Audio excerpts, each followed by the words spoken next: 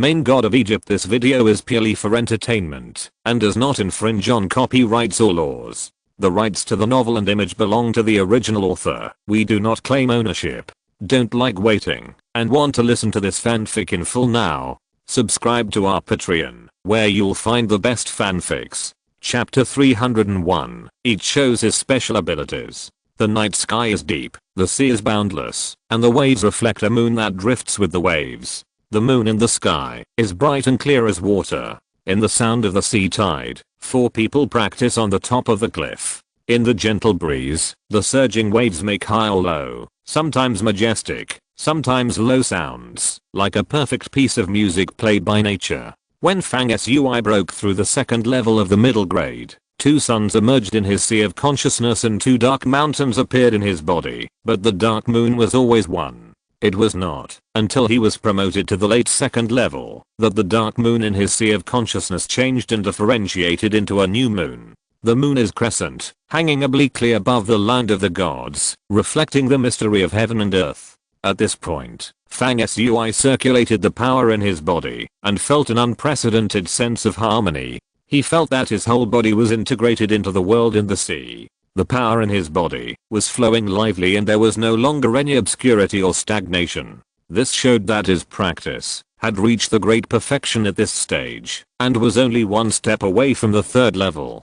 Just as Fang Sui pushed the power in his body to circulate, and his body and mind were immersed in practice, a warning sign suddenly arose in the depths of his heart. He suddenly opened his eyes, and his eyes showed a bright and clear brilliance, brighter than the moon in the sky, and insightful of all the movements near and far. After a moment, Fang Sui frowned. He had clearly felt a warning in his heart a moment ago, but when he checked the surroundings thoroughly, he found nothing. This shows that the approaching crisis is likely to come from something invisible and intangible, and very good at hiding its traces. Shadow creature.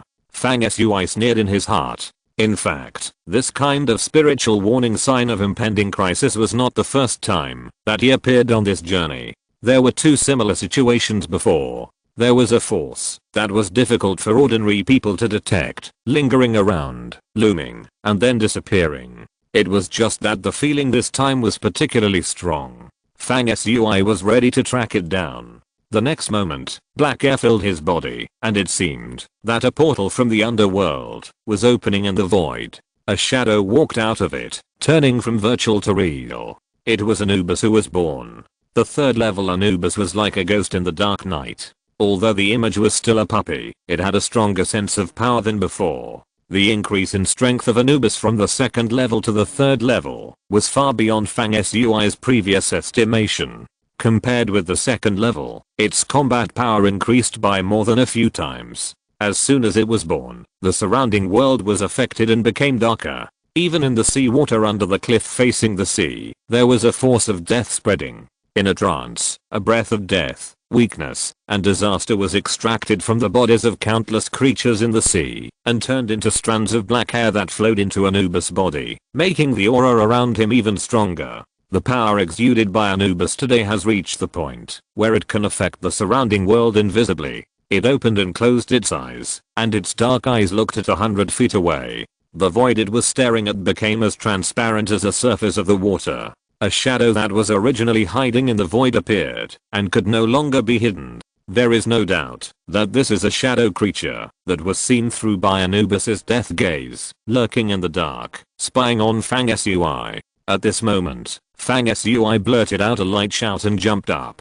The wind blew, and as he stood up, his long hair danced in the wind. Anubis also roared softly, and a force of death turned into a binding undercurrent, cutting through the void, and briefly bound the shadow creature that was about to escape. Following Fang Sui's shout, the other 3 people in the team opened their eyes and stopped practicing. None of these 3 people were ordinary, they were all shocking people, and their reactions were all first class. When UK King heard Fang Sui's shout, an ancient mirror appeared in her hand, which was the hunting mirror. This mirror had obtained the lens that Fang Sui obtained after killing Lai Yan not long ago. Now there are 4 lenses that have been combined into one, and the power has skyrocketed. Mark. UK King held the treasure mirror in her hand and whispered, Suddenly, a strange force surged on the mirror, and an inexplicable force flowed away. Instantly, in the distant void, the shadow creature that had just broken free from the power of death from Anubis had a pattern that looked like a shotgun on its body, branded on its illusory body. It was the marking ability of the hunting mirror that marked it, and the purpose was still to prevent it from escaping and disappearing. Even though the shadow creature quickly used its racial skills to alternate between reality and illusion many times, quickly washing off the mark, but it was inevitable that in the short time it washed off the mark, the offensive of Fang Sui and others had already followed one after another, continuous and powerful like a raging tide. Clang. First, the dark armor around Fang Sui appeared. At the same moment, a dark moon rushed out from his forehead, suddenly stretched out, and turned into a dark spear. Death curse symbols jumped out one after another from the entire armor, and were added to the dark spear. This is a cursed spear that writes the true meaning of death. No one could see the trajectory of the spear after it was thrown by Fang Sui. The light was like lightning, and in a flash, it pierced through the shadow creature in the void. At this time, Zhang Shizen's strange howl sounded, and the totems around him flickered, turning into a Yamaghost body, running in the air. The airwaves under his feet exploded like thunder, and he rushed towards the shadow creature with a fierce momentum. On the other side, UK King and Tina, who boarded the hunting car and cruised between the sea and the sky, both attacked at the same time. Their methods of attack were somewhat similar, but not exactly the same. Behind Tina, a phantom of the goddess of hunting appeared, about 3 feet tall, wearing a moonlight robe, holding a divine bow of extremely exquisite style in her hand. A huge arrow was born from the bow, or it was not an arrow at all, but a spear. The thunder and killing spear of the moon goddess hunting.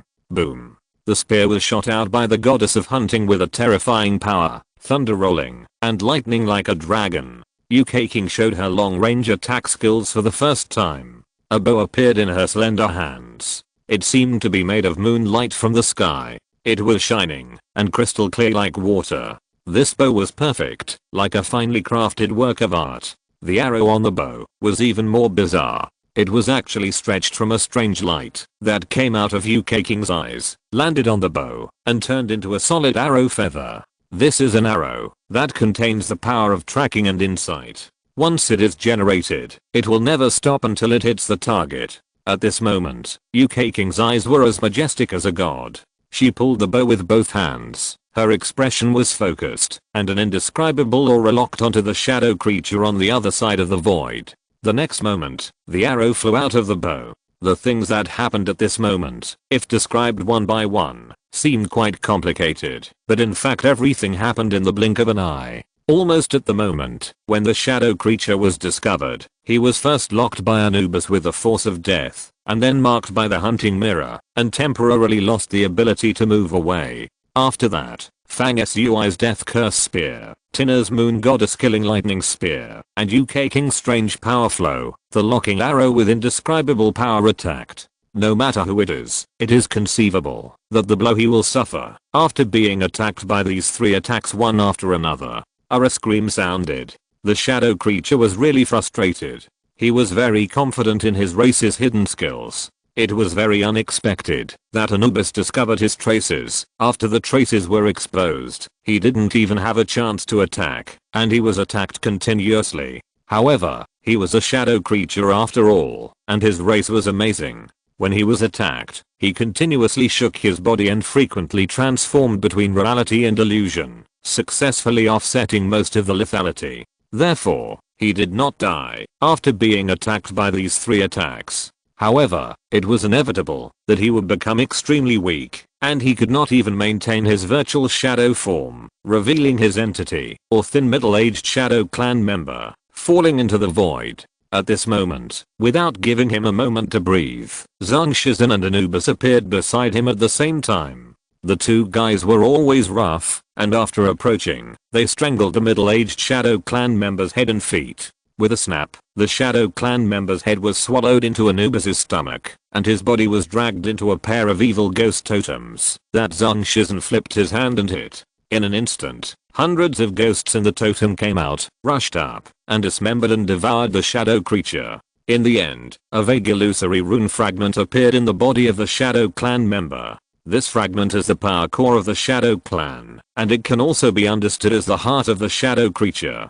Zhang Shizhen grabbed it and put it into his mouth to eat the perverted heart-eating demon, who was not afraid of meat. In fact, this shadow creature was as high as the 3rd level, but it was a pity that it died too unfairly. It was killed by Fang Sui's team's first coordinated attack. The bright moon moved across the sky, and the long night was about to pass. After the battle, Fang Sui thought that this joint attack was still successful. Everyone reacted quickly. Although there were some problems in the connection of the moves, some small flaws such as each doing their own thing and poor coordination, the overall result was remarkable. That was a 3rd level shadow creature. If it were another team, even if everyone in the team was a 3rd level master, the shadow creature would not be able to escape and would be hunted down. Daybreak. At this time, in another location, in a dark place, 2 voices were heard talking. The shadow sent out to explore is dead. Dead. The voice that responded was a little unexpected. The target person discovered his tracks and hunted him down. A hazy figure gave an answer. Does the target person have the ability to see through the hidden power of my Shadow Clan? Yes. This is a little beyond my expectation. How was the hunting process? Did the entire team of the target person take action, or did only 1 or 2 of them take action? The whole team took action, without reservation. The conversation in this dark place ended here. The last sound was a chuckle and a gradually weaker self-talk. The shadow was originally sent to investigate. Since he is so incompetent, he will die. Next time, I will personally take his life. A killing crisis targeting Fang Sui was brewing and slowly approaching. At this time, Fang Sui and his party left the seaside cliff leisurely and came to the ocean city, preparing to go to the gathering place for the task they accepted at the mission center yesterday, and then leave Heohe Star. 300 chapters, let's celebrate. Chapter 302, Tingcheo's Ianine Pavilion. Near the center of the ocean city, a small square with fountains and sculptures is crowded with people and very lively. The sun is rising in the sky, and the divine light is brilliant.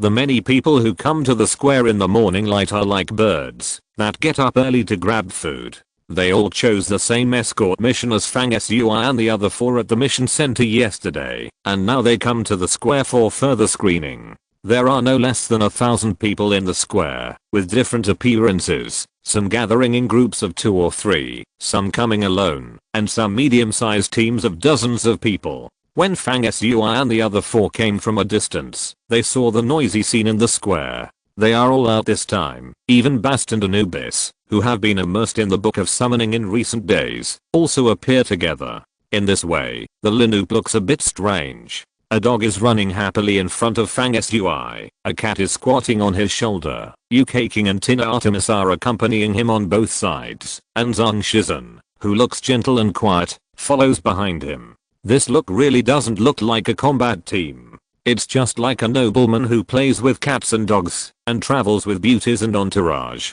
Of course, considering the outstanding looks of the 2 women, which are too eye-catching, UK King and Tina still paid attention to it before coming. Both of them covered their faces with a layer of gauze to hide their gorgeous and compelling appearance. Bast and Anubis also restrained the powerful fluctuations of the 3rd level. In the eyes of ordinary people, they are just ordinary combat pets. In addition, the power fluctuations of other people in the whole team are also maintained at the 2nd level. Therefore, the edge of this team is not too dazzling to outsiders. It can be regarded as a certain degree of disguise to facilitate their actions. Fang Sui and others entered the square here, shuttled through the crowd, and heard a lot of news from various discussions around them. Point: do you know the identity of the employer who is going to hire us? Don't you know? Well, if we talk about the sects in the world today that use dance and music skills to enter the Tao, and are known for their fairy music, that can make flowers bloom and their wonderful dance, that can make stubborn stones nod, do you know them? Of course, such forces are not uncommon, such as the Tingcheo's Ianine Pavilion, which is famous for its singing and instrumental music, the Bainirolu of Angta, which is the best in the world for its dancing skills, and the Natural Tribe, which is known as the Rain Falling Banana, the Forest Sound Temple, etc. These are mainly female, and they practice instrumental music and dance skills to become gods and Tao. Yes, most of the women who came out of these forces are masters of folk arts and musical instruments who are unrivaled in the world. They can be called masters of singing and dancing. It is said that the people of Tingchao's Ianine Pavilion can make lotus grow in the void and show all kinds of auspicious visions with one area of fairy music, and the people of Bainiro Luohuang Tower can show the amazing scene of hundreds of birds paying homage to the phoenix with a wonderful dance. Then there is the grand dance festival of the Forest Sound Temple. Well, the people of these forces are all beautiful in singing and dancing, and they move the world. Could it be that the people who hired guards this time are from one of these forces? That's right. The one who hired guards this time is the most famous fairy Miaoing of Xianine Pavilion. It is said that she received invitations from major forces in the 5 regions to travel around and perform. This is also the way of practice for people of their force to appreciate the true meaning of dance and music in performance. I see. But the people who enter the world of a force like Xianine Pavilion should be strong themselves, right? Why recruit guards? If they are in danger that they can't deal with, there is no point in recruiting us. You don't know this. Before the descendants of Xianine Pavilion break through to the ultimate state of using sound to enter the Tao and make the heaven and earth resonate, most of their cultivation is not high. We need to cross the central region this time, and some of the areas are not very peaceful. Therefore, they are short of manpower, and it is appropriate to recruit some guards. Fang Sui and others took these conversations in their ears one by one as they moved forward. The 4 of them finally chose a relatively secluded location and stopped to wait. Fang Sui smiled and said, "It turns out that the people they recruited this time are preparing to hold a big star concert tour in various places in the 5 regions." UK King tilted her head and asked, "Captain Fang, what are you mumbling about? What do you mean by concert tour, big star, etc.?" This is the dialect of my hometown," Fang Sui said. "Nonsense." Tina also wondered, "The dialect of your hometown is quite strange." Oh, Fang Sui blinked. As the few people were talking, the flow of people in the square caused a small commotion, but in the sky above, a building ship was sailing over from a distance. The appearance of the building ship is gorgeous, with carved beams and painted buildings on the upper cabin, red pillars and golden eaves. The hull is huge, more than 300 feet long, and the whole body is made of wood, which is extremely luxurious. There are many runes engraved on the wall of the ship. In the flashing, rolling waves are derived from the air, spreading under the hull, and the waves roll, making the ship sailing in the air, but it is like riding the wind and waves on the blue sea, with amazing momentum. When the ship appeared, it also carried a wisp of fairy music, transmitting between heaven and earth, and accompanied by the ceiling, which appeared and disappeared on the side of the ship, which was magnificent. Overall, although the ship is a little tacky, it comes from the blue sky and white clouds, but it also has a bit of ethereal air, as if it is a fairy that has strayed into the mortal world, which is really a good show. Finally, the building ship hovered above the square, casting a huge shadow on the ground. On the bow deck, several men and women appeared, dressed gorgeously, and it was obvious that they were leaders of some status on the ship. Tina looked at the luxurious appearance of the ship and pursed her lips. This is a ship of Tingchao's Ianine Pavilion. It is unexpected that a person from a second-rate force is so ostentatious when he comes out into the world. With her family background, she is qualified to say this. Although forces like Xianine Pavilion and Luohuang Tower are famous, they can only be regarded as second-rate compared to the real big forces and big families. At this time, the people on the bow deck looked down at the many teams waiting in the square. The middle-aged man in the lead said with pride, "I'm Luo Fei, the leader of the team under the command of Fairy Miaoyan. You should have seen the treatment and remuneration for this recruitment at the task center yesterday. Now let me tell you the number of people we need to recruit this time." He continued, "You can successfully get the task card from the task center of the All Heavens Alliance and gather here, which shows that you are clean. I trust this. But we are only going to recruit 200 people this time, and only recruit real masters above the second level, so those below the second level can leave. In addition, once on the ship, you must obey my management. If you disagree, you can leave." This person spoke in a deliberate and artificial manner, which made him look weird and unpleasant. This is the steward named Deluo Fei, who talked incessantly on the ship. However, after deciding to recruit 200 people, some larger teams in the square below were already discussing in low voices. It didn't take long for these teams to finish their discussion and then send out their subordinates to shuttle around the square and start operations. Among them, several men with a fierce aura walked towards where Fang Sui and others were. These were the most powerful teams in the square at this time.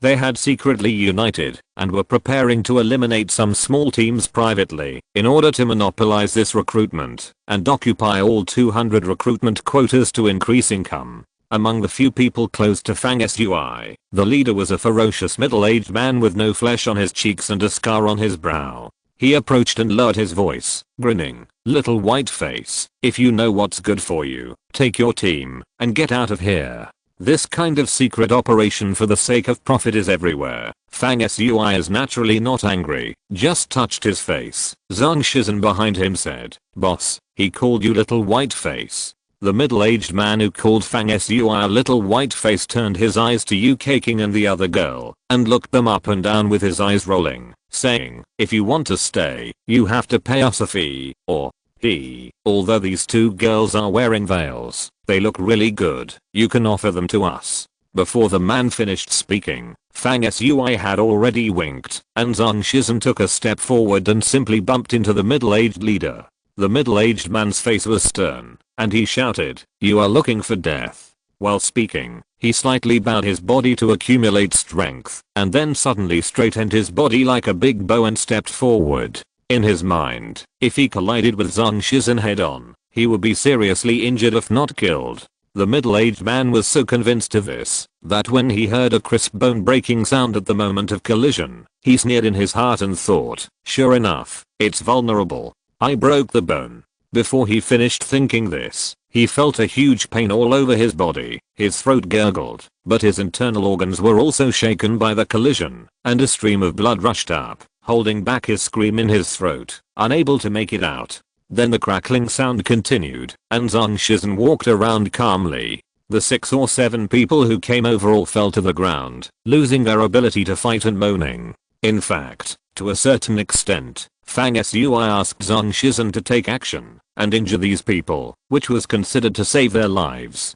Otherwise, if they really said nonsense like 2 good women, offer them to sleep with one night. When Tina and Yu King took action, these people would definitely lose their lives. Fang Sui asked Zhang Shizhen to teach these people a painful lesson, and then things became simple. Zhang Shizhen's trial was quite ruthless, which fully demonstrated that their team was not easy to mess with. For a while, no one came to cause trouble. It didn't take long before Fang Sui and his 4 companions were successfully selected and boarded the huge and magnificent ship. Of course, although they taught a lesson to the few people who approached, the team behind those people was also quite powerful and easily passed the selection. After boarding the ship, the leader of the team, or thin middle-aged man, pointed at Fang Sui and his 4 companions with a sinister look in the air, and the meaning was self-evident. Fang Sui and his companions turned a blind eye. If a team of this level really dared to cause trouble for them, they would be overestimating their own abilities and looking for death. Then the ship slowly rose into the air and flew away from Heohei Star. Go to sleep, good night everyone. Chapter 303, a little more quiet. Soon, the Xianine Pavilion's ship passed through the white clouds, sailed out of the Heohei Star, and entered the vast, deep, dark and boundless space. The area within the 5 directions domain is vast and boundless. The distance between some life source stars is calculated in millions of light years, and can only be traveled through the ultra-long distance main city teleportation. But some life source stars are relatively close, and do not require expensive teleportation. The Xianine Pavilion's ship is now breaking through the air and traveling in the sky because the next destination is not too far away and can be reached within a few days by sailing in the starry sky. After Fang Sui and the other 4 boarded the ship, they were arranged in a cabin on the 2nd floor of the 7-story cabin. Yu King greeted the 3 people, then chose a separate room and immediately entered the state of cultivation. Her strength has increased recently, and after Zhang Shizhen, she has also approached the 3rd level barrier. In fact, before obtaining the hunting mirror, Yuki King was a 3rd level cultivator. After obtaining the hunting mirror, she chose to practice again and rebuild her foundation. When she teamed up with Fang Sui, she was already at the peak of the 2nd level. After all these days of accumulation, it was only natural that she would soon break through the 3rd level. Moreover, she broke through the 3rd level again after a training, and her foundation was much stronger than that of ordinary people. Fang Sui estimated that Yuki King would probably directly enter the 3rd level mid-level this time. If she absorbed the power from the divine power crystal when breaking through, she might be able to leap to the 3rd level late stage. Yuki King was close to breaking through, so she would use her free time to sit in meditation and warm up her body strength, adjust her state, and wait for the best time to break through in one fell swoop. The cabin allocated to Fang Sui and the other 4 was not big, but it was not crowded for 4 people to live in. The interior of this ship, which belongs to the fairy Miaoin under the Tingcheo Xianine Pavilion, is elegantly decorated. There are many plants and flowers planted on the ship, which are colorful and fragrant. There are also streams running through it, flowing gently everywhere on the ship. The entire ship is like a garden. Walking in it, you can feel a sense of winding paths and a different view with every step. It is definitely not the usual ship appearance with corridors interspersed and arranged in a cookie cutter manner. The room where Fang Sui and the other 4 are located is just an ordinary living room on the ship, but it is also decorated in a fresh and elegant style. The style of the house is close to the classical oriental charm, and landscape paintings are hung on the side walls of the wooden cabin. In the center of the room, there is a potted small tree with crystal leaves, green like emerald, and a faint spiritual mist spreading throughout the room, which is conducive to cultivation. After Yuki King went to sit in meditation and practice, Fang Sui and the other 2 gathered together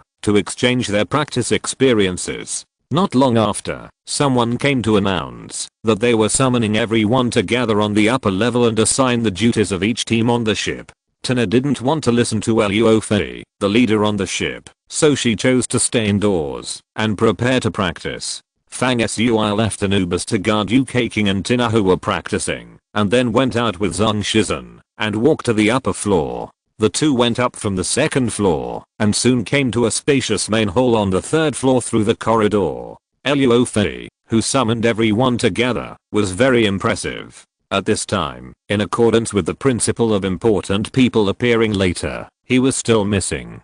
However, most of the 200 newly recruited guards on the ship have arrived, divided into small circles, and gathered in the hall to talk. These 200 guards belonged to 7 or 8 teams.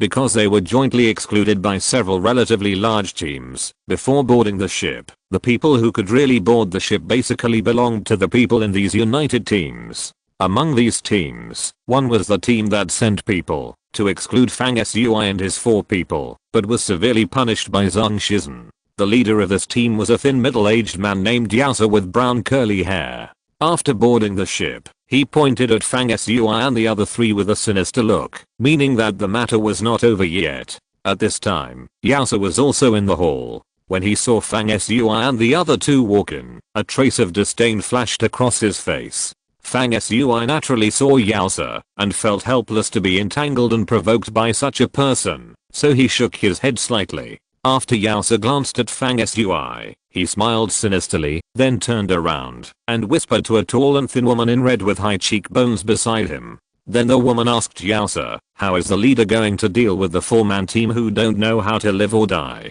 Yaosa said in a deep voice, "Although they only have 4 people, they are more or less capable. However, they were able to injure our people before, which should be mostly due to surprise. Since they dared to injure our people, they will naturally pay a heavy price. You will bring people later to teach these 2 ignorant people a lesson. However, after all, we are on this ship, and it is not appropriate to cause death.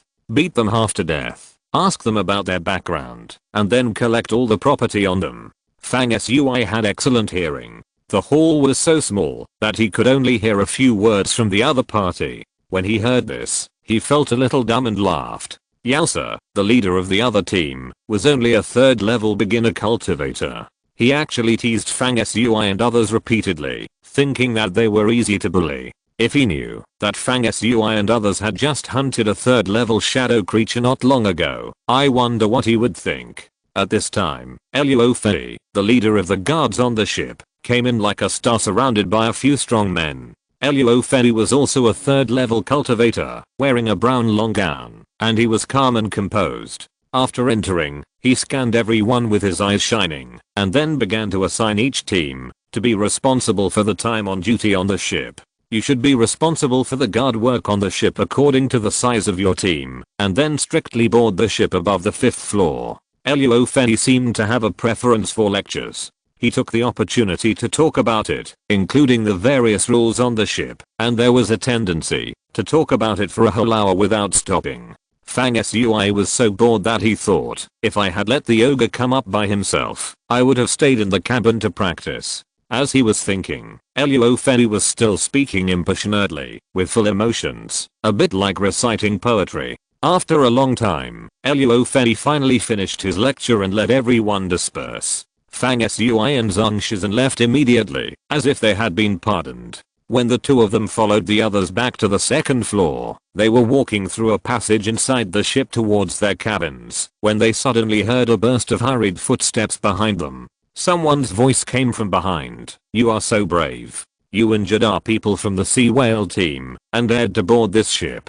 Your stupidity should be described as ridiculous. Fang Sui sighed and turned around with Zhang Shizhen. They saw a total of 5 people chasing from behind. They stood 3 or 4 feet away from Fang Sui and the other 2 and confronted each other. These people were led by the red-dressed woman with high cheekbones who had stood beside Yaosa before.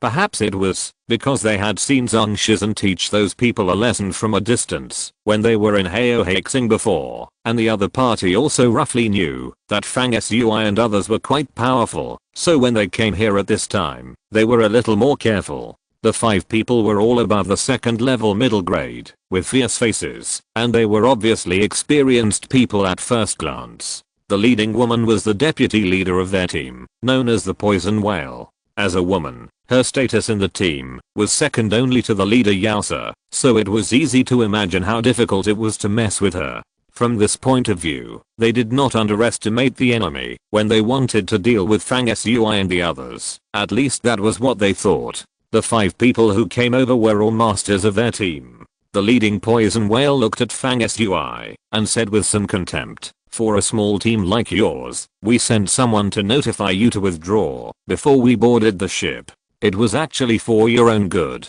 It would have been fine if you didn't listen, but you also hurt our people. This is ungrateful, and you are looking for death." At this time, the people from the various teams who came down from the 3rd floor saw the dispute between the 2 sides and stopped to watch with gloating. These teams, who were used to traveling around the country, were used to seeing such big teams bullying small teams, so naturally no one would feel strange, and no one would meddle in other people's business, ready to come forward to mediate the conflict between the 2 sides, and all had a look of laughing and watching the fun. Fang Sui glanced at the other people and said lazily, "Go back and tell your leader not to bother us again. I will not pursue the previous matter." "What did you say?" Dujing and others on the opposite side probably thought that Fang Sui had gone crazy. It was Zhang Shizhen who had injured their people before, and now it was clearly them who were going to come and pursue it. But when Fang Sui said it was completely the other way around, what nonsense was this? Seeing the other party's surprised faces, Zhang Shizhen thought that they didn't hear clearly and tried to explain. "Our Fang Tower means that you should get out of here quickly and don't come again." Dujing was so angry that he laughed and said, "What a fool who doesn't know the height of the world. Go, kill these 2 fools for me." Before Dujing finished speaking, Zhang Shizhen laughed and said, "Fang Tower, they didn't understand. What should we do?" Fang Sui turned and walked forward with an attitude of "It's none of my business, don't come to me," but he left a sentence in his mouth. "People like this, if you keep them, they will not thank you for not killing them and will only come to entangle again and again. Only by hurting them and making them afraid can we have peace in the future." Fang Sui said this calmly, but the meaning was somewhat surprising. The people watching the excitement around him were unexpectedly quiet for a while. What this young man meant was that if he didn't do it, it would be fine, but if he did, he would show no mercy. He was going to kill people. Just as the onlookers were stunned and stared at each other in silence, Dujing and others on the opposite side sneered and surrounded them. The next moment, the cavern passage suddenly became eerie and cold, with a strong wind. An indigo storm spread violently and swept towards Dujing and the others. This change came and went quickly. In just a few breaths, the passage returned to calm, leaving only a group of bystanders. Dujing and the other 6 people disappeared. This was really a ghost, and everyone had this thought in their minds. At this time, Fang Sui's figure was about to turn the corner of the passage in front. Behind him, Zhang Shizhen, who looked docile and quiet, followed him steadily, as if he had never moved. The two disappeared one after the other. At the moment when the two disappeared into the corner, someone vaguely saw that the gentle young man following behind Fang Sui had a trace of blood at the corner of his mouth, and he was licking it into his mouth with his tongue. The corridor in this cavern passage was silent. After a while, someone among the crowd muttered, "What happened just now?" There seemed to be a surge of ghostly energy, with many ghostly shadows, and then Dujing and the others disappeared. While these people were guessing, in the vast space where the Xianine Pavilion's ship was sailing, another flying treasure ship appeared millions of miles away. My thoughts are not going smoothly, so I write so slowly. If you're listening to this novel on a channel other than Fanfic World, it means they downloaded and uploaded it without effort. We cordially invite you to visit our channel, Mundo Fanfic Novelos. There you'll find the original version of this story and you can explore many other novels of various genres. We're waiting for you to immerse yourself in a world of incredible novels. Chapter 304, Flowers in the Void. In the cavern passage of the Xianine building, Fang Sui and the other two had been gone for a long time, and the people in the passage were still whispering, wondering about the disappearance of the 5 poisonous whales. More people actually knew the real answer to the previous scene, but they just couldn't believe it. No one said it out loud in the hesitation. Finally, everyone dispersed. After that, the rumor that there was a man-eating demon in Fang Sui's 4-man team, evil and extremely powerful, spread quietly and quickly among the escort team on the ship. As the leader of the party involved, Yusa's first reaction after hearing the news was to be surprised and doubtful. Earlier in the small square of Heohei Star, he sent several subordinates to force Fang Sui and the other 4 to give up the escort mission. Because they were not elite players under his command, they were taught a lesson by Zhang Shizhen. It was understandable. However, the 5 poison whales at this time were the most elite figures in the team. Among them, the red-clothed woman poison whale, as the deputy leader of the entire team, was second only to him, Yusa. She was killed silently, and no bones were left. This is really too horrible and terrifying. According to the description of bystanders at the time, the disappearance of Poison Whale and others was like being hit by a witchcraft. It was extremely weird. There was almost no resistance throughout the whole process and they disappeared. What level of master can do this? 3rd level? 4th level? At least it is far beyond the level of Yusa. Of course, Yusa heard about all this, but didn't see it. So although he was secretly shocked and a little more cautious at this time, it was impossible for an old man like him to be afraid of Fang Sui and his men just by hearing about it. However, this incident was really weird. Yusa thought about it for a long time, but in the end he didn't dare to lead his people to fight to the death with Fang Sui and his 4 men. Of course, Yusa was not going to swallow his anger. After thinking about it, he decided to use other forces to explore the details of Fang Sui and his men. So half an hour after the incident, Yusa reported the matter to Luo Fei, of course with another set of rhetoric, saying that he suspected that Fang Sui and his 4 men were not coming from a legitimate place, so he sent people to investigate, but his subordinates disappeared from then on. Luo Fei was stunned when he heard this and repeated, "You said that there is something wrong with the 4-man team." After getting Yusa's affirmation, Luo Fei turned his eyes and comforted Yusa, saying, "You go back first. No matter what, your people are missing.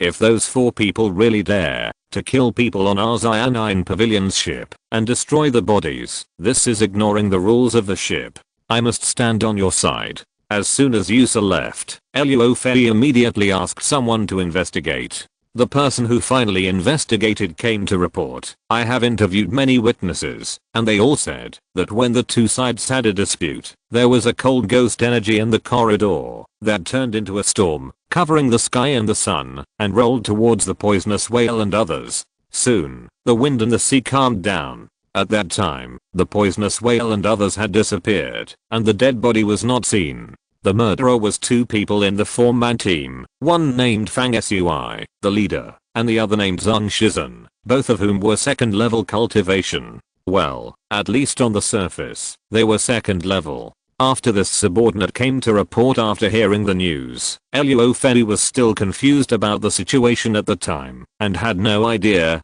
He didn't quite believe that Zhang Shizhen, who was under Fang Sui's command, could easily create a ghost storm and kill 5 second level elite players in one go. But from another perspective, there is always a chance that something is true. What is the purpose of such a skilled person on their ship? Or what is his plot? Luo Fei was able to become the leader of the guards under the command of Fairy Miaoin, so he was naturally not a completely brainless fool. However, he obviously thought too much at this time, and felt that this matter must be taken seriously. Moreover, even if there were no other plots hidden in this matter, letting these recruited guards kill and fight at will would be very detrimental to the stability of the entire ship.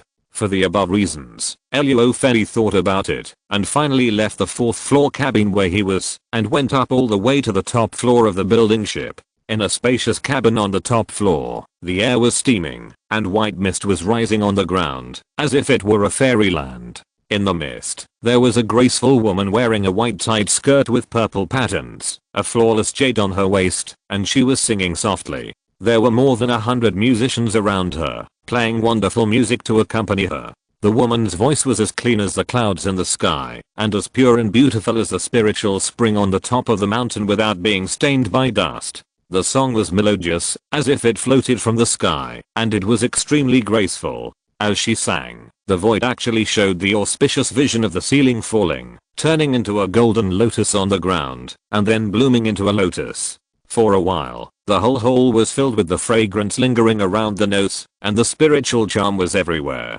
There is no doubt that this young woman in a white shirt and purple long skirt, with a pure and beautiful voice, a beautiful face, sparkling eyes, and long hair flying like a waterfall, is the owner of this ship, Fairy Miaoin. In the top floor of the building ship, in addition to Fairy Miaoin and more than 100 musicians, there are also several young men, each of whom has an extraordinary demeanor. Luo Fei knew that these were all young people with prominent reputations in the contemporary era, many of whom were from much larger forces or ancient families than their Tingcheo's Ionine Pavilion. These young people came on board after listening to the heavenly sounds of the Fairy Miaoin and were willing to act as flower protectors, threatening to accompany the Fairy Miaoin to travel around the 5 regions and protect her safety along the way. Of course, anyone with a discerning eye could see what these young people really wanted, and they just wanted to get the favor of the Fairy Miaoin and then kiss her. Previously, the Fairy Miaoin sang a cappella at the strong request of a group of young men around her.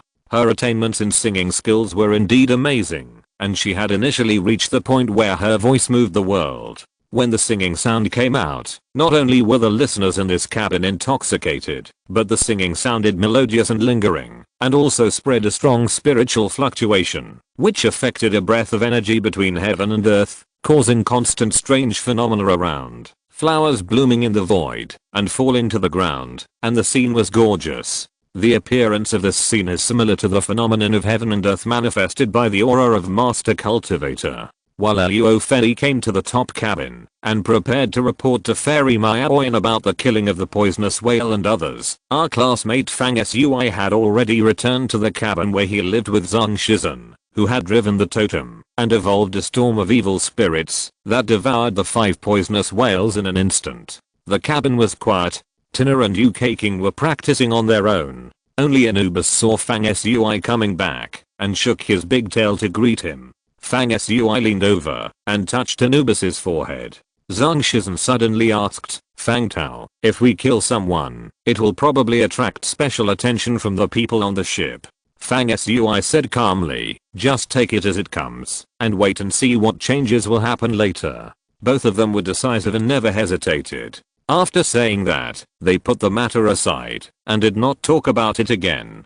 For a while, the two of them had nothing to do. Zhang Shizhen glanced at Anubis and Bast, who was drowsy on Fang Sui's shoulders, and suddenly made a hand gesture. Little ghosts with pure breath came out of his palms one after another, and fed them to Bast and Anubis. Bast and Anubis summoned the essence of death energy to water the ghost totems around Zhang Shizhen. The three of them went back and forth, as if they were exchanging energy with each other, and practicing in a different way. They had a lot of fun. Fang Sui looked for a while, then came to the window of the cabin, and looked out through the array wall to the deep, empty, dark and boundless space outside.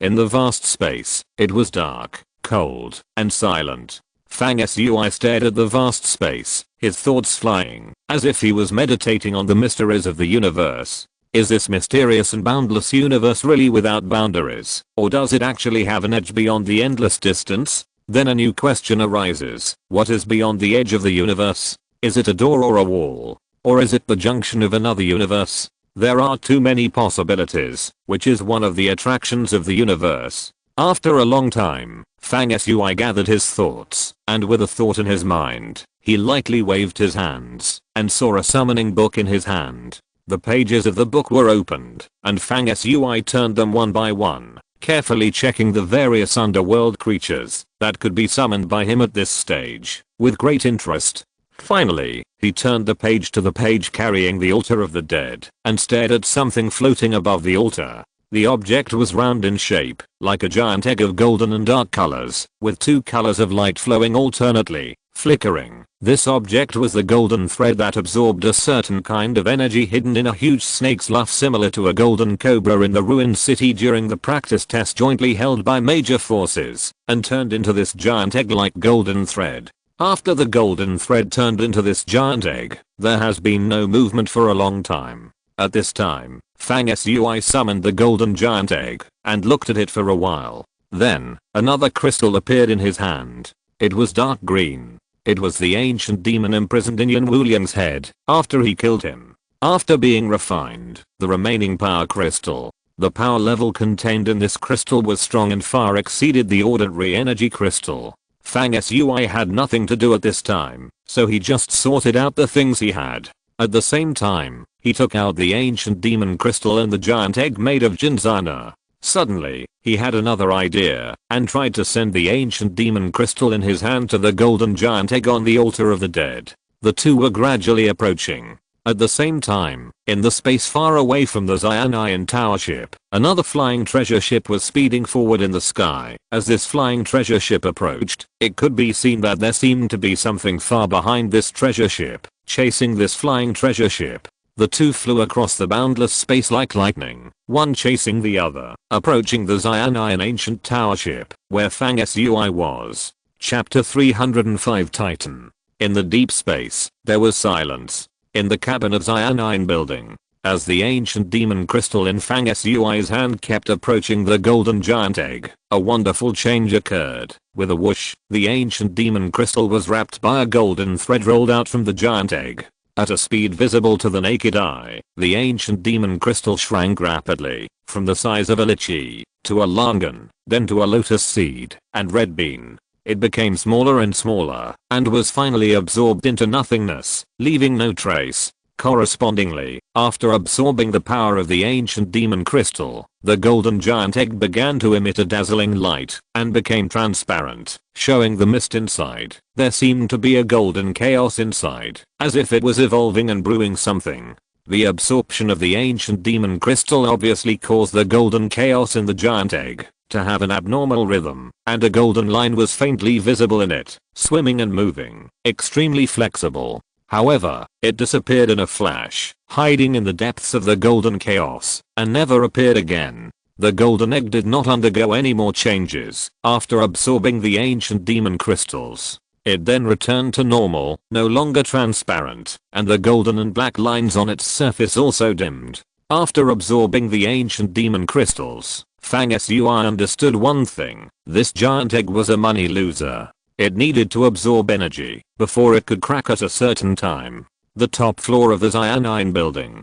After the fairy Miaoin sang a song, the entire top cabin was silent. After a long time, the surrounding young people praised in unison. Fairy Tangxi's song is really unheard of in heaven and earth, and it is indeed the pinnacle of her skills. It has caused strange phenomena in heaven and earth, and it is not far from the legendary level of entering the Tao through music. Tangxi is the real name of the fairy Miaoyan. Amid the continuous praise, Tangxi's face was calm, her eyes turned slightly, and she smiled softly. She tilted her head to see Luo Fei, who had been waiting for a long time, and apologized to everyone, then walked towards Luo Fei. Whenever she took a step, a pair of bare feet could be seen emerging in the mist on the ground.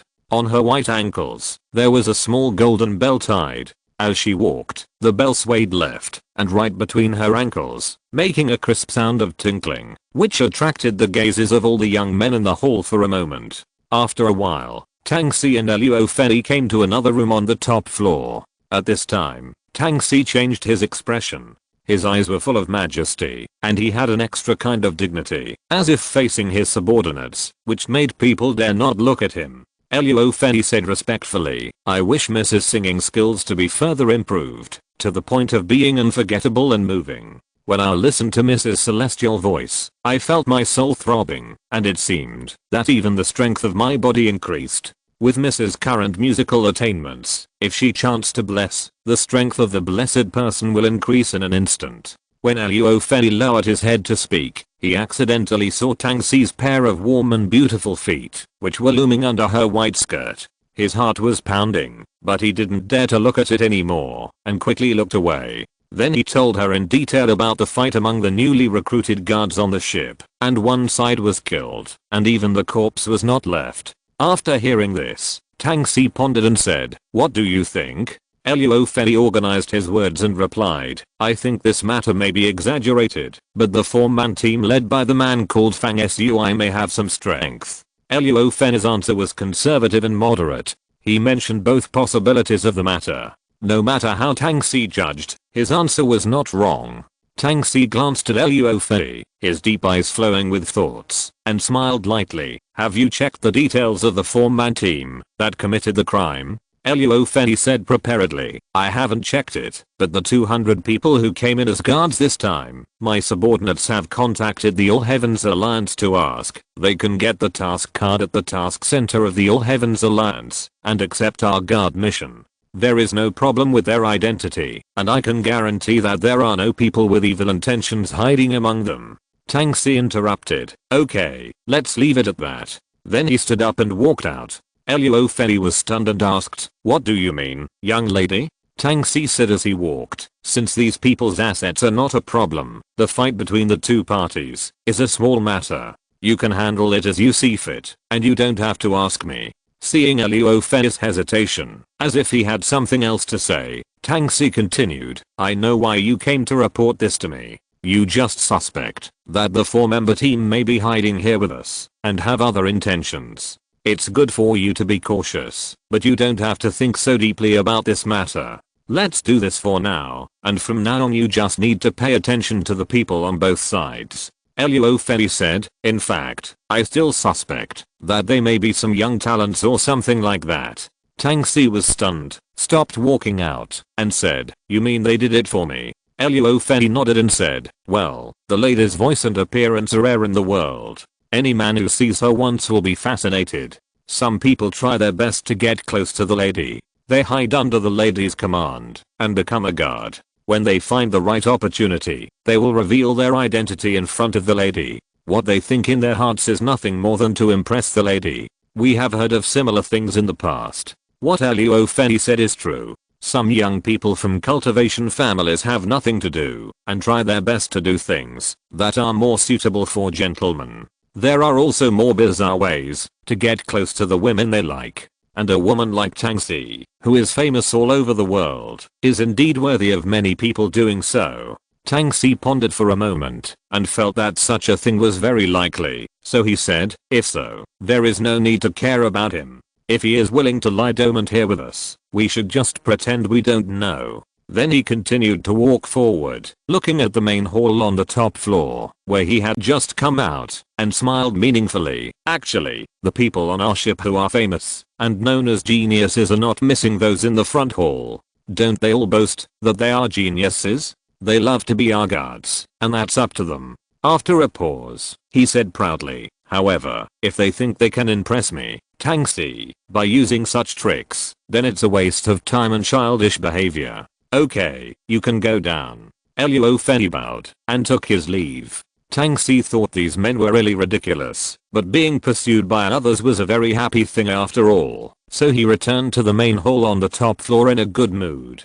He happened to hear several young men in the hall talking about some amazing people in the Five Directions domain. Point: if we talk about the most famous young warrior recently, it has to be Guo Dunshan from the central region. That's not necessarily true. Recently, many people have been saying that there is a man named Fang Sui under the All Heavens Alliance who is extremely talented. It is said that he has thwarted the plans of the shadow creatures twice. If this is true, then this man's talent is really amazing. But I think this is mostly fabricated and has no basis. How could the plans of the shadow creatures be destroyed by a young man, and twice? Ha, what a boast. This should be the All Heavens Alliance, who is shaping their young masters and deliberately exaggerating. It is not credible. But if this is true, it is enough to shock the world. It is absolutely impossible to be true. Tangsi, who had just walked in, heard these conversations and felt a little moved. Fang Sui. I seem to have heard this name somewhere. Ah, it was the leader of the 4-man team that Luo Feni had reported to before. No wonder he was so powerful. He was actually a newly rising amazing figure. According to Luo Feni's guess, Fang Sui was lurking under his command and was willing to be a guard. He wanted to get close to me. Just as she was thinking about it, she suddenly saw Luo Feni, who had just left, hurried in again, and said in panic, "Miss, things are not good. A huge flying object is coming from outer space, and it seems that there are other things chasing it. It's just that the distance is too far to see clearly, but the fluctuations of both sides are incredibly powerful. I'm afraid it will affect us." Boom. Before Luo Feni finished speaking, there was a sudden rumble in the space outside the ship, as if a war was going on outside. The young men in the hall were not ordinary people. They came here because they admired the fairy Miaoyan. Now that they encountered something, it was time to show their abilities. So the young men stood up and rushed out to check. At the same time, in the cabin below, Fang Sui and the other 3 also felt something. He had already put away the Book of Summoning and the golden egg, so he stood by the window with the other 3 and looked out. The scene he saw was indeed shocking. Fang Sui was even more shocked. In the vast outer space, there was a flying object that looked like a huge stone slab traveling in the dark space. Or to be more accurate, the flying object was like a small continent, dark and terrifying. This flying object was extremely huge, the only one many people had ever seen in their lives, and it was nearly 1,000 miles long. Mother of life. On the terrace deck on the top floor of the cabin, a group of young strong men surrounded Tangsi like stars surrounding the moon, and someone exclaimed, calling out the name of the Mother of Life. It was indeed a Mother of Life, with a square shape.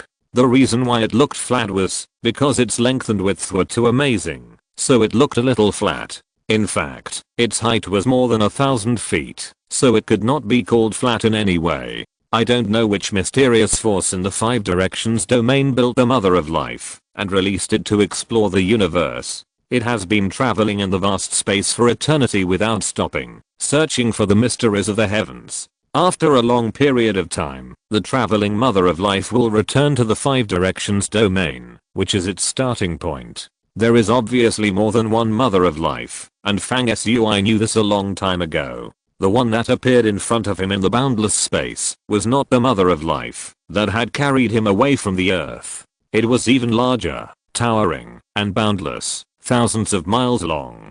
Such a magnificent thing itself is a huge pressure, which makes people feel panic and insignificance. The Mother of Life had explored some space and time in the past millions of years. Now that she had returned, she exuded an extremely ancient aura. Her appearance was a little damaged, as if she had traveled for billions of years and returned from the end of the universe. What was even more shocking was the scene behind the Mother of Life. In the boundless space, something was chasing the Mother of Life. The loud noise that everyone heard earlier was from the pursuers behind the Mother of Life, who launched an attack and collided with the Mother of Life. Obviously, this pursuit had been going on for some time. At this time, the pursuers behind were almost catching up with the Mother of Life, and the two sides were about to engage in close combat and fight in this space outside the sky. And there was more than one pursuer. When Fang Sui and others saw the Mother of Life, they also saw one of the many pursuers behind. It was a giant hundreds of feet tall, running in space with a roar, as powerful as crazy, and its body seemed to be made of steel and rock. It is obvious at first sight that it must have the power to overturn the sky. Moreover, when the giant was running, he was surrounded by endless thunder, which turned into thunder waves and storms, and constantly tried to attack the Mother of Life thousands of feet ahead. Such a scene is indeed shocking. Beside Fang Sui, Tin and Artemis groaned and said in surprise, "Oh my god. That's a titan, a strong man from the Titan giant god king family with an ancient heritage than my family. Why is he chasing the Mother of Life?" The sight moved back, and in the space behind a little while, an even more shocking scene rushed into everyone's eyes. The many pursuers in the back are appearing one by one, revealing their true faces, showing all kinds of incredible and jaw-dropping scenes. This chapter is about 200 words away from 4,000. Fortunately, it was written quickly, otherwise the update would be late. Have a good weekend. Chapter 306, The Great War in Space. Deep outer space. As the Mother of Life and her pursuers approached, scenes of mythology appeared one after another in front of everyone on the Xian building. Behind the Mother of Life, the first person to appear was a giant who controlled thunder, tall and majestic like a peak that reached the sky. Tina recognized the identity of this giant, who was a strong man from the Titan God King family, which had an ancient heritage and was older than the 12 gods. At this time, the Titan giant pulled his hands while running and turned into a thunder chain, which was extremely thick, like a thunder dragon. The Titan giant swung it up, breaking through the air one after another, and whipped at the Mother of Life. Then, amazing scenes emerged one after another. Behind the Titan giant, another giant beast appeared at this time, like a rhinoceros, with a body length of 100 feet and extremely strong. This giant beast ran in space with a wave of white air, and the momentum was indescribable, like a mountain rampaging in the void, and no one could stop it. The four hooves of the beast were as thick as pillars that supported the sky. They trampled on the void, almost shattering it. On the top of a curved horn on the head of the beast, there stood a figure wearing heavy armor, about 10 feet tall. The only thing on his body was his piercing eyes and brown hair pouring out from the seams of the armor, dancing in the air. The figure held a knight's javelin in his hand. The spear was straight, silver white, and dazzling. The tip of the spear was in the shape of a cross, extremely sharp, and had amazing penetrating power. Boom. Boom. Boom. The knight stood proudly on the top of the beast, waving his spear again and again. Every time he swung, a white light would burst out from the tip of the knight's spear, turning into a spear shadow, which instantly crossed a distance of thousands of feet, and stabbed at the Mother of Life. Fang Sui recognized the origin of this heavily armored knight riding a terrifying beast, who was invincible, and looked like a god of war. Before he joined the Alliance of All Heavens, he had a short period of time to practice in the Night Temple on the Purple Ring Star. Many books in the Night Temple record the identity of the knight who was riding a war beast in the void, galloping in the air, and rolling like a mountain. He is one of the only two strongest knights in the Night Temple in the contemporary era. He is called a living myth, called Baktut, known as the King of War. "Ah, my uncle is here too," Tina exclaimed. After Baktut, the King of War, a handsome man, standing on the mythical chariot of the Sky Thunder, also galloped closer. It was Tina's uncle, Zeus Muok, who Fang Sui and others had just seen not long ago. The amazing scene in the outer void is not just that. Around the King of War Tutbach, Zeus Muok, and the Titan giant, there are many strong men, each of whom is powerful, and not inferior to the first three. They appear one after another. There are more than a dozen of these strong men, and they are all besieging and chasing the Mother of Life. No wonder the Mother of Life who travels the universe with supreme power, is now in a state of disarray. Each of these dozen strong men is a character that shakes the 5 domains, and when they are pursued at the same time, even the Mother of Life cannot match them. What happened? This thought flashed through everyone's mind when they saw the mythological scene in the void. However, the pursuit and escape battle in the distant space has not ended until now. The first camp that is chasing after the Mother of Life is naturally the King of War Baktat, the Titan Giant, Zeus Muok and others, but some distance behind them, there are still pursuers from the second camp. The second camp is much weaker than the people in the first camp, but they are still amazing characters. The second camp is composed of some contemporary geniuses of the young generation, both men and women, and there are more than a dozen people from various major forces. That's Guo Dangshan, who is known as the invincible young man of the time. Invincible young man? Guo Dangshan doesn't deserve this praise. Look at the people around him. Which one of them is not famous and has the reputation of invincible young man? Guo Dangshan is not alone. At this time, the Xian'an Tower was in chaos. Many people were running around, or watching and talking. People like Luo Fenny were busy controlling the Xian'an Tower to avoid being affected by the battle in the distant sky. On the top of the Xian'an Tower, the Miaoyan fairy Tangxi and a group of young people were talking about it.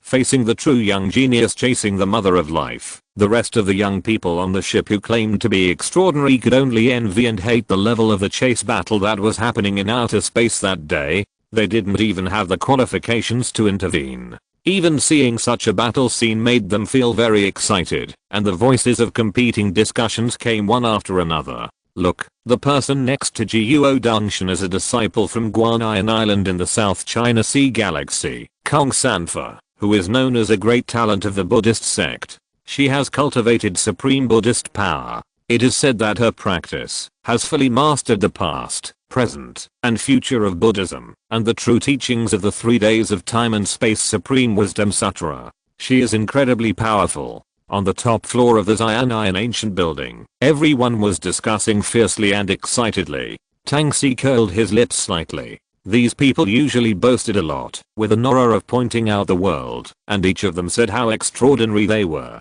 Now that they saw the real genius in front of them, they could only discuss it from the side. Guo Dangshan and Kong Sanfa mentioned by these people are in the second camp chasing the Mother of Life. Guo Dangshan was wearing a green robe, with a thin figure and an ordinary appearance, but his moves were really fierce. He looked like an oriental man, but his cultivation was all about magic. He was actually a full system mage. The magic spells did not need to be chanted in his mouth. All of them were instantaneous. Flames, long rivers, summoning mountains and rivers, all kinds of magic alternately came out, pouring like water to hit the Mother of Life at a distant distance. There was a woman walking hand in hand with Guo Dangshan, that is, Kong Sanfa, who was discussed by everyone. She was dressed in a clean white robe, with a lotus platform floating under her feet. With a flip of her palm, a golden handprint emerged from the air, and turned into a Buddha's palm covering the sky. In the palm of her palm, a Buddha power symbol rotated, holding countless Buddha flowers. This was the Buddhist magical power of one flower and one world, which contained a mighty force of the heavens to subdue demons, and also slap the Mother of Life in front of her from a distance. She was a woman, and it was strange enough to be called Kong Sanfa. As a disciple of the Buddhist sect, her magic was fierce, and she showed no mercy when she attacked. She was full of killing, which made people stunned. Kong Sanfa. This was the first time Fang Sui saw a figure under the Buddhist sect, after he came to the 5 directions domain. He was completely different from the disciples of the Buddhist sect he imagined. He was fierce and killing. Guo Dangshan and Kong Sanfa. There were many young geniuses with different appearances, some with eyes like stars and moons, some with long flying hair and a full body of armor. When such a group of people gathered together, it was like the gathering of heavenly soldiers and generals, which made people envious and wished to join them. They followed closely behind the masters of the first camp and chased the Mother of the Gods. The Mother of the Gods got closer at this time and slowly spun around. It can be seen that one of the positions of the Mother of the Gods had been broken by the aerial attacks of these amazing masters, revealing a big black hole. At the damaged part of the Mother of Life, Countless powerful tribes under the command of the shadow creatures are appearing in an endless stream, fighting fiercely with many powerful men in the rear.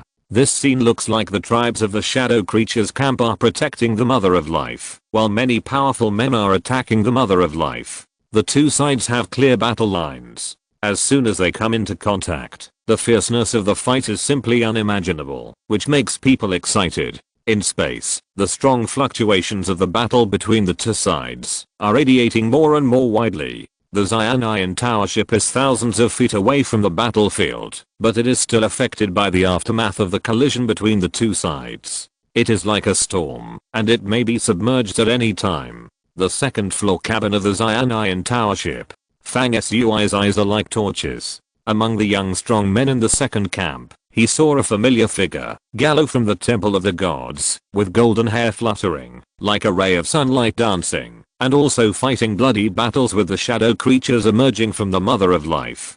Gallo stood on a silver chariot, chanting incessantly, and summoned a phantom of a god and demon behind him, blessing himself with divine power. He was invincible in battle, and killed 3 powerful tribes under the command of the shadow creatures in an instant. Fang Sui watched the battle from a distance, and felt his blood surging. His desire to fight was mad, and his eyes became brighter and brighter. Beside Fang Sui, Zhang Shizen's expression was a little strange at this time. His eyes emitted a blue ghost fire, staring closely at a young man not far from Gallo. The young man was wearing an animal skin battle skirt, his upper body was naked, covered with totems, and his long green-brown hair was scattered on his shoulders. He urged a chariot made of bones, with a ghostly aura and a look of arrogance. Every time he shouted while moving forward, he would sacrifice a green and Archean fire, to burn his opponent into nothingness. The power of this young man was really frightening. Fang Sui noticed that Zhang Shizen looked unusual, and asked, "Who is that young man?" Zhang Shizen's voice was hoarse and low, but his tone was calm and frightening. "I suffered a great catastrophe in my childhood, and was deprived of the origin of my blood by some people in my tribe. The source of my blood was transferred to him, just to fulfill him. He is now the contemporary prodigy of the Tegu tribe, and he is so powerful that he is called Zhang Liu Wang, and is titled the #1 young man in Tegu. I must kill him." Fang Sui's eyes were as cold as knives, and he patted Zhang Shizen on the shoulder. "Now is not the time." The ghost fire in Zhang Shizen's eyes surged, and then gradually converged and dimmed, and finally returned to normal. "I know." After a pause, Zhang Shizen suddenly said, "But I want him to know that I'm still alive, and I want to go out to fight." Fang Sui's eyes were shining, his long hair moved without wind, and he shouted softly, "Okay, I'll go with you." At this moment, the battle in the outside space once again changed astonishingly. In the void surrounding the Mother of Life, a dark space-time channel suddenly appeared, and someone came to tear through the void with his flesh. Suddenly, the void opened, and a man walked out with his hands behind his back. The leader of all the demons under Shadow's seat. The faces of the powerful men chasing the Mother of Life were slightly stern, but they did not show any fear. At this time, a vigorous, violent, and chaotic voice sounded from the Mother of Life again, and then a figure stepped out from the Mother of Life. This figure was only a few feet tall when it appeared, but in a breath, its body grew rapidly, and black air surged, turning into a giant demon that was not inferior to the Titan. Its body was as black as ink, and its eyes were like magic lamps, illuminating the entire dark void. Boom.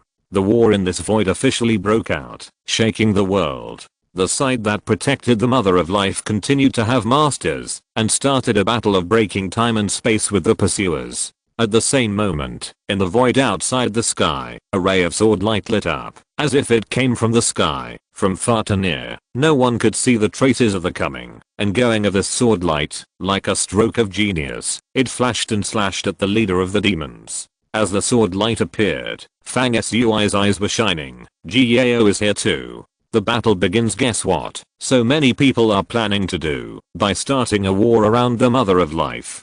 Chapter 307, The Great War in Space, Part 2. In the deep void of the sky, a ray of sword energy flashed like a meteor, flying from the sky, as strong as a swimming dragon, coming and going without a trace. The head of the demon general who was attacked had a solemn expression and was ready for battle. In a blink of an eye, he fought with the sword light that broke through the air, but only saw the sword energy, but not the sword of the person who controlled the sword. The masters on the battlefield, such as the King of War, Zeus Muok, etc., obviously saw the origin of the sword light. Seeing that the sword light alone resisted the head of the demon, they were all shocked, and then they looked for opponents to fight. On the side of the shadow creature, another strong man who came out of the Mother of Life and grew to a size similar to that of a titan was the Demon Chief clan, one of the 4 strongest vassal races under the shadow creature. People of this race have a similar innate magical power to the legendary lore of heaven and earth, and can transform into a towering giant demon. At this time, the trolls and titans of the Moki tribe faced each other. The fight between the 2 giants shocked the whole place, and every punch was thunderous, and the void burst into roars, deafening. On the Xianian tower ship, many onlookers were shocked by the might of the battle in the distance, and for a moment they lost interest in talking, and just stared blankly. After a long time, someone said, "The one who is fighting with the sword light is a legendary leader of the demon generals of the shadow creature camp, right? What happened? It actually led to such a shocking person of this level. Who do you think emitted that magical sword light? Without showing any trace of people, a sword light can rival the leader of the demon generals of the heavens. This is really incredible." Well, this person flying the sword is probably close to the immortals and demons. The Xianian tower ship retreated a distance at this time, and the impact of the battle was greatly reduced. The people on the top floor felt much safer and relaxed a little, so they started to point out and discuss again. Suddenly, one of the people said in surprise, "Look, another ship has appeared and is approaching us." Everyone turned their heads to look, and indeed a ship appeared in the void in the distance. A statue of a god and demon stood on the bow of the ship, and symbols and spells burst out from the statue, turning into huge wings, adding to the hull, making the ship look like a strange beast with many pairs of wings, flying rapidly in space, and in the blink of an eye it came close to the Xianian building ship. When Tang Si saw the ship approaching, a slight smile rose on her beautiful face and she went forward to greet it. This ship was the ship of various major forces. This time Tang Si was performing singing in various places, originally invited by various major forces, and they naturally had the responsibility of sending people to greet and see him off along the way. This ship was a ship to welcome Tang Si to the next performance location. After the ship approached, many people walked out of the ship and came to Tang Si's ship.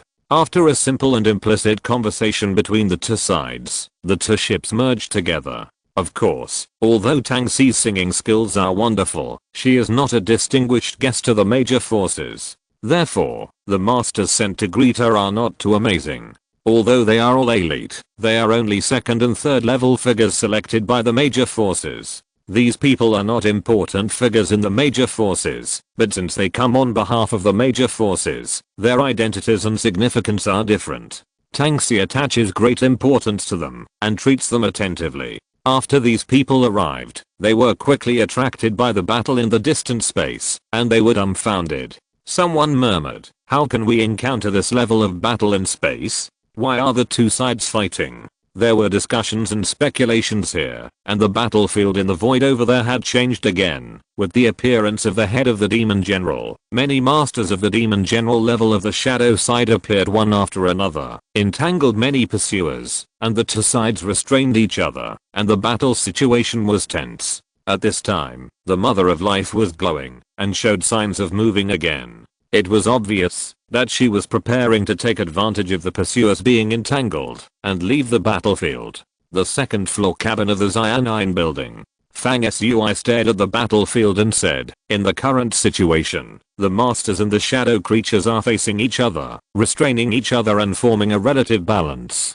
Naturally, we have to help the masters to deal with the shadow creatures. If we rush out blindly and join the battle, it will not have much impact on the entire battle situation. But if we focus on destroying the balance on the field, if we succeed, we can do a lot. We can free some of the entangled masters and attack the Mother of Life. That is the key point to determine the victory or defeat of the entire battle." Fang Sui had just finished speaking when UK King interrupted with a smile. "Besides, our team sweetheart may appear at any time, so we naturally have to help Team Fang with all our strength, so as to show our skills in front of the sweetheart. Ah. Does Team Fang have a sweetheart? Who is it? Even though the battle situation was tense in the distance, Tina was still a little curious and asked. In their team, Zhang Shizen and Tina joined later, so they naturally didn't know that Fang Sui and Jiao had an ambiguous relationship. Only UK King knew a little bit, so she took the opportunity to make fun of it. Fang Sui smiled upon hearing this, but did not say much. At this time, the sword light that Jiao had sacrificed on the battlefield was still as agile as a god, wandering in the air, competing with the head of the demon generals, and for a while it was still a draw. The situation on the entire battlefield was very chaotic, with hundreds of battles. However, the most eye-catching was the fight between this fairy light and the head of the demon generals, and the violent fight between the two mountain-like giants on the other side, which seemed to break the sky. Although the fighting in other places was fierce, it was not as exciting as these two places. The two sides were evenly matched. One place was to interpret strength and brutality to the extreme, and the other place was to display the sword skills that were the best in the world to an incredible and magical realm. Everyone in the field was caught up in the fight. Everyone was in the game, restraining each other, and they could not see the whole scene. Fang Sui was watching from the side, but his focus was different from that of the people fighting in the game. At this time, his eyes narrowed slightly, and he was overlooking the battlefield from a macro perspective, thinking about how to effectively use the limited power in his hands as a fulcrum to play a big role in changing the direction of the battlefield situation. This is the difference between people. Most of the other onlookers were talking and exclaiming, watching the excitement, and they didn't even have the courage to participate. Speaking of it, Fang Sui's current cultivation is not high, but his mind is different from these people. He not only wants to participate in the battle, but also thinks that it is not as simple as just blindly rushing in, killing a few shadow creatures, and showing off his bravery for a while. Fang Sui has been observing from the side for a while. Now that he has finished thinking, he opened his mouth and issued a series of orders and arrangements under the eager gaze of Zhang Shizen and the other two. After hearing this, the three immediately carried out their orders separately. The terrace on the top floor of the Xian'an Tower. Everyone is still watching the excitement and still talking about it. However, at this moment, Tang Si and others who were watching were surprised to find that in the cabin of the Xian'an building below them, a ghost storm suddenly rolled out and rushed towards the battlefield. At the core of the storm, an indigo figure, who was a foot tall, with a green face and fangs, and a blazing ghost fire burning in his eyes, rushed to the battlefield like the wind and lightning with a blazing power and amazing bravery. As the ghost storm moved forward, hundreds of ghosts followed, and the yin energy rolled, showing a power that was almost no less than those young masters of the 5 regions who were fighting on the battlefield. After the ghost storm appeared, a car frame derived from the bright moon power galloped out of the cabin below, and on it stood a figure like a goddess of light, with thunder and lightning all around her, and the indigo figure surrounded by ghost energy, like a sharp knife, instantly stabbed into the chaotic battlefield. The two people were naturally Tina and Zhang Shizen. Their main purpose of entering the battlefield was not to kill the enemy, but to go straight to the location of Tina's uncle, Zeus Muke. Zeus Muke was driving the Sky Thunder chariot at this time, fighting against 2 demon generals independently, and had a great advantage. He suddenly saw Tina rushing towards him, and was a little surprised. He immediately asked across the air, "Tina, what are you doing here? This battle is too dangerous for you. Go back quickly." Tina was riding on a moon goddess hunting chariot, and Zhang Shizen was protecting the car beside her. They fought with some shadow creatures, and kept approaching Zeus Muke's position. In the end, Muke took out a thunder hammer in his hand, hit it in the air, and opened a thunder road in the void, and took Tina and the others over. Tina approached without delay, and went straight to the point. Fang Sui said that we are now in outer space in the central domain.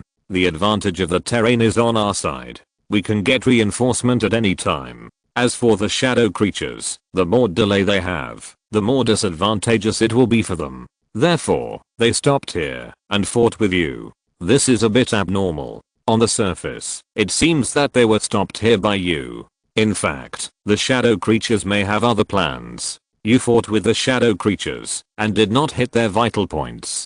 She continued quickly and hurriedly. Fang Sui also said that the key to the whole game is undoubtedly the Mother of Life. The best way is to let you, uncle, entangle the head of the demon general, free our most powerful Lord of Swordlight, and attack the Mother of Life. In this way, you can immediately take the initiative in the whole game. As long as someone attacks the Mother of Life, the defensive position of the shadow creatures will immediately be disrupted, and no matter what their plans are, they will be destroyed. This is the so-called principle of attacking the enemy, where he must save. Fang Sui's plan hit the key point, not because his vision and wisdom have reached a level higher than everyone else in the field, but because many people in the field were deeply trapped in the situation, fighting in chaos, and had no time to see the overall situation. Even if some individuals saw the situation on the field, they were entangled by the strong men of the shadow creatures, and could not get away to execute.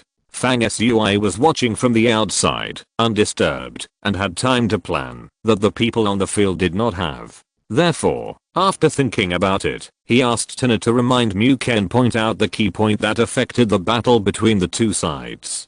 Muke was chosen to be the person who broke the situation. Firstly, because he was the only strong man in the field who had the upper hand in fighting two demon generals alone, and he could withdraw at any time. Secondly, Muke was Tina's uncle, and it was easiest to gain her trust. Communication was fast and effective, and there was no need to waste time on this ever-changing battlefield.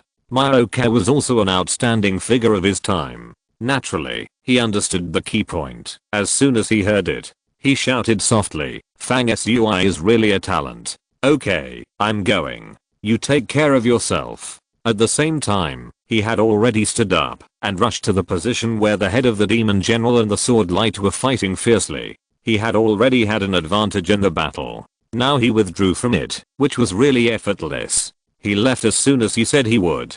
The two demon generals who had originally fought with him were naturally unwilling to give up and chased after him. At this time, the battlefield situation was like a chaotic chess game. Fang Sui's current strength was not strong. It could be said that he was weaker than most people on the field, but he played the role of a chess player. He stood outside the field and used wisdom to try to guide the direction of the battle on the field. Of course, this was difficult, and it was still unclear whether it would succeed, but Fang Sui's focus was undoubtedly correct. When Zhang Shizan and Tina were arranged by Fang Sui to the battlefield to remind Myoke, Yuke King appeared on the top floor of the Xian'an Tower. Everyone is fighting on the field. Fang Sui is playing chess outside. Well, let's leave it at that for now. It's Monday soon.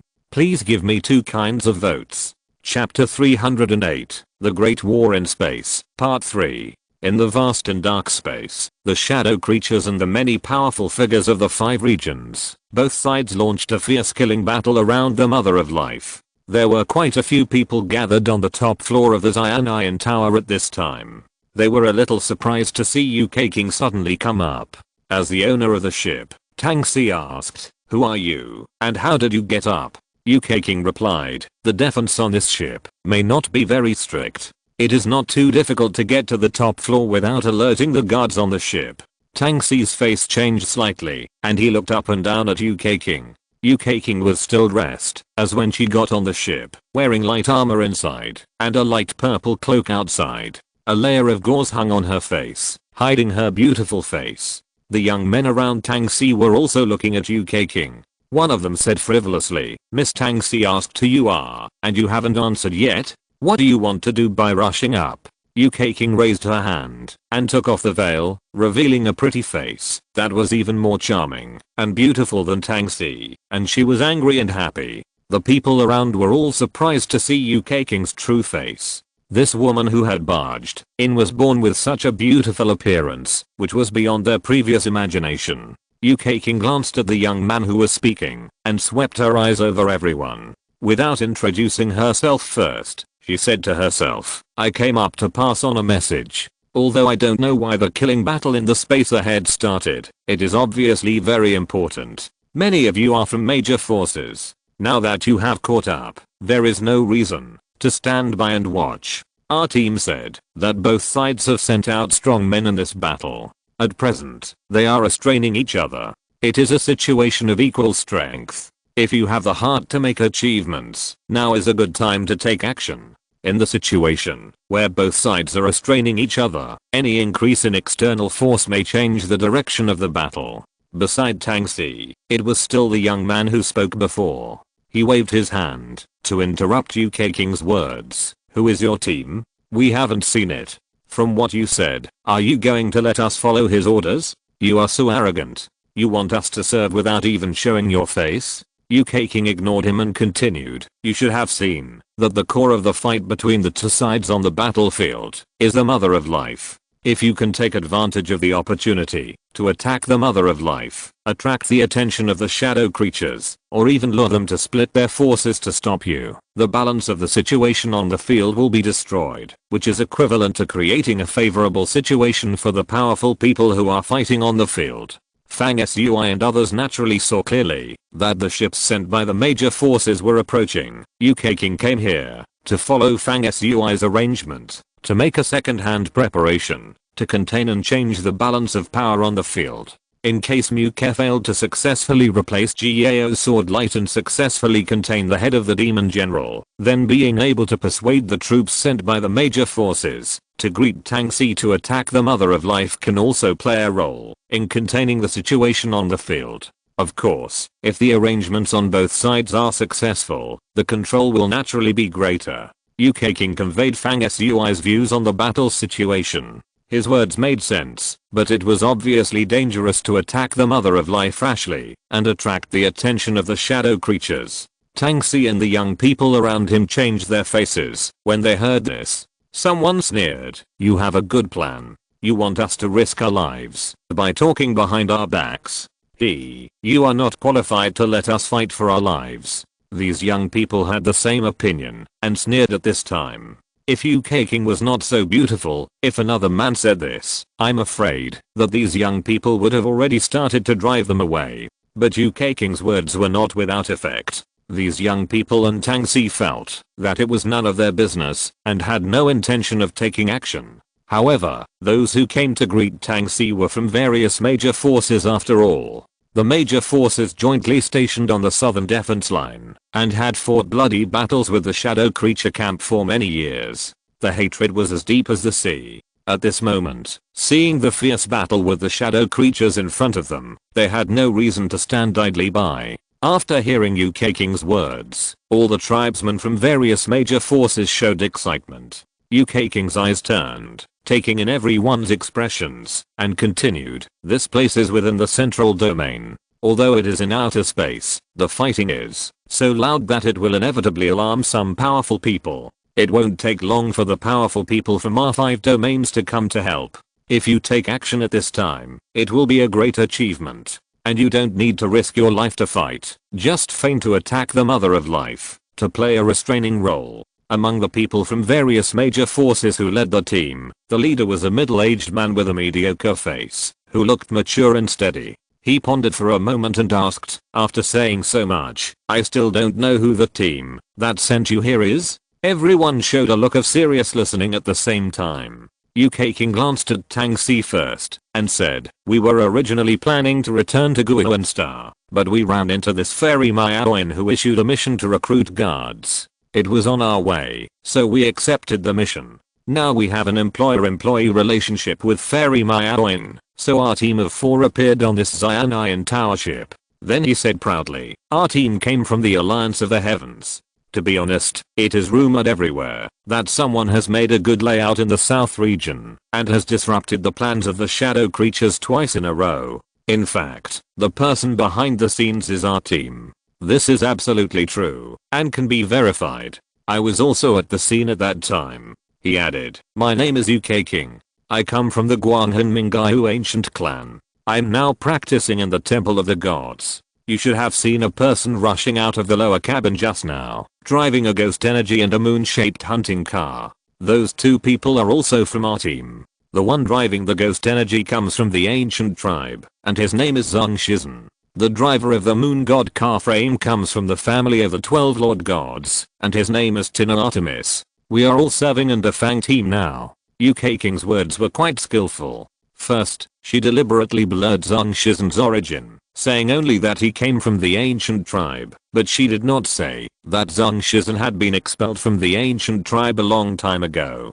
She also patiently explained Tina and her own origins. People with such origins had to serve under Fang Sui, which invisibly raised Fang Sui's status. In this way, her message on behalf of Fang Sui was naturally more convincing. After hearing this, the faces of the people on the opposite side really changed, and they were shocked. It should be noted that, whether it is Guanghan Moon Palace, the ancient tribe, or the family of the 12 main gods, they are all well-known forces in the central region. Therefore, the origins of a team formed by such a few people are really amazing. Tang Xi opened her mouth wide after hearing this, extremely surprised. Combined with the information reported by Luo Fei, she only knew at this time how prominent the origins of the 4-man team lurking on her ship were. The others looked at each other, and their faces were also full of strange colors. When everyone was shocked by UK King's words, a long and heroic roar suddenly sounded in the cabin below the Xian'an building. The roar sounded at first, but it was as loud as thunder, endless, and full of a righteous and domineering fighting spirit. After that, a black airwave could be seen pouring out from the cabin below. The airwave was like the sea, rushing and spreading, containing an astonishing death aura. After it appeared, it rushed forward and approached the battlefield at high speed. Everyone was shocked by the might of the Black Death aura, but also a little surprised, because it was a dog that showed such momentum. What made people feel even more shocked was that there was a young man with black hair hanging down his shoulders standing on the dog's back. The man and the dog were naturally Fang Sui and Anubis. After Anubis advanced to the 3rd level, he had the ability to slightly change his body size. The size he showed at this time was much larger than usual, like a strong leopard with a dark body. When he took a step, he was elegant and noble, and gave people a strong sense of power. Fang Sui showed up to join the battle at this time, because the arrangement of the battle situation could only be done to this extent at this stage. Whether the situation on the field could change as he wished was not something he could control. Since the arrangement was completed, he felt relieved to kill, and walked from outside the chessboard into the chessboard. Fang Sui stood on Anubis's back, and as he approached the battlefield, he began to attack. In an instant, spears rained down from his hands, and every time a spear broke through the air, a shadow of a dog's head would linger beside the spear tip. This was Fang Sui's use of a soul-linking secret technique recorded in the Book of the Dead, which merged the power in his body with Anubis. The power of the two circulated and worked together to resist the enemy. Each strike could produce a power level that exceeded Fang Sui's own, reaching the level of the 3rd order, with a terrifying power. At this moment, every spear thrown from Fang Sui's hand seemed to be able to penetrate the void, and there must be a tribe of shadow creatures who were torn to death by the spear's power. At this moment, Comrade Fang Sui, the dog knight who stepped out of the dog, was looking down on him with a majestic momentum, moving forward in all directions, and no one could stop him. Many onlookers were shocked. On the top of the Xian'an Tower, someone said, "Who is this dog knight? He is so fierce and powerful."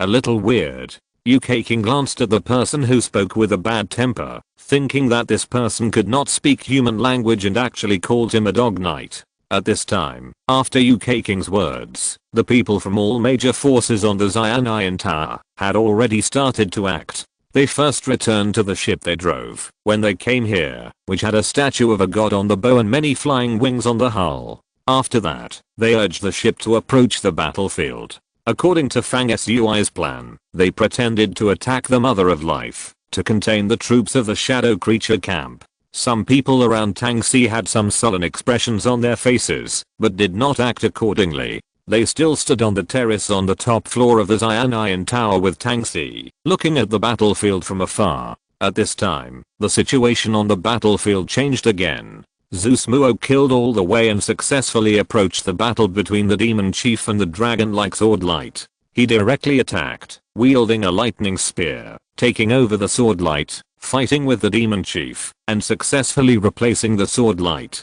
The sword light was naturally controlled by Jiao. When she sacrificed the sword light to join the battle, she was actually still at a very far distance. She just used a wisp of divine thought to drive the sword force to break through the air and appear in this world to fight the demon chief.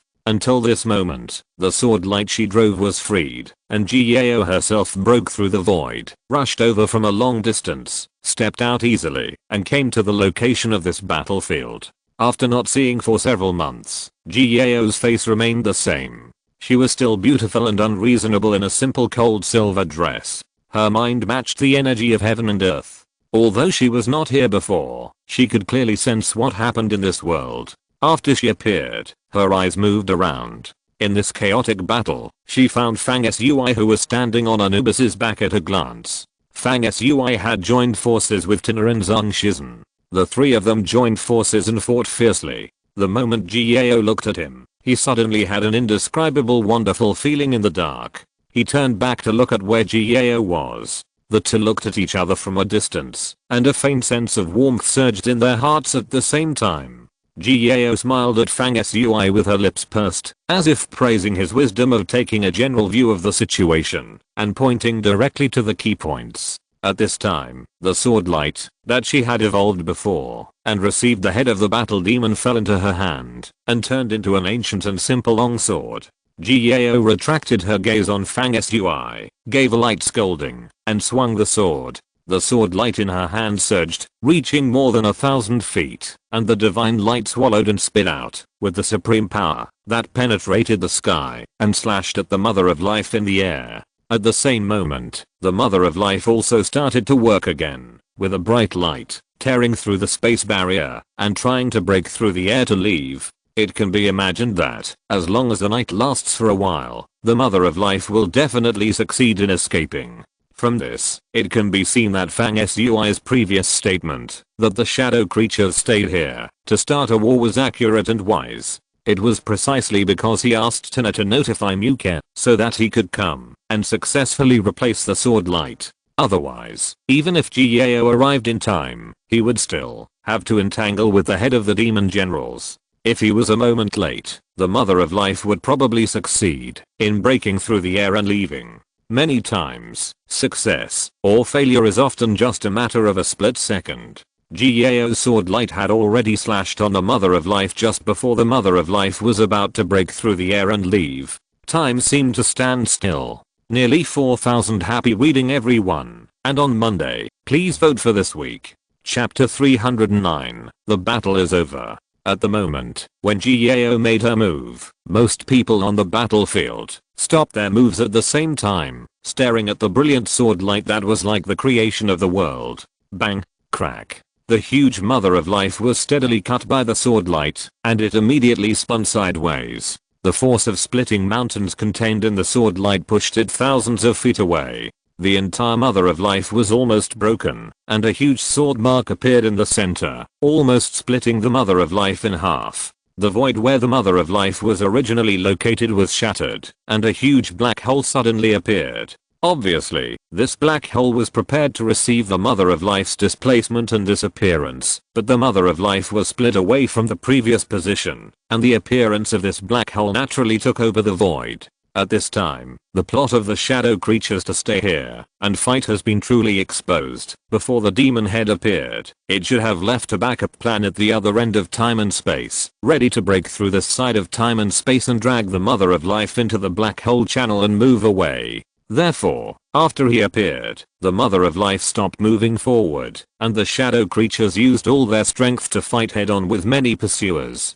In fact, all of this was to delay time and wait for the other side of time and space to be ready, so that the Mother of Life could break through the air and move away. The plan of the shadow creatures was completely ruined with Jiao's sword, which split the Mother of Life away from its original position. At this time, after being slashed by the sword, the Mother of Life did not stop, but immediately moved again, as if it had exploded with all its potential, and flew out in such a damaged state, rapidly moving away in space. Although it was severely broken, its speed was still not slow. However, at this moment, a ship suddenly rushed out and crashed into the Mother of Life that had just started.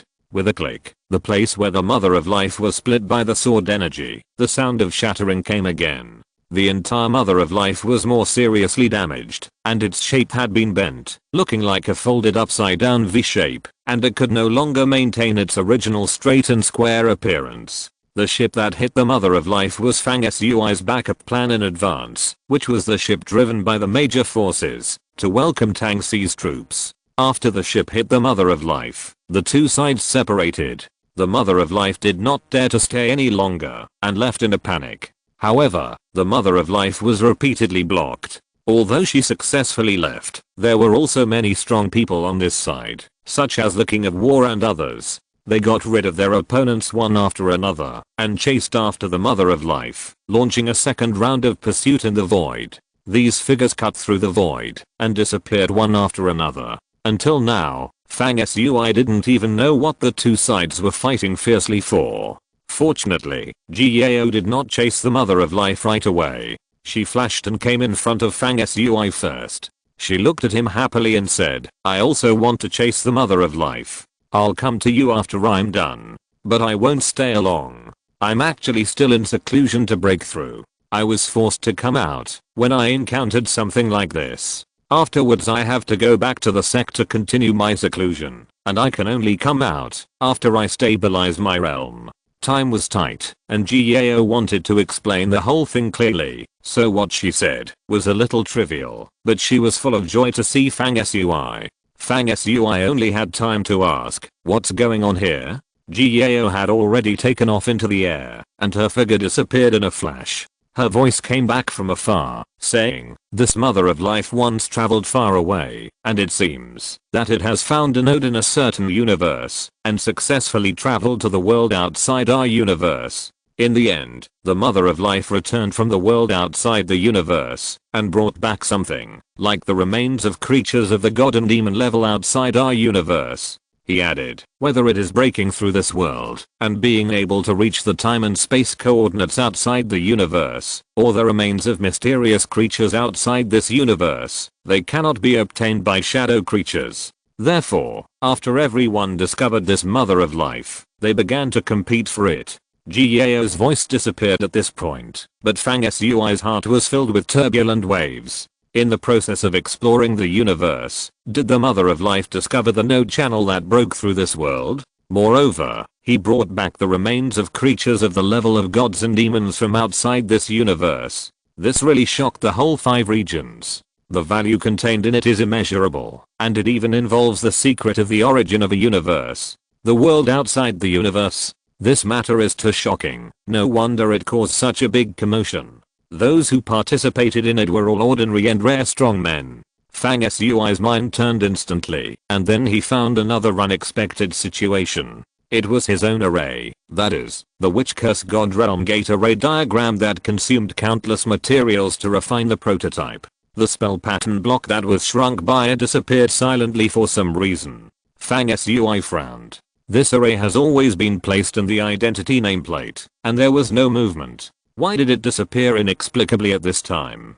He didn't even know the exact time of its disappearance. The only thing that can be confirmed is that the disappearance of the array occurred after seeing the Mother of Life. Fang Sui was thinking, and suddenly he felt a warning in his heart and hurriedly dodged an attack. Some of the masters on the battlefield chased the Mother of Life away, but the battle in the outer void did not stop there, and the remaining people were still fighting fiercely. The attack that Fang Sui had just avoided was from the shadow creature camp, who took the opportunity to attack. Fang Sui suppressed the complicated thoughts in his mind, fought back, and fought with his opponent. Those who chased the Mother of Life away were all top level figures, such as the King of War Baktat, Zeus Muok, Ji Yao, the Titan Giant, the Demon Generals of the other camp, and the head of the Demon General. The remaining 2 sides who were still fighting here were the powerful tribes under the shadow below the Demon General, as well as many young masters here, such as Jiuo Dongshan, Kong Sanfa, Gaeluo and others, all stayed in this void, and the 2 sides fought fiercely. After Fang Sui quickly solved the opponent at hand, he joined forces with Zhang Shizhen and Tina, cooperated with each other, interspersed in the battle array, and fought and killed. On the other side, Gaeluo, Jiuo Dongshan, Kong Sanfa and others also used their own methods to kill their opponents, but the shadow creature subordinates were also strong. The 2 sides fought against each other, and everyone was covered in blood. For a while, it was unclear who would win. Fang Sui then encountered a master of the Night Demon clan, a 3rd level strong man with curved horns on his head, a strong and tall body, a black armor, and a 3-bladed magic fork. The two flew up and down on the battlefield, and the fight was indistinguishable. Fang Sui looked like a demon at this time, urging the dark scorpion in the armor, and 2 huge claws stretched out from the waist, and ribs under the armpits of the armor. At first glance, Fang Sui at this time looked like a monster with 2 arms and 2 claws, which combined to form 4 arms, ferocious and violent. Fang Sui's spear tip shook continuously, and with the 2 claws of the scorpion, the 4 arms attacked together. In an instant, thousands of spear lights appeared in the void, turning into phantoms of the sun and the moon, and cooperating with Anubis under his feet. The power increased layer by layer, and finally a phantom of the sun was pierced into the opponent's body along with the spear tip. That night, the demon suddenly cracked from the inside out, as if magma rushed out of its body, and in a blink of an eye, the whole person turned into ashes. Fang Sui took a breath, and looked across the battlefield. A little further away, Gallo's golden hair flew, and merged with the phantom of a god summon behind him. With divine power added to his body, he wielded a halberd in his hand, galloping across the battlefield, killing like the wind. On the other side, Kang Sanfa, who was dressed in a pure Zen robe, flipped his palms, chanted Zen, and the Buddha's power handprint covered the world. Every time he crushed and slapped, he would kill several opponents. This girl is tough. Fang Sui turned his eyes, and saw Jiuo Dongshan again. He actually controlled 3 or 4 kinds of magic in an instant, to fight against the enemy. He was proficient in both long range and close combat.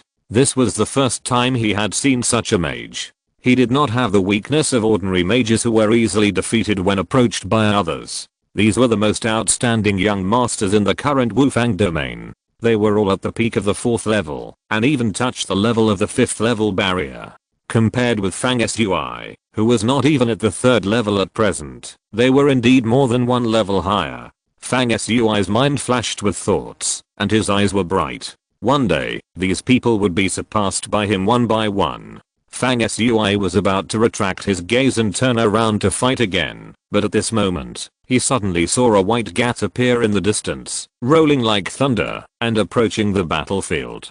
The white gas came with great force, and broke into the battlefield, but it was not to participate in the battle, but to cross the battlefield and move forward. It was only when it got closer, that it could be seen clearly, that the white gas was a car frame pulled by a round beast. It was the Chaos Chariot that Fang Sui had seen in the mysterious time and space not long ago. In fact, Fang Sui was able to successfully sneak into the depths of the magic cave thanks to the appearance of this chariot, which provided Fang Sui with an opportunity to fight with the Shadow Clan strongmen under the magic cave. After Fang Sui heard the voice of the person in the chariot twice, he suspected that the person sitting in it was Yi Chan.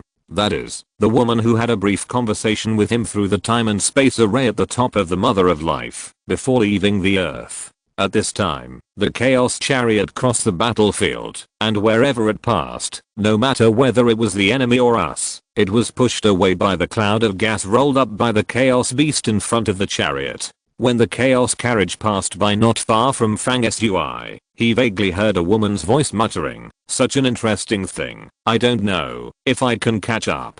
Hey." When the last exclamation sounded, Fang Sui felt that there was a pair of clear eyes in the chaotic white mist in the car, looking at him from a distance. If there was really Yi Chan in the car, then she should have recognized Fang Sui at this moment. The exclamation flashed by, and the Chaos Beast pulled the car frame through the air, and disappeared in the direction where the Mother of Life left. The entire battlefield was temporarily stagnant, because of the car frame that passed across, and then the battle continued. But after that, strong men from the 5 domains kept passing by in this area of the outer space. They were obviously extremely powerful people. They sensed the movement outside the sky, and rushed over following a wisp of energy, chasing the direction where the Mother of Life disappeared, and passed through this battlefield one after another. These strong men also have their own strengths and weaknesses. Not all of them have reached the level of Zeus Muke, but they are all old figures with extremely powerful auras. When they pass by and see the shadow creatures, they often kill a few of them. This battle ended in a somewhat weird and almost joking way, because every time a strong man from the 5 domains passed by, a few people from the shadow creatures would be killed. Later, more and more strong men passed by, and this place was located outside the central domain sky, and the shadow creatures could not get support. In the end, the number of people was getting smaller and smaller, and defeat became a matter of course. When the battle subsided, nearly a whole day had passed. The scene in the void was horrible, with corpses floating everywhere. There were cultivators from the 5 domains, but more were the tribes of the shadow creatures. At this time, in the depths of the distant space, a thunderbolt flashed brightly and quickly approached. It was Muke and others who were chasing the Mother of Life, and they turned back again. It seems that the battle to chase the Mother of Life is also over. What is the result? Happy reading. Chapter 310. Everyone returns to their homes. When Zeus, Muke and others came back, the battle on the battlefield had just ended. Fang Sui, Tina, Zhang Shizhen, and Yu Keiking, who had always stood outside the battlefield and launched a long-range offensive to assist Fang Sui and the other two, were all injured.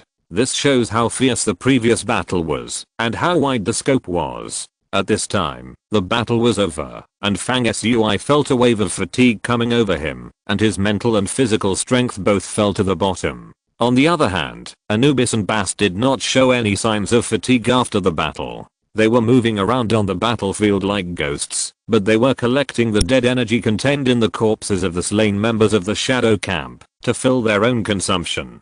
The most amazing scene came from Fang Sui's netherworld armor. At this time, he had just transformed into a black robe and put it on, but the netherworld armor had separated from his body and was drifting in the air like a foreign object with life, and it was actually flying around on the battlefield, collecting the death energy in the corpses and increasing the death curse power in the armor. After the battle, Fang Sui and others were still preparing to return to the Cyanide Tower. After all, although they encountered the Mother of Life and had an unexpected battle, the escort mission they had accepted at the mission center had not been completed. However, at this moment, Muke and others who were chasing the Mother of Life appeared from a distance and turned back. Fang Sui, Tina, Zhang Shizhen, and Yu Keiking, who rushed over after the battle, went to meet them together. There were 2 people walking with Muke. One of them had slightly curly brown hair, which was long and loose, and was wearing heavy armor.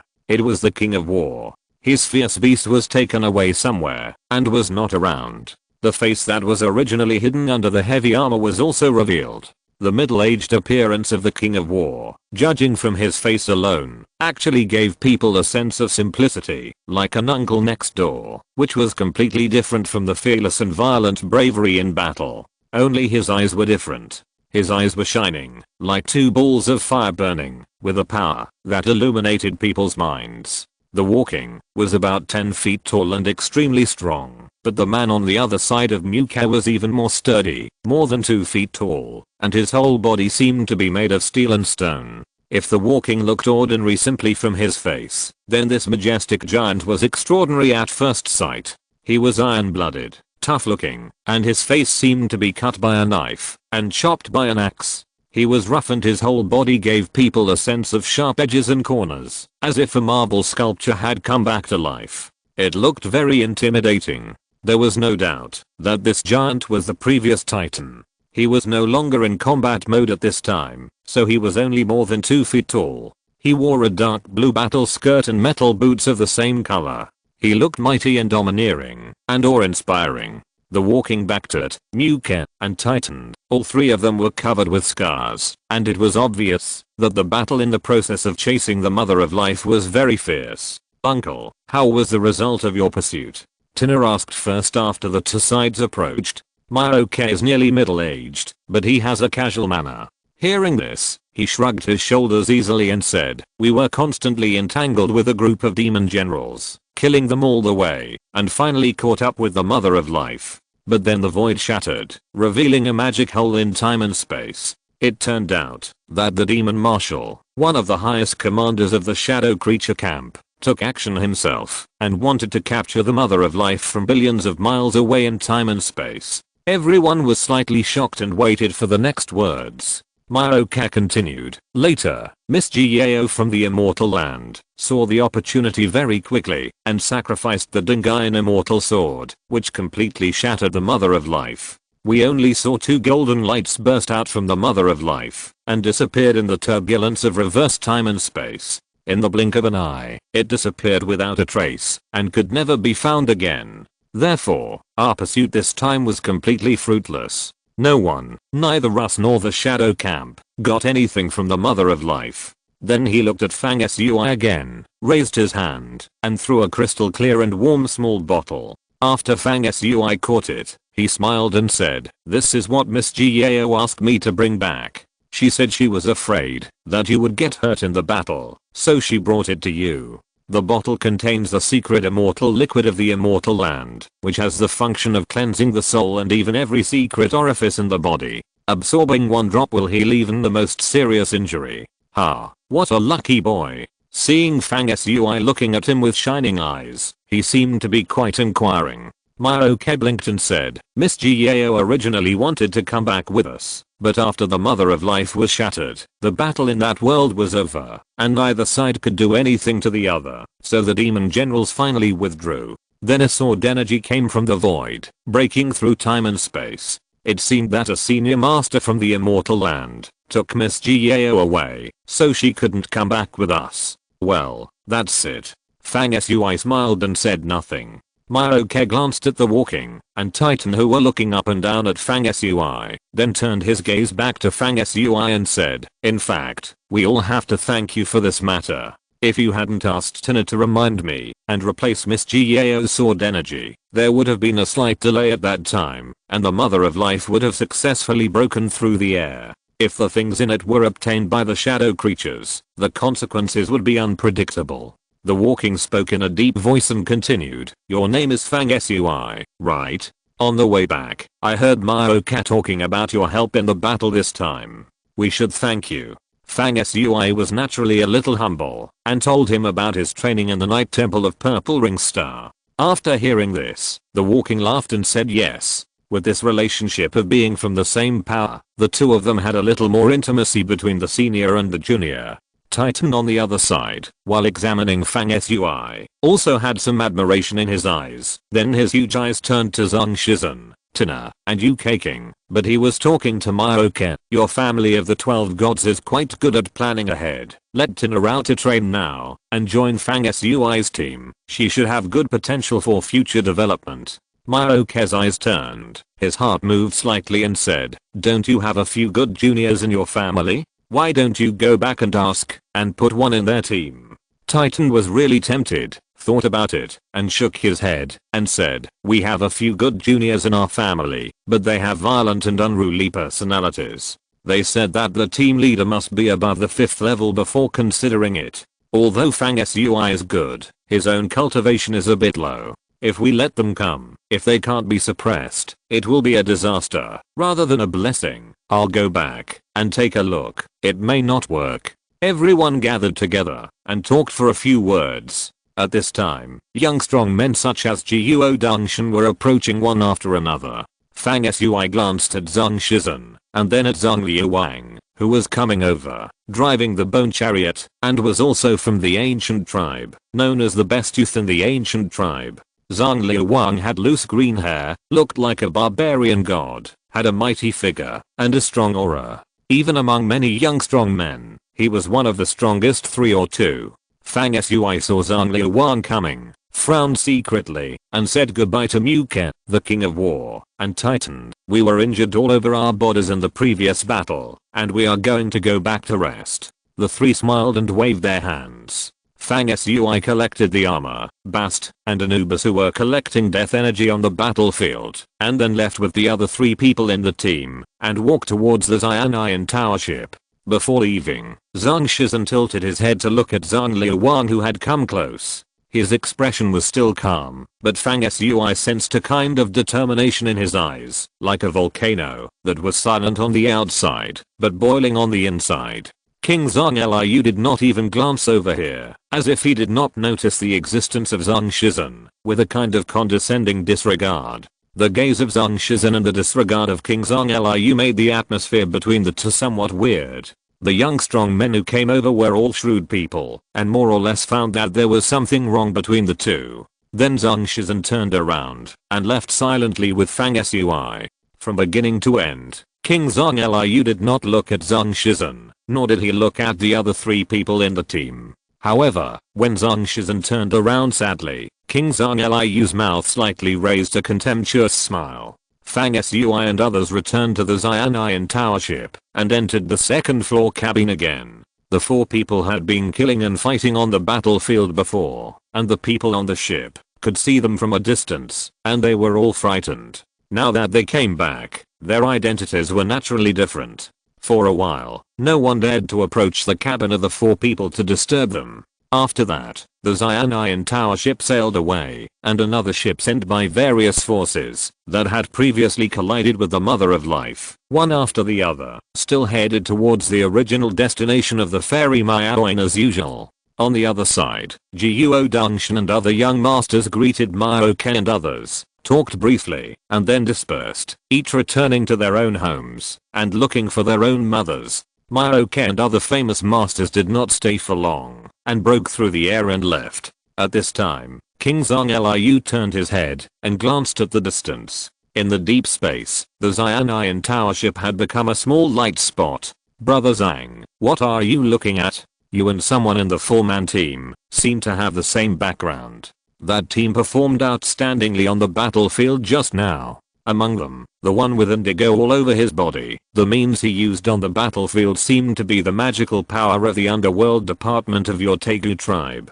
Several young strong men who were traveling with King Zhang Liu asked. That was just a stray dog that was kicked out of our tribe. It's not worth mentioning. King Zhang Liu said indifferently. But I saw that when Titan and Muke came over, they talked and laughed happily with the 4-man team. I could vaguely hear them praising the leader of the team. This team is probably not simple, another young master said. After all, only a few people knew the role Fang Sui played in this battle. These young masters were not aware of it. At this time, someone mentioned that Fang Sui's team was not simple, and someone said that Tina in the team was from the family of the 12 lords and was of the same clan as Muke. Everyone suddenly realized that Muke and others' praise for Fang Sui was mostly polite encouragement from the elders to the younger ones. After that, the few people changed the topic and talked about the previous battle. The strongest of the enemy and us, combined, was not the old master, but the peerless Gao, which was really surprising. Young masters of their level have already been able to get to know Gao's origins, and now they all said that Gao is worthy of being born in the land of immortals. I have never seen her before, and I always thought that, even if she was born in the land of immortals, she might not be better than us. After seeing her today, I feel that with the cultivation of the young generation like us, we are actually more than one level behind her. It would be really enviable if anyone could win the heart of Gao. I'm afraid no one is worthy of such a woman. While everyone was discussing, it was Prince Zhang Liu who chuckled and interjected, you think things are too complicated. No matter how good a woman is, she is just to be conquered by men. When everyone around heard it, they said in unison, oh, from what Brother Zhang said, do you mean to pursue Miss Gao? Prince Zhang Liu shook his head slightly and said calmly, to say that you are pursuing is too much. I will not pursue any woman, but among the women I have seen today, this woman is the only one who can catch my eye. Everyone knew that Prince Zhang Liu had a high level of cultivation and was likely to surpass the younger generation in strength. When they heard him express his love for Gao, they all encouraged him, saying, there may not be another woman like Miss Gao in the world, and Brother Zhang is a hero among men. If there is anyone who can match Miss Gao, it should be someone like Brother Zhang. If Brother Zhang takes action, I think he will have some confidence. Prince Zhang Liu smiled conceitedly, but did not speak again. In the end, the group also galloped away, and the empty space outside the sky was deserted in an instant, and it returned to silence and darkness. At this time, Fang Sui and the other 4 were in the cabin of the Xian'an building, each practicing their own skills to recover from the consumption during the battle. Recently, I have been writing too many words, and I'm short of 300 or 4000 hours. I can never finish half a chapter. Distress. Happy reading. Right square bracket. If you're listening to this novel on a channel other than Fanfic World, it means they downloaded and uploaded it without effort. We cordially invite you to visit our channel, Mundo Fanfic Novelos. There you'll find the original version of this story and you can explore many other novels of various genres. We're waiting for you to immerse yourself in a world of incredible novels. Chapter 311. The next stage of the goal. While the four of them were practicing with their eyes closed, they could sometimes hear the sound of power surging in their bodies. This sound, high or low, was intertwined in the room, and at first glance, it actually had a strange sense of rhythm. Time passed in the blink of an eye. After a whole hour, the sound of mana surging in the cabin gradually weakened, and the four of them opened their eyes one after another, ending their first post-war recovery practice. Fang Sui's eyes were full of spirit, and there was a small bottle in his hand, which was the holy liquid for healing wounds in the immortal land, that Gao asked Myoke to bring. The small bottle seemed as warm as white jade, slightly larger than a lychee, and faintly transparent, and you could see that it contained a faint golden liquid. Yuki King stood up from her cross-legged meditation posture, stretched lazily, glanced at the small bottle in Fang Sui's hand, and said with a smile, "Hey, Captain Fang, are you going to take out the things sent by Miss Gao and distribute them to everyone to recover from their injuries after the war?" Before Fang Sui could respond, Tina on the other side continued seriously. "When King said earlier that Captain Fang had a lover, I really didn't expect it to be Miss Gao. What's surprising is that, Captain Fang, it's okay for you to secretly like Gao. After all, there are many people like a woman like her, either openly or secretly." While speaking, Tina gradually widened her beautiful eyes and made a surprised expression. "Later I realized that this matter didn't seem to be right. Our Captain Fang didn't seem to be secretly in love with Gao.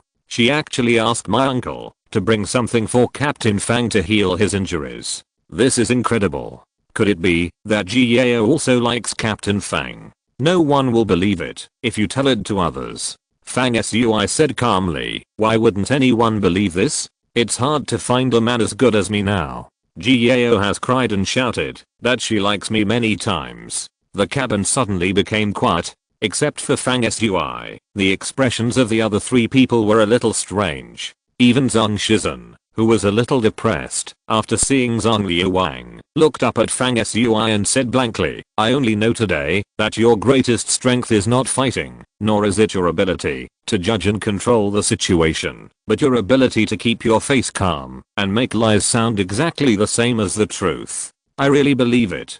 Tina and Yuki King on the side had already laughed so hard that they fell backwards. "You're so lucky to say that. Miss Gao is such a beautiful and fairy-like person, and she cried and shouted that she likes you. That picture is too beautiful. We can't imagine it," Yuki King said with almost laughing. Tina's pretty face, as white as jade, was stained with a blush when she smiled. "So if you ask me, Captain Fang, take out the healing things Miss Gao gave you. Even if she cries and begs us to use them, we will not use them. What do you think? If we use them, and Gao finds out that we use the things she gave you, she will come to deal with us. How embarrassed will you be, Captain Fang? Who will you help?" Fang Sui laughed dumbly and stopped arguing with the three of them. He put away the small bottle in his hand and said, "Since you dare not use it, I'll put it away." The two girls pouted together. "Next time you see Miss Gao, you must tell her what you said today." Fang Sui's face changed slightly. "We are in the same team. It's not good to tell such an important conversation in the team to others." So, the other three laughed even louder. After the battle, they relaxed and talked nonsense, which naturally should not be taken seriously. According to Muke's retelling, the contents of the small bottle Gao sent were the secret healing items of the immortal land. Although the four of them had some injuries after the battle, they were more fatigued after the rapid consumption of strength. As long as they had enough time, they would naturally recover gradually after a period of time. If they used the healing items in the small bottle, it would be a waste. Fang Sui took out the bottle and was just going to check it out, but he was teased. Yuki King, Tina, and Fang Sui were talking and laughing at this time. There was another purpose, that is, the three of them found that Zhang Shizhen was unusually silent after returning, so they took the opportunity to make a joke. Another intention was to relieve Zhang Shizhen's mood. Zhang Shizhen is not much of a talkative person, but he is actually a very smart person. He naturally saw the joking intention of Fang Sui and the other two. Seeing that the topic was light-hearted, he smiled and said, I'm not to the point of losing control of my emotions. After meeting Prince Zhang Liu, I just thought of some experiences from my early years, and my heart was a little moved. UK King stopped laughing and said, oh, I thought people who don't like to talk are prone to being depressed and afraid that you will commit suicide or something. It turns out that's not the case. Zhang Shizhen rolled his eyes in annoyance. The few of them chatted and laughed for a while, and Tina asked, Captain Fang, after the previous battle, there is no point in staying on this ship anymore, so shall we continue to stay here? Fang Sui smiled and said, we accepted a mission at the mission center of the Zushan Alliance. If we fail to complete it, our team points will be deducted, which will affect our ability to accept missions in the future. Our escort mission has just started, and there is nothing urgent to do, so it's not bad to take a leisurely walk back. As for how the people on the ship will look at us after we reveal our identities and methods, we just need to deal with it calmly. It is certain that they will not dare to mess with us again. UK King also asked, Captain Fang, when you sent out the Divine Power Crystal, you said that, after returning to Guilin Star, there was a plan that needed our help. What are you going to do? Fang Sui narrowed his eyes, stood up and walked to the window, cast his gaze into the deep space outside the ship, and pondered, I'm indeed thinking about some things. In the process of growing up, every cultivator will inevitably make a lot of hatreds. For example, killing someone's son is an unsolvable deep hatred. If you wait for the other person's father to come and kill you for revenge, it would be too passive. So I was thinking, instead of waiting for trouble to come, it is better to take the initiative. So after returning to Guilin Star, I might choose certain people as targets. He said slowly, since we have made an enemy, we must always destroy the other party completely before we can feel at ease. UK King asked curiously, whose son did you kill? Who is his father? Why would he come to you for revenge, but he was targeted by you first? It seems that this guy is not very lucky.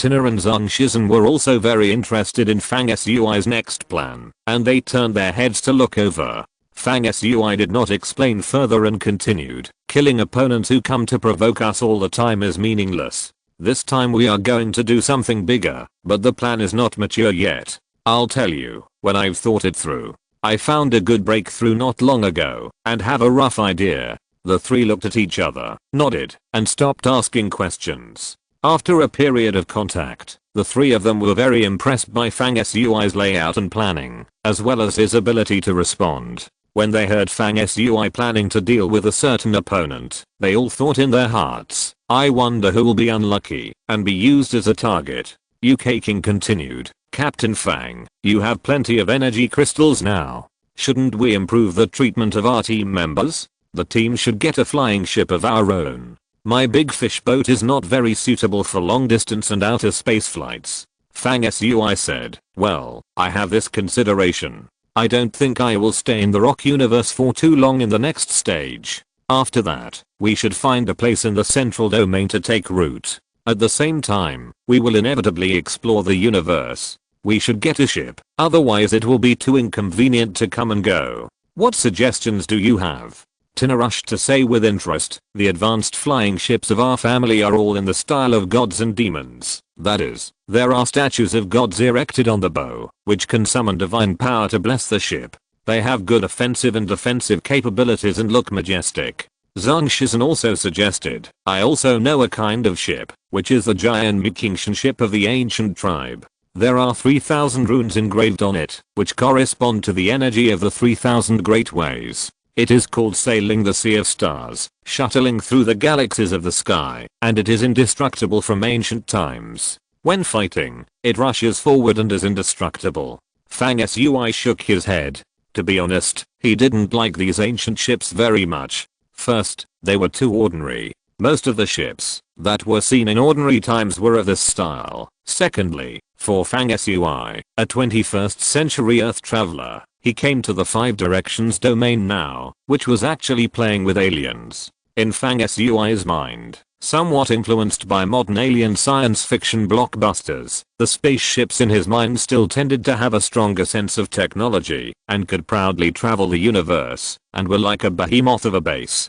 To be reluctant, the mother of life was quite suitable, but it did not completely meet Fang Sui's ideas and requirements. After Fang Sui expressed his idea, UK King pondered and said, "There are ships that can meet your requirements, Captain Fang, in the 5 regions. It's just that our 5 regions are mainly for cultivation civilizations, so the ships you require are not the mainstream trend."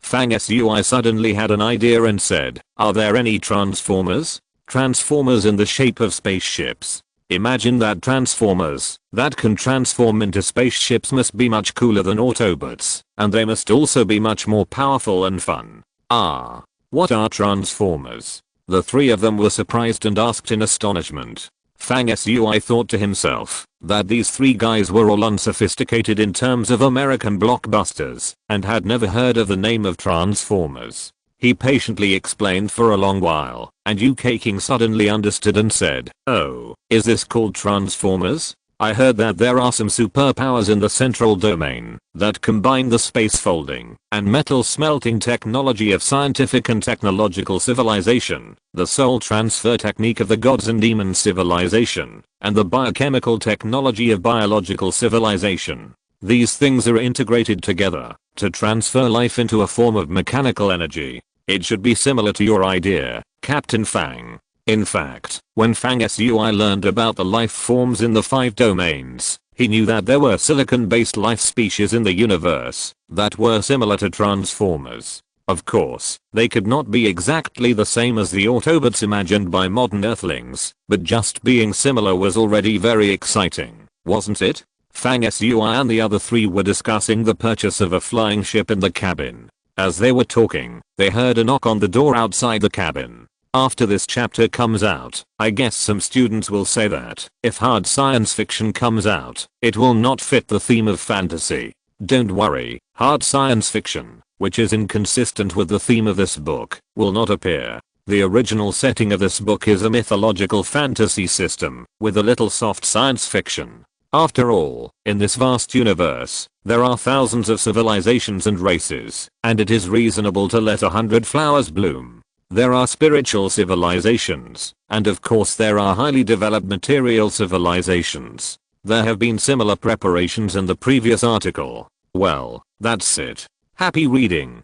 Chapter 312 Special. Time went forward a little. When Fang Sui and his 4 companions just returned to the Xianine building, they were circulating their internal strength in the cabin to recover from the war. In the cabin on the top of the building, Tangxi, Luo Fei, and a group of people who were originally sent to greet Tangxi and later persuaded by UK King to participate in the previous battle, came from another ship again. They were gathered together to discuss. The leading middle-aged man who belonged to the major forces and came to greet Tangxi to the next destination was named Channing. He usually looked mature and steady, but at this moment, he had obvious excitement on his face and asked, "Are they back?" Luo Fei, the leader of Tangxi's guards, responded, "Yes, Fang Sui brought people back as soon as the battle was over." Channing rubbed his hands excitedly and looked at the people from the major forces behind him. Everyone had some expectant joy in their eyes.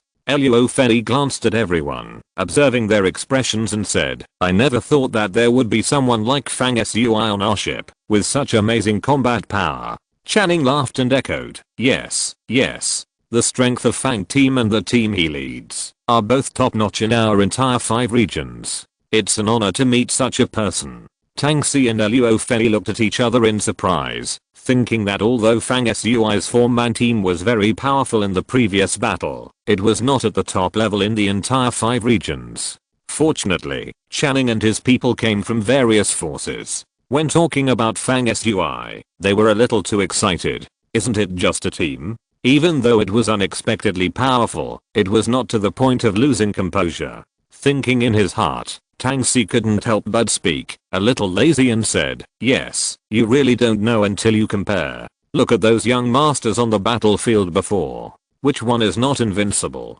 It's far from the usual time. Those guys who can only talk big can compare. The surface meaning of this statement is to echo Channing, and there is another hidden meaning. It is nothing more than to say that, although Fang Sui is extraordinary, in comparison, there are many young masters on that field, who are actually stronger than Fang Sui. It is a bit too much to point out that Channing said that Fang Sui's team is the top level in the 5 squares. Tang Si said this, not intentionally targeting Fang Sui, but talking about the facts. It should be known that Fang Sui's greatest contribution to the entire battle in the previous battle was to see through the intentions of the shadow creatures earlier than others, and let Tina remind Muka to replace Gao to fight against the chief general of the devil. In this way, the shadow creatures were successfully prevented from taking the Mother of Life away, which was equivalent to determining the direction of the next battle. However, the subtleties of these things, such as Tina and Zhang Shizhen rushing out, were just participating in the battle in the eyes of the onlookers, and naturally they could not hear what Tina and Muka said, so they did not know that Fang Sui played a pivotal role in the battle just now. In the eyes of Tang Si, Luo Fei and others, although they also felt that Fang Sui was very brave and killed people on the battlefield, and even made a move in advance to let Yu King come up to persuade everyone to join the battle, which was considered very foresighted, but these were not amazing.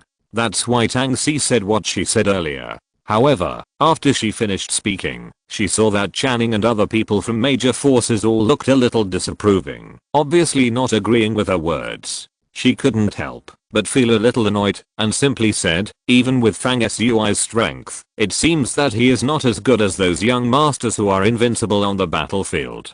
Luo Fei turned his eyes and naturally spoke for his master, saying, Miss, you are right. I have already found out that those young masters who are invincible on the field are the most outstanding people in our Wufang Xianyu today. Among them, Jiuo Dongshan, Kang Sanfa, Gai Luo, and Zhang Liuwang are all invincible young masters.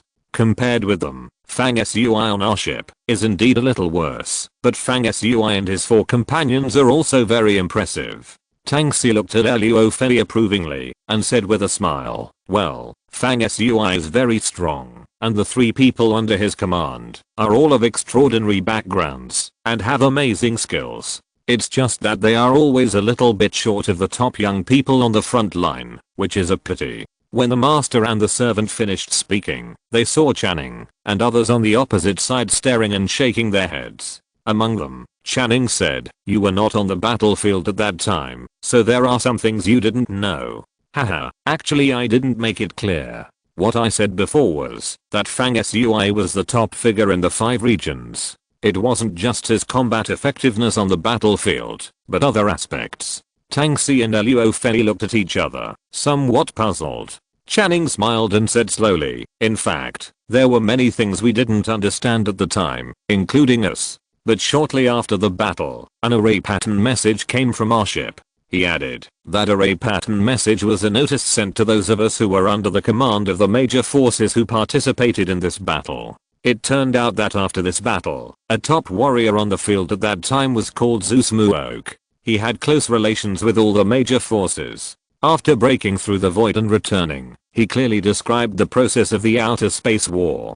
Guess what? When Channing said this, he smiled at the people from the major forces behind him again, and said, the notice sent to us by the superiors emphasized Fang Sui's role in the battle. It turned out that he was the leader of the battle. If it weren't for him, the Mother of Life would have been taken away by the shadow creatures long ago. Then Channing recounted in detail the role that Fang Sui played in this battle, and concluded at last, so when I said Fang Sui is the best in the 5 domains, I'm not talking about his combat power, but his judgment and planning ability. We were all watching the situation at the side, but only Fang Sui reacted and made arrangements. He sent Tina to rush into the field to report the news, and stop the shadow creature from moving the Mother of Life. Such reaction and predictive ability are really amazing. These words were far beyond Tang Si and Luo Fei's expectations. After understanding the cause of the incident, the 2 subconsciously looked at each other, and their hearts were shocked. At this time, Channing was still talkative and continued with great interest, and I also asked my superiors through the array pattern information and learned about a series of things Fang Sui had done in the southern region. Hey, that was really exciting. When Miss UK King came up to talk about it, she only mentioned it briefly, but she missed out on the details. People from major forces have been fighting against shadow creatures for a long time and have a full understanding of the strength of shadow creatures. Therefore, it is easy for them to admire those who can make the shadow creature camp suffer. So at this time, Channing and others, after learning about Fang Sui's series of things in the southern region and seeing Fang Sui's outstanding performance in the previous battle with their own eyes, have become fans of Fang Sui. When they talk about Fang Sui, they are all excited. After talking about Fang Sui's performance in the south region, Channing and others stood up in a hurry and said, "Let's go. It's been a while since Fang Sui came back. He should have rested well. Let's go and pay him a visit." The others also stood up in a hurry. Tang Si and Luo Fei also stood up involuntarily. They had not recovered from the shock of hearing Fang Sui's series of things. They felt a little dizzy and followed the others to the second floor cabin. That's why Fang Sui and the other four were talking and laughing in the room, and there was a knock on the door outside. Tina was closest to the door, so she stood up and opened it. Those standing outside the door were naturally Tang Si, Luo Fei, Channing and others. Tina had returned from the battlefield, so it was impossible for her to still be wearing a veil. Before, everyone was watching on the ship and saw Tina's face from a distance. They knew that she was extremely beautiful, but it was not as clear as seeing it up close at this moment. Everyone felt bright. Tina frowned and said calmly, "What are you doing here?" After all, Tang Si traveled among many admirers all day long, so he had some ability to deal with people. Now that he knew a series of things about Fang Sui in detail, he secretly wanted to make friends with him, or even to get close to him. He smiled and flattered her before he spoke. "This girl must be a proud daughter of heaven from the family of the 12 Lord Gods. We think that you must be very tired after the fierce fighting on the battlefield. We would like to invite you to sit on the top floor. I have some expertise in music and can sing some songs to relax you and also help you recover your physical strength." Channing also stepped forward and respectfully introduced his background and then said, "We want to come and pay our respects to Team Fang. It's a bit presumptuous. I don't know if we can disturb you." Tina was a proud person. Even when Fang Sui first met her, she might not have taken them seriously. At this time, she obviously looked down on Tang Si, Luo Fei and the like. It was not a matter of identity, but fighting against shadow creatures was a duty of the people of the 5 regions. However, Tang Si and the others had made no achievements in the previous battles, and did not even dare to participate in them. In Tina's view, such behavior was synonymous with waste. Fang Sui was a little interested in the big star who could hold a concert in the 5 regions, and invited him to watch a special concert. Besides, Channing and the others were all from major forces, and were always people from the same camp. If they were rejected when they came to see him, it would be unreasonable. He stood up and said, "Then let's go to the top floor and sit down." Channing and the others immediately showed joy, so the group moved to the top floor of the building ship. From then on, a special concert was held on the top floor of the Xian'an building ship sailing in the vast space. Tang Si showed all his skills and performed hard. After all, she was very capable in her specialty, and her voice was melodious and lingering.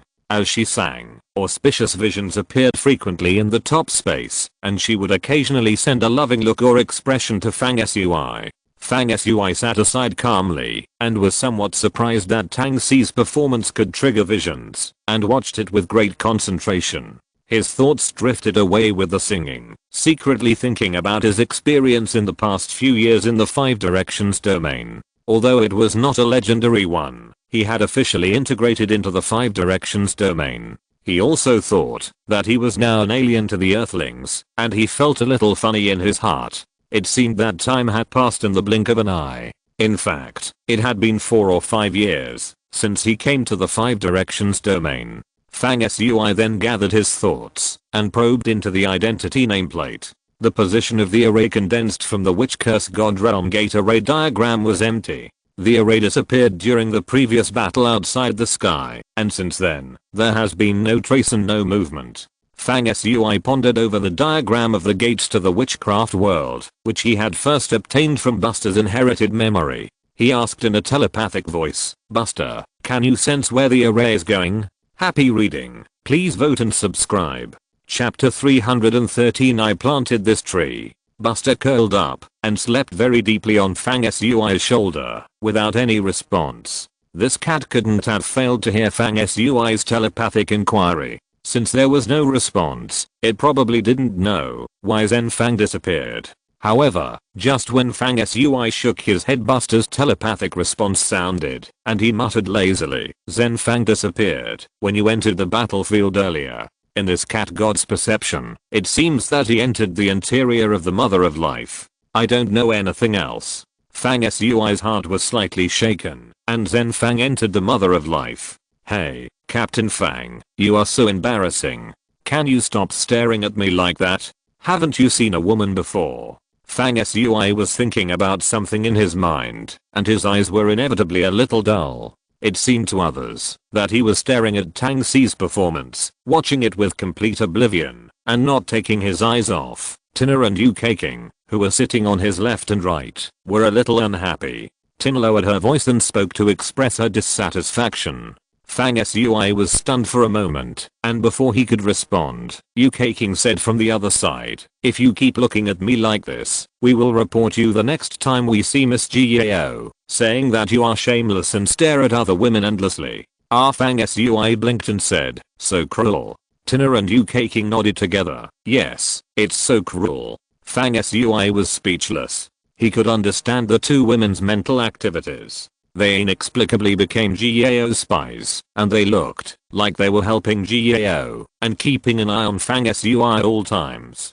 In fact, it was because the two women were very conceited. Often, the more conceited a person is, once they meet someone who surpasses them in all aspects, they are more likely to have two emotions. One is jealousy of those who surpass themselves, and the extreme ones will even have the idea of harming others. The other is admiration. Yu Keking and Tina obviously belong to the latter. Whether it is her appearance, temperament, family background, or even her own strength, Gao is the best among the young generation of the current Wufang domain. When so many excellent qualities are gathered in one person, it is natural that Gao has a kind of unparalleled charm that no one can match. Therefore, since the two women saw Gao take action on the battlefield, they have more or less developed some admiration psychology. At this time, they can't help but defend Gao and their words, and they want to tell Gao about Fang Sui's improper behavior. It is out of such psychological emotions.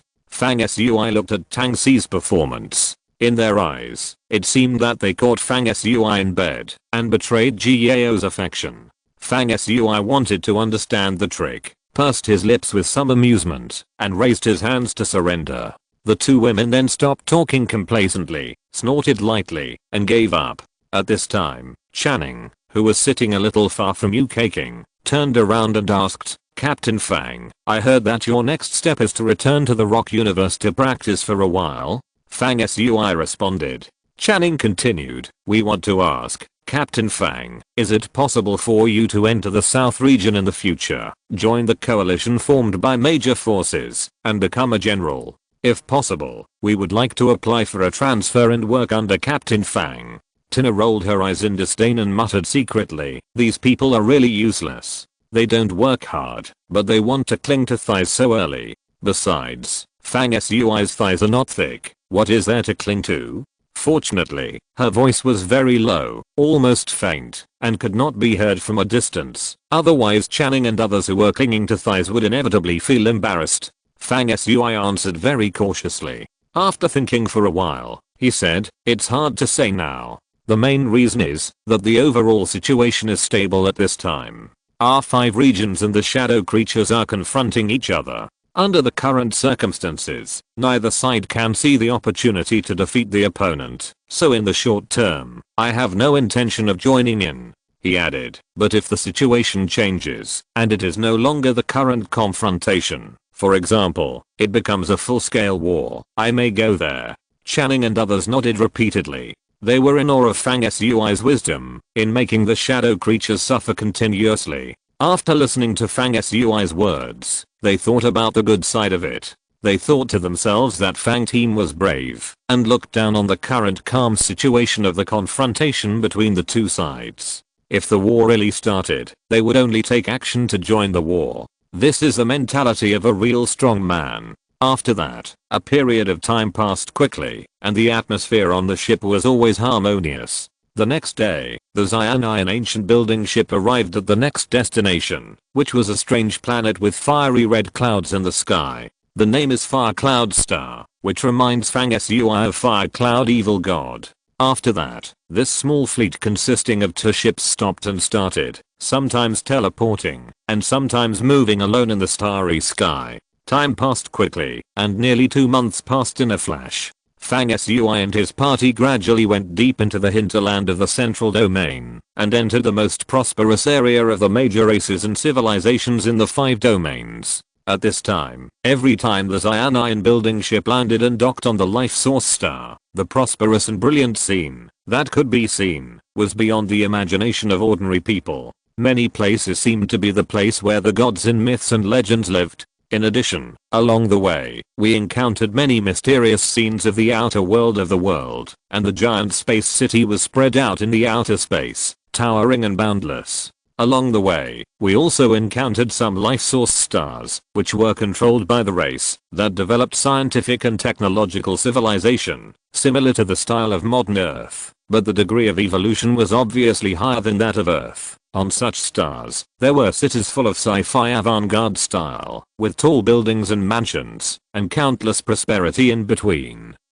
And ships rising and falling like rain. All these things are exactly what the cities in the science fiction blockbusters that Fang Sui has always longed for should look like. Seeing them, he was delighted and amazed. These modern style cities, when they fell into Fang Sui's eyes, gave him the illusion that he had suddenly returned from the world of cultivation of mythical immortals and demons to a modern civilized city. When he encountered such a city, Fang Sui would always enter it and walk around to check it out, and also bought a lot of avant-garde technology products. Fang Sui's team was planning to purchase a Transformer-style spaceship at this time, so they paid special attention to entering the famous shops in each city when they stopped to see if there were any ships they liked for sale. They also found that many steel giants created after the development of science and technology civilization to the highest level were huge enough, and some were not inferior to the mother of life. However, Fang Sui had high expectations for the first ship he was going to buy, and he would never give in, always shaking his head, so the purchase of the ship was never successful.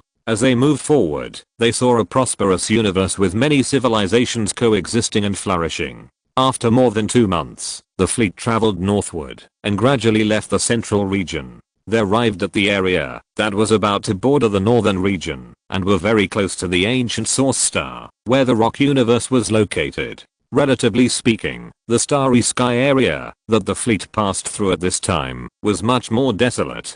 During the journey of the Xianai tower ship, there was a small accident. It was that there were space bandits in the vast starry sky at the junction of the central region and the northern region. One day, this small fleet of only 2 ships was traveling in the vast and deep space. When passing through a space area scattered with meteorites, they suddenly saw one of the huge meteorites that looked like an asteroid opening, and a group of space bandits disguised and hiding in the meteorite rushed out. No matter how much civilization develops, gray areas and professions cannot completely disappear. During the 2 years of practicing in the rock universe, Fang Sui had a comprehensive understanding of the 5 regions and naturally knew that there were space pirates. Some of the particularly powerful robbers even had their own life source stars, which seemed to be an independent dynasty country. They were powerful and dared to challenge the major forces. They were extremely cruel. They made money by slaughtering, looting, trafficking in indigenous people, etc.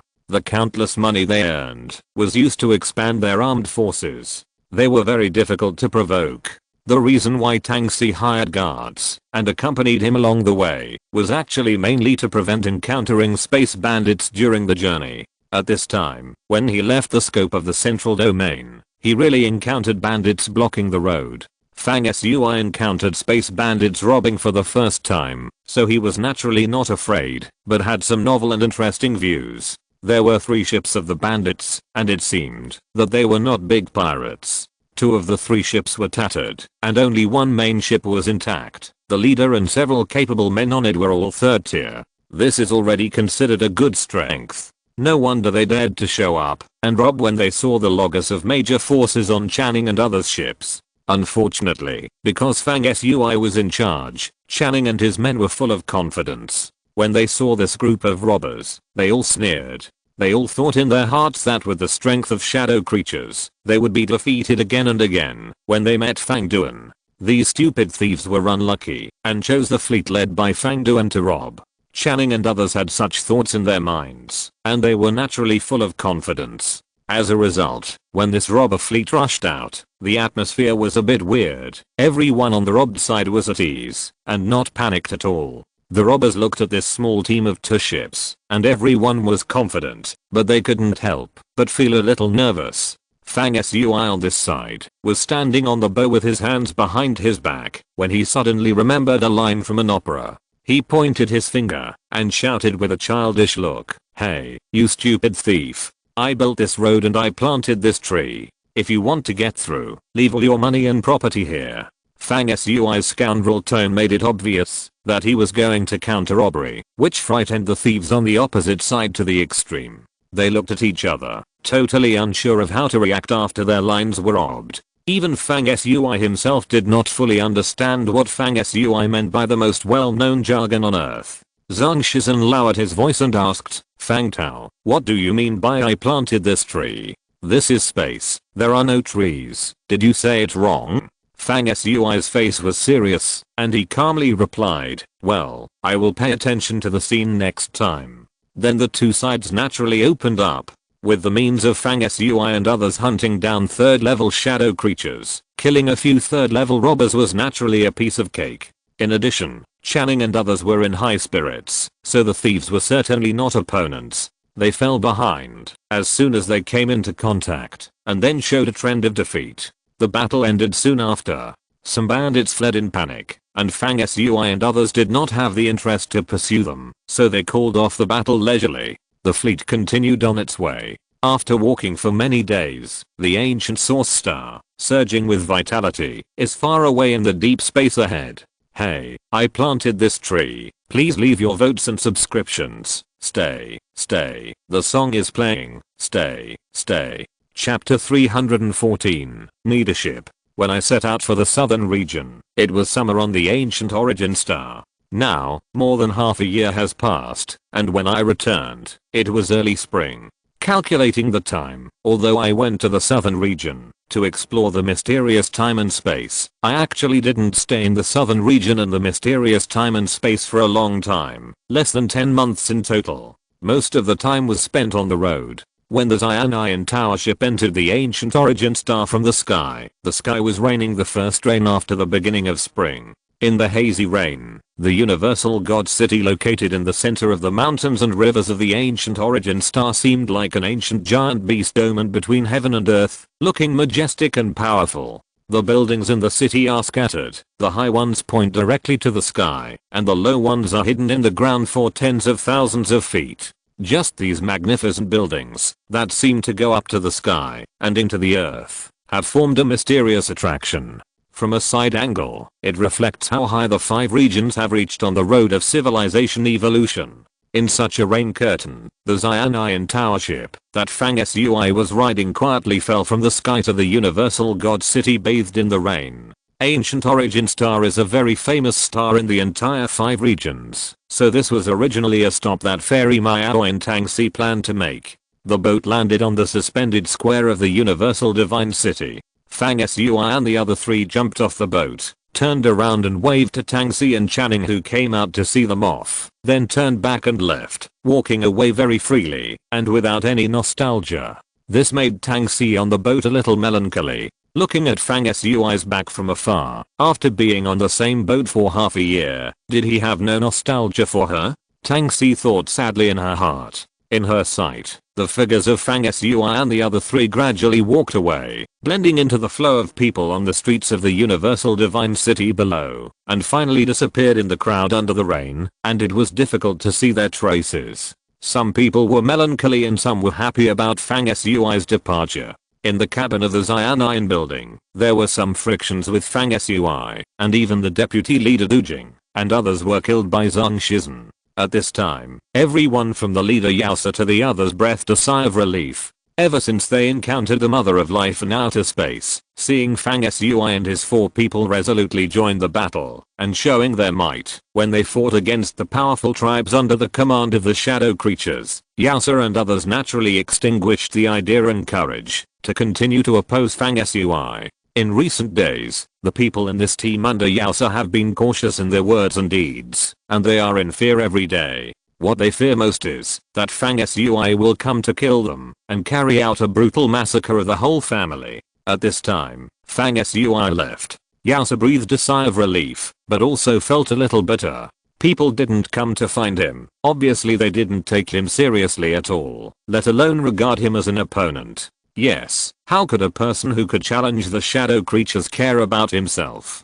Yaosa was a little unwilling, but more fortunately, in the first few days after the end of the Outer Space War, Yaosa even had the idea of leading the team to escape from the Xian'an Tower and give up this mission.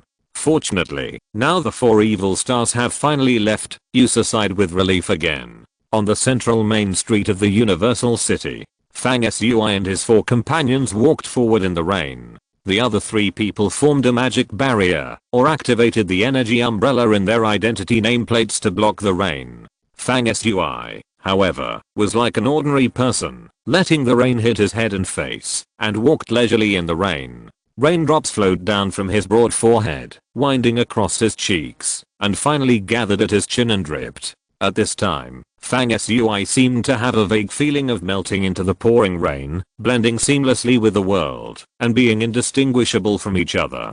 Hey, Captain Fang, are you using the rain to feel the energy of heaven and earth? Have you gained some enlightenment in your practice? Tina asked curiously when she saw Fang Sui walking in the rain. Fang Sui smiled casually. No, I just like getting wet in the rain. Well, it turns out to be a quirk, Tina muttered. Yuke King on the other side smiled with her lips pursed, while Zhang Shizhen was silent as usual. The four of them walked forward for a while, and Fang Sui asked, "Where are you all going?" Zhang Shizhen said first, "I don't belong to any faction. If you have something to do, I will follow you. If you don't have anything to do, I plan to use this time, when the team is resting, to take some independent tasks at the front hall mission center of the Rock Universe, and go to the space at the junction of the central domain and the northern domain, to hunt some star pirates or something, just to exercise my skills." Fang Sui and the other two looked at Zhang Shizhen. This guy didn't exercise his skills at all. It was obvious that, after meeting King Zhang Liu, the resentment in his heart had not yet subsided. He was going to take the task of hunting star pirates and kill people to relieve his emotions. Fang Sui didn't mean to stop him. A perverted cannibal, he behaved differently from ordinary people, and it was understandable that he had to kill people to calm down his emotions. Fang Sui replied, "I'm fine, you go." Zhang Shizhen nodded silently. Then Tina also said, "I will go to the Pantheon with Kaking to say hello." The 12 gods family that Tina came from had produced real gods in ancient times. The family itself has a close relationship with the Pantheon, and it can even be said that it is one of the founders of the Pantheon. It is said that the 12 gods family occupies a full 12 seats in the Pantheon Council, the institution that holds the highest authority in the Pantheon, and is one of the highest ruling families in the Pantheon. Therefore, Fang Sui was not surprised when Tina said she wanted to go to the Pantheon to say hello. At this time, Yuke King said, "I will retreat to impact the 3rd level next." So the group was divided into 2 teams, 2 men and 2 women in each group, and they went separately. Fang Sui and Zhang Shizhen walked towards the direction of the Rock Universe, while Tina and Yuke King went to the Pantheon. Fang Sui's return this time, Moro Tuo, Fen Ruai, and even Wang King and Freya Several friends he knew in the Rock universe had already known about it in advance through the array communication, but it was still a bit unexpected for Fang Sui that these people would wait in the square outside the Rock universe in the rain. When they saw Fang Sui, they all cheered and came over happily. When the two sides got closer, Fang Sui learned from their chattering that they were here to welcome him because of his series of performances in the South region, including stopping the shadow creatures from fighting for the Mother of Life in the sky on the way back. These things were informed to many cultivators in the Rock universe by Deputy Hall Master Zhang Zheng in the form of an internal notice. At this time, Wang King was talking happily. Fang Sui, even the meritorious monument in our Rock universe, which is used to record the outstanding cultivators of all generations, has been newly engraved with your name. Fang Sui thought to himself that Zhang Zheng was really rude, always pushing me to the forefront, under the pretext that anyone who showed off should exercise more and go through more storms. Fang Sui didn't feel much about this kind of famous thing. The key is that it is not conducive to hiding strength. If the strength level is described in the form of numbers, then if you have 5 points of strength, naturally there will be 5 points or even 6 points of enemies coming to you. If you expose all 5 points of strength, it is conceivable that the opponent you find will be very difficult to deal with. On the contrary, if you can hide your strength appropriately and leave some spare strength, you can naturally deal with it easily. So many people like to keep a low profile and hide themselves, which is actually a way to protect themselves.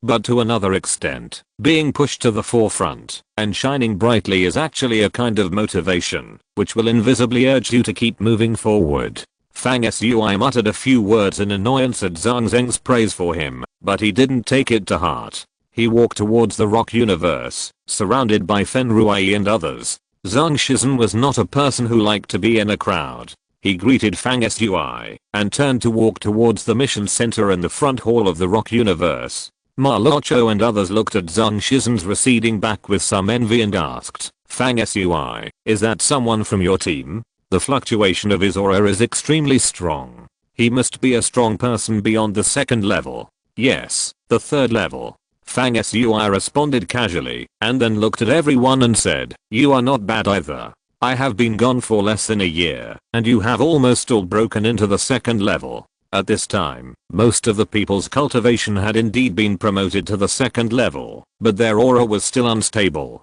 It seemed that they had just made a breakthrough not long ago. Speaking of cultivation, several people were a little excited. Fen Ruai responded, yes, after we break through, we can listen to the cultivation and teachings together again. But speaking of it, Fang Sui, what level are you now? I feel the fluctuations inside are very strong. Fang Sui said bluntly, I should be able to break into the 3rd level soon. Several people looked at each other, somewhat shocked. After a while, Moro Tuo seemed to remember something and said, according to the notice passed down, there is a new beauty in your team, Fang Sui, and she is from a prominent family like the 12 Lords. Why didn't the beauty come back with you? Then he winked and asked, is your team still recruiting people? Fang Sui, I don't ask to be a core member, an external member is fine. But you should introduce the beauty and the team to me first. Fen Ruai continued, by the way, after you, Fang Sui, went to the South region, Wu Ling also left. He came back a month earlier than you, and has been promoted to the 3rd level. You'd better hurry up. In our group, you must be the first anyway, and you can't let Wu Ling suppress you in cultivation. The group walked into the Rock universe with laughter and jokes. After more than half an hour, Fang Sui temporarily said goodbye to Fen Ruai and others, entered the Liangshan Tower, and went to find Deputy Hall Master Zhang Zheng. In a hall in the tower, the tall Zhang Zheng, wearing a silver and red robe, sat majestically on a large chair with thick armrests. After meeting Fang Sui, he looked at him with his eyes shining, and a smile on his face. Fang Sui and Zhang Zheng had met many times before, and they were already quite familiar with each other. Fang Sui did not delay any longer and directly took out a crystal and threw it to Zhang Zheng. Zhang Zheng had sensed something before he received it, and when he got the thing, his face was filled with ecstasy. This is the crystal of divine power. In the incident in the southern region, the relics of gods and demons in the magic cave were indeed obtained by you. Is this crystal of divine power for me? Fang Sui sneered. You are so happy about a piece of divine power crystal. You are really ignorant, Deputy Palace Master Zhang Zheng. Zhang Zheng stared at the divine power crystal with strange light flowing in his hand, feeling the fluctuations in it. He had no time to care about Fang Sui's joking joke. After a while, he recovered his excitement and looked up and said, "You don't know that the crystal of divine power is precious to people of my age and level. That you don't understand. Ha. You don't seem to be the kind of person who gives things to people for free to give me such a precious thing. Now, what do you want?" Fang Sui smiled. "It's so boring to talk about things in such a utilitarian way," he said lightly. "I want a ship." Happy reading. Chapter 315, Soul God. Zhang Zheng was surprised and said, "Why did you tell me that you wanted a ship?" Fang Sui smiled and changed his expression faster than turning a page of a book. He said viciously, "You don't know what you want? Then give me the crystal of divine power." Zhang Zheng waved his hand and smiled. Come on, I know what you want. Isn't it just a ship? We can discuss this. Our all-heaven civilization hunting alliance is best at exploring the universe, and we need all kinds of ships that can sail in the starry sky. You tell me what kind of ship you want, and I will immediately dispatch one."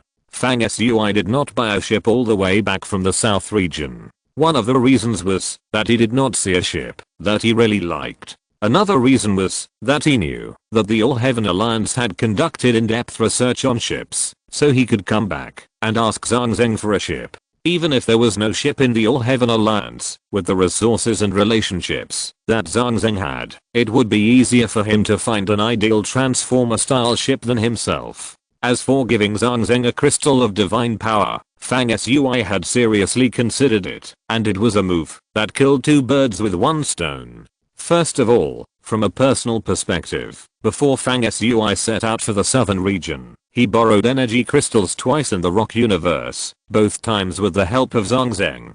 Before leaving, he also promised to give Zhang Zheng the same rare item he had obtained in the mysterious time and space when he returned. In the long run, Fang Sui's gift of a divine power crystal to Zhang Zheng was a political investment. The role of divine power crystals for higher level cultivators is that they can absorb the experience fragments left by the gods in the crystals, thus playing a huge auxiliary role in igniting the divine fire. Among them, being able to greatly extend life is secondary. The most important thing is that it can guide the correct direction for the future path of the gods, just like a ball of fire ignited in the vast sea of cultivation, which can illuminate the direction of progress.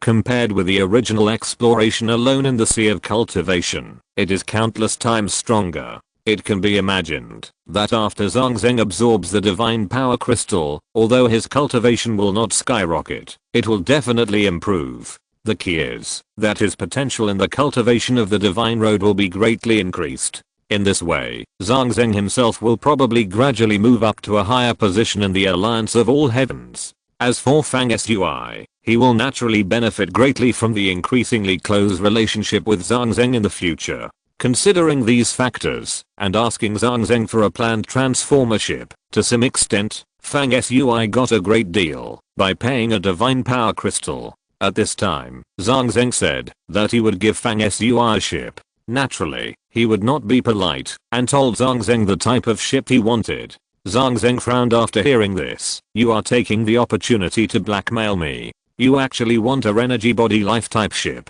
My god, this Hall Master has fallen into your evil trick. The metal ship of energy body life, and the ability to transform. This kind of thing is rare and extremely expensive. You really have the nerve to ask for it." Fang Sui said nothing, smiling and waiting. Zhang Zheng continued unhappily. "As for the type of ship you want, I've only heard of something similar. We don't have such standard ships in our alliance that can be given to you immediately. How about this? I'll find out some relevant information and get back to you in a few days." "Okay." Fang Sui was happy and got up and left leisurely. After Fang Sui left, Zhang Zheng shook his head and laughed and took out the crystal of divine power lovingly. This kid got such a big benefit without saying anything. A while ago, Duba reported that when Fang Sui was in Mingzu City, his residents had spread powerful divine power fluctuations, causing strange phenomena in heaven and earth, so it was speculated that he might have gained some benefits from the relics of gods and demons, and it turned out to be true.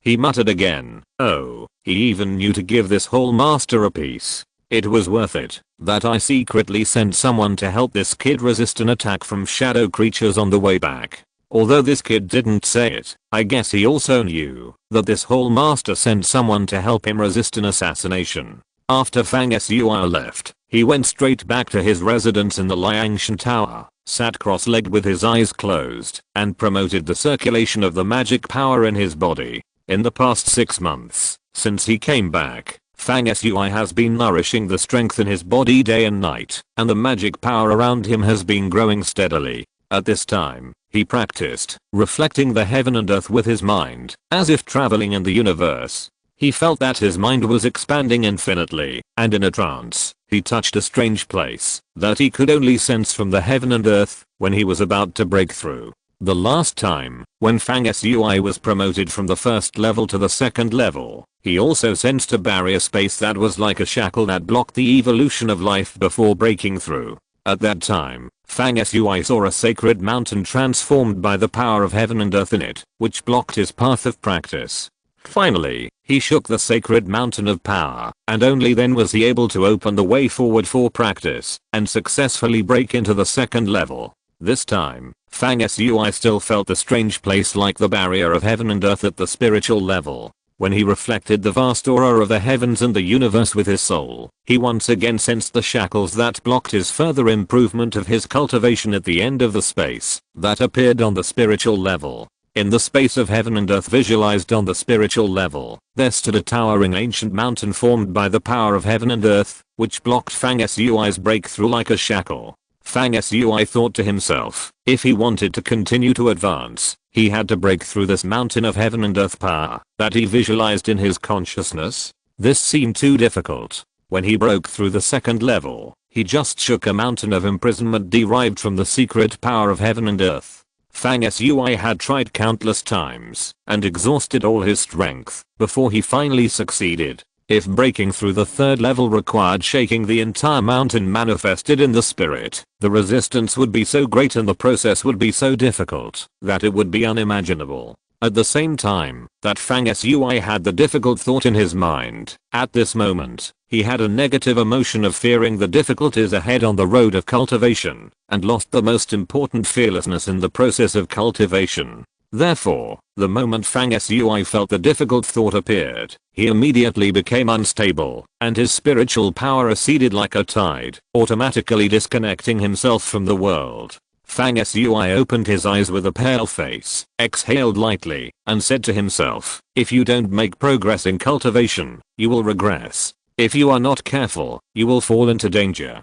Fortunately, I was just in a state of instability this time. If the idea of fearing hardships and dangers really takes root in my heart, my cultivation will not only stagnate, but I'm afraid that I will regress. Fang Sui's eyes flickered as he talked to himself, and finally closed his eyes again. This time, he closed his eyes, but he started a secret technique of spiritual cultivation to soothe the negative emotions that had arisen in his heart before. If the power of the mind is likened to a lake, then the practitioner must always keep the lake clear and calm, so that he can reflect the various changes in the movement of Qi between heaven and earth without any distractions, and understand the secrets of heaven and earth from it, and then he can make courageous progress in cultivation and move forward. Therefore, the clearer the lake of the mind is, the more unobstructed the thoughts are, and the higher the achievements in cultivation are. For example, some people become violent after making enemies with others, and chase and kill their opponents for thousands of miles, and even kill them with their own hands.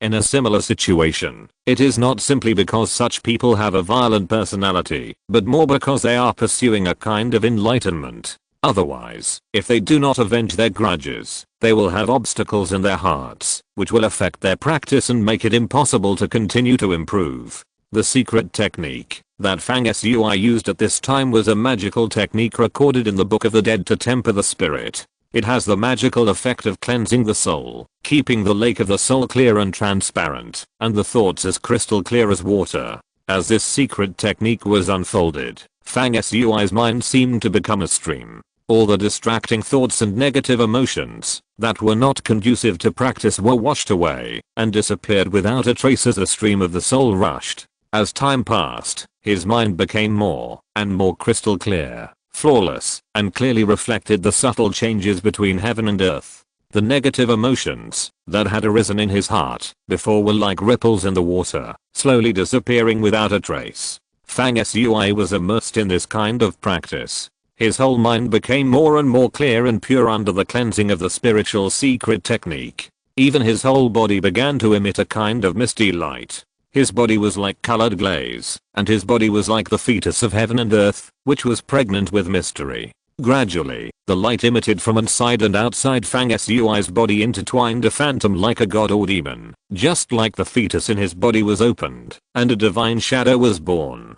This divine shadow appeared hazily, and after taking shape, it turned into a wisp of ki, which was hidden in Fang Shui's eyebrows, and became a part of his spiritual power. The whole process was very wonderful, just like awakening a sleeping god in the body, and making this god and his body one. This is the magic of this secret technique. It is said that everyone has divinity in their body, and can give birth to gods. This is the reason. This secret technique recorded in the Book of the Dead is called the Soul God. Its function is to summon the spiritual gods in everyone's heart, manifest them in a concrete form, and then integrate them into the body, to strengthen the spirit of the body. This spiritual art, every time you practice it, the power of your mind will become clearer and stronger.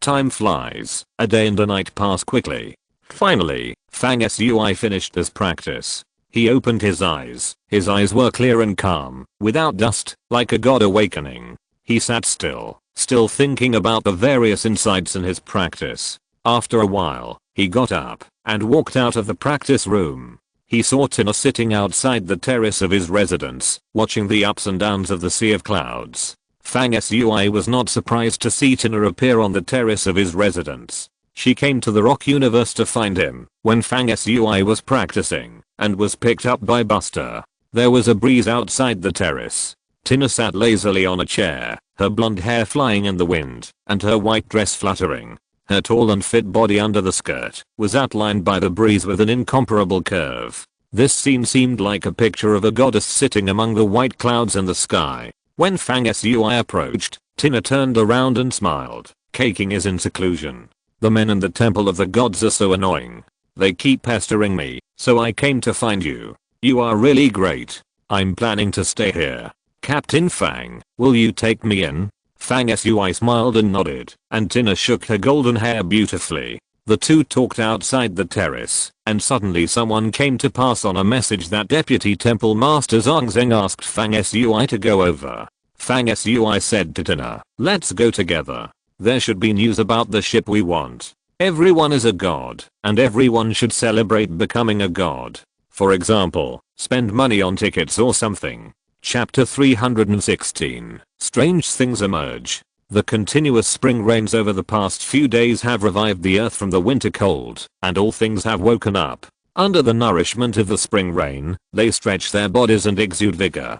It is sunset outside, but unfortunately, due to the rain, the sky is covered with dark clouds and we cannot see the face of the sun. In the spring breeze, the milky white sea of clouds rolls with the wind, and the waves rise and fall. In the landmark building of the Panshi universe, the Liangshan Tower, bathed in the sea of clouds, Fang Shui and Tina Artemis walked into Zhang Zheng's study side by side. Without Fang Shui's introduction, Zhang Zheng spoke first, while looking at Tina. I know your uncle, Seren Poseidon Aphrodite. Is he okay? Tina's face flashed with surprise. Seren Poseidon Aphrodite. This name occupies two of the 12 main gods' surnames, Poseidon and Aphrodite. Those with two surnames are all top level masters who have broken into the 7th level, or above in the 12 main gods' families. Only then can they have the privilege of adding their mother's surname after their father's surname. Seren Poseidon Aphrodite is a peerless genius born from an internal marriage within the family.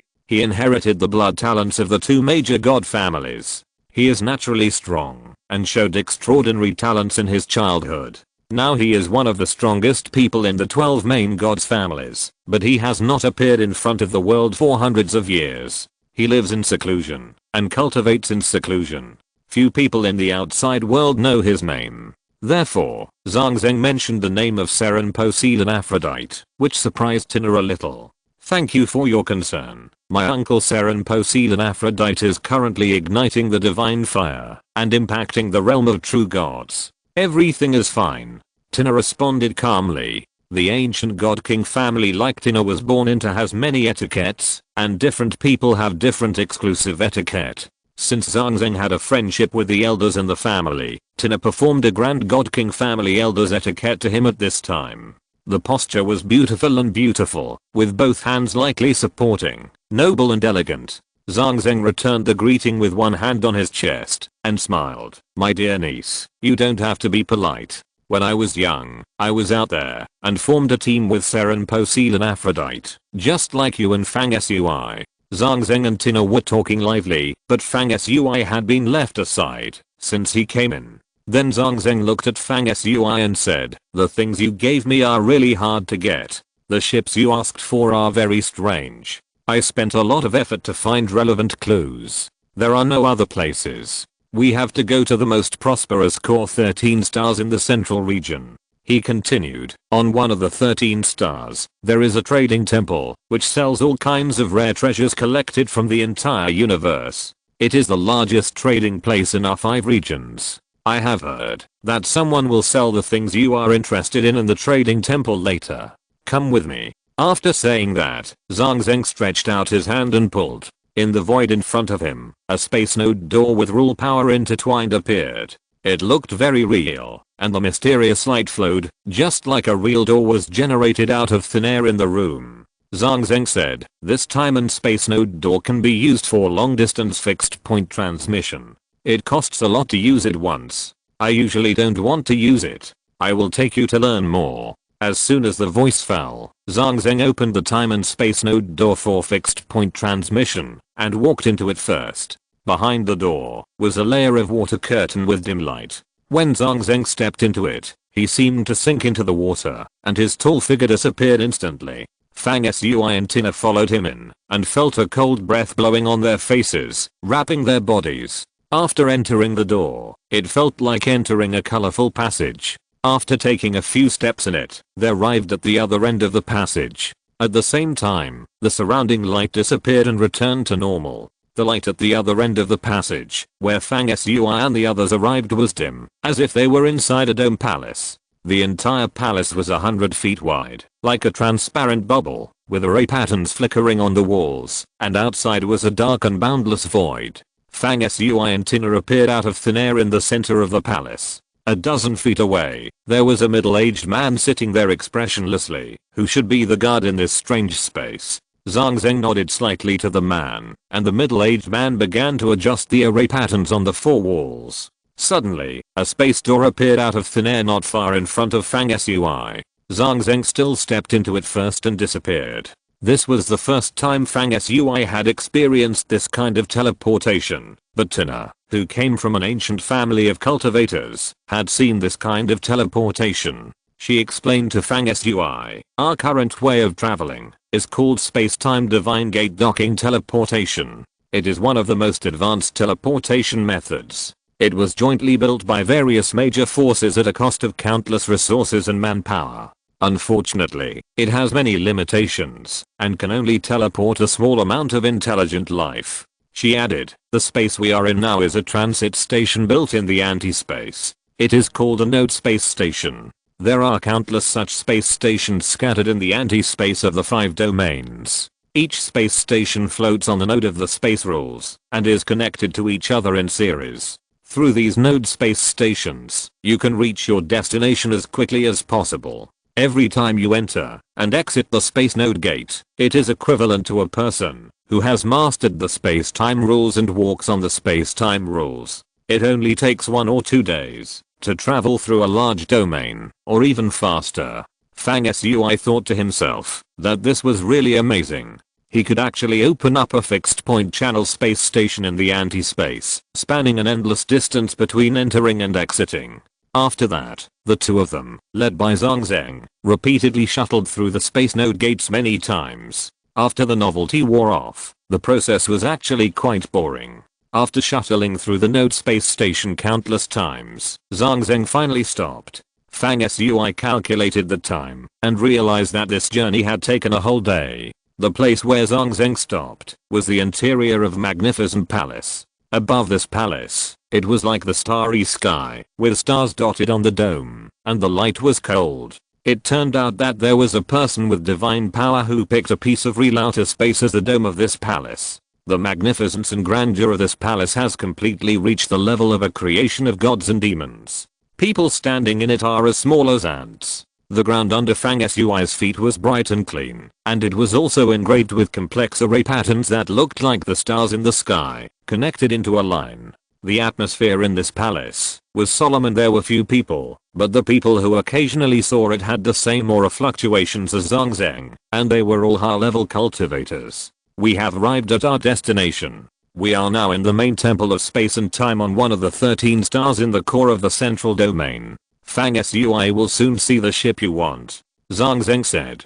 Unfortunately, Zhang Zheng was in a hurry and did not take Fang Sui and Tina to walk around the most prosperous core star in the 5 domains. Instead, he teleported again in the temple of space and time. As they walked in and out of the portal, the 3 of them came to another building that Fang Sui thought was similar to the National Grand Theater. This building is divided into 3 floors. In the center of the first floor, there stands a high platform with a gorgeous style, and countless seats are distributed in a ring around it. The first floor has the most seats, and is relatively ordinary.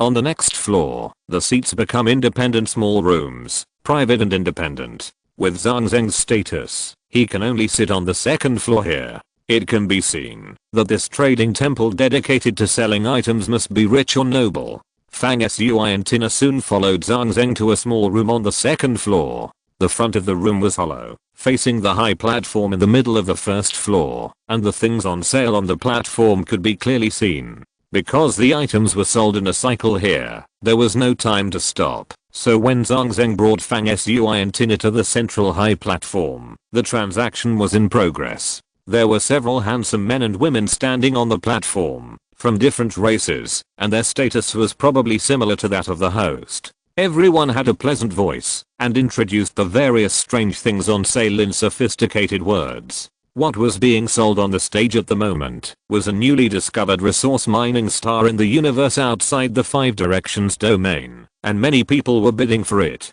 Zhang Zheng sat down in the small room. The sales process here is cyclical and never stops. There is no fixed limit on the items sold. There are all kinds of items from the vast universe. Fang Sui, what you want, is from a cutting-edge civilization that develops material technology. As far as I know, the things they want to sell are not exactly the same as the ships you want. In some ways, they are better than what you said. After we buy the things, we need to rush back immediately. This hall master is very busy. Fang Sui agreed and sat down with Tina beside Zhang Zheng. This trading temple is similar to the auction place on Earth, but it faces the entire 5 directions domain, and even the civilized star domain outside the 5 directions domain. Therefore, the number of participating intelligent races is countless, and the scale is extremely large. In the seats on the lower floor, many intelligent races are not native to the 5 directions domain, and their images are all kinds of strange.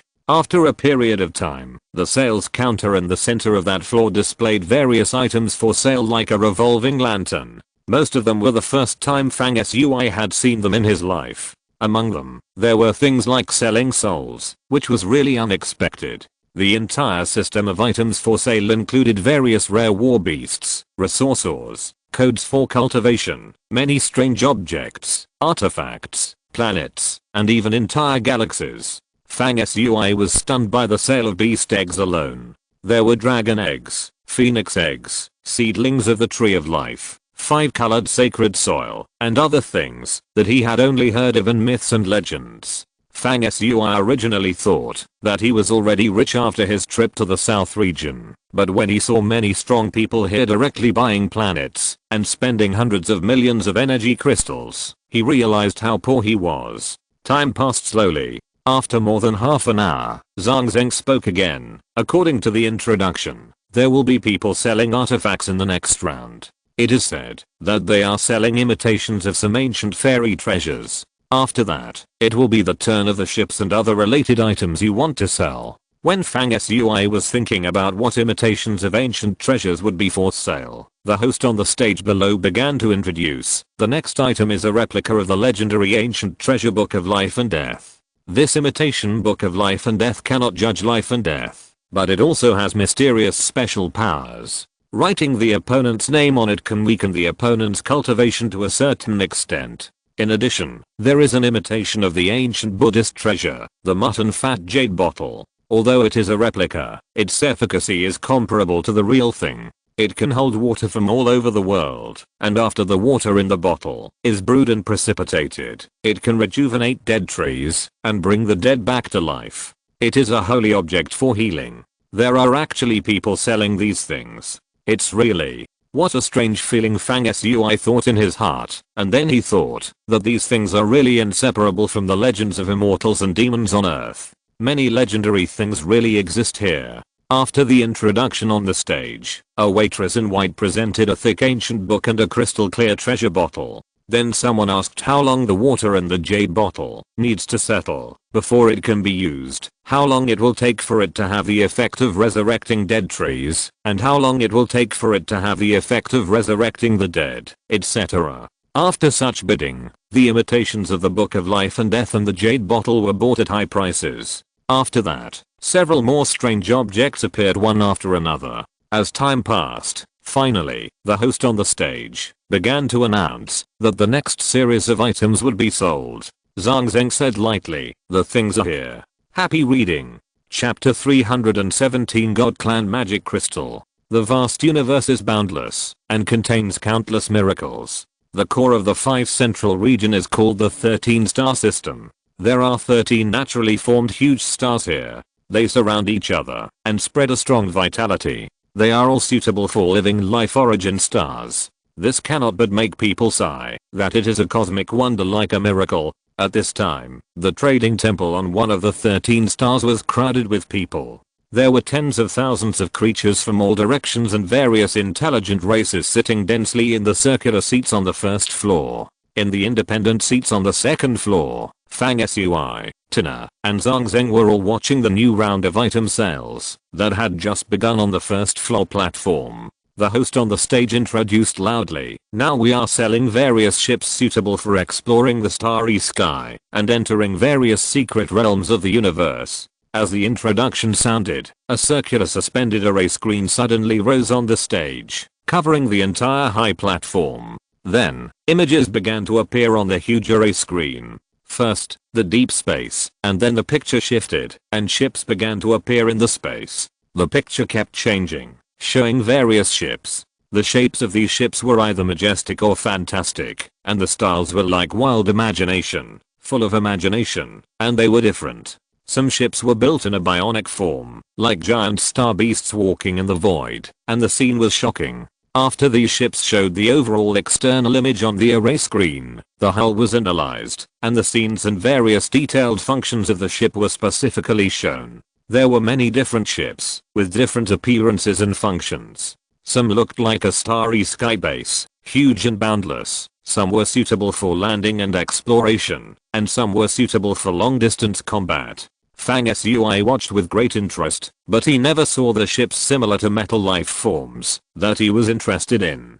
It was not until the sale of these ships was about to end that the host announced again that a strange ship core would be sold next. Ship core, not a formed ship? Fang Sui thought to himself. At this time, the array screen on the stage below disappeared, revealing the high platform again. On the stage, a figure wearing ink-colored armor, even his face was wrapped in armor, with a green-brown complexion and a height of about 10 feet appeared proudly. Fang Sui and Tina looked at each other. The race to which this figure belonged was the same race that they had seen on Heohei Star.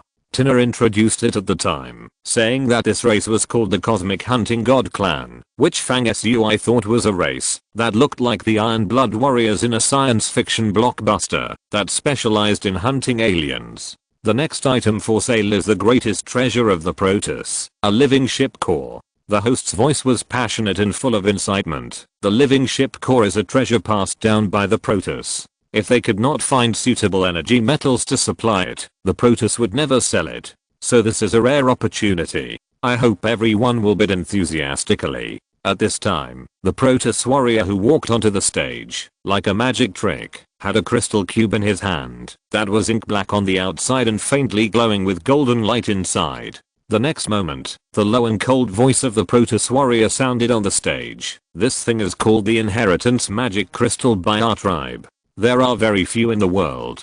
Each piece is controlled by the powerful royals of our tribe and passed down from generation to generation. This inheritance magic crystal was carried by a royal family of our tribe. It disappeared when exploring the universe countless years ago. It was only recently found by us again. He added, but this inheritance magic crystal has been lost for too long and has begun to weaken. It needs to devour and absorb precious metals before it can be revived. It will grow into a ship with metal life and has the ability to evolve continuously. Our tribe can't find strange metals for the inheritance magic crystal to revive. In order to prevent it from completely dying, it is sold. There was a lot of discussion in the audience, and everyone was a little surprised. The cosmic gods are a very wealthy race. They don't have strange metals to revive this inheritance magic crystal.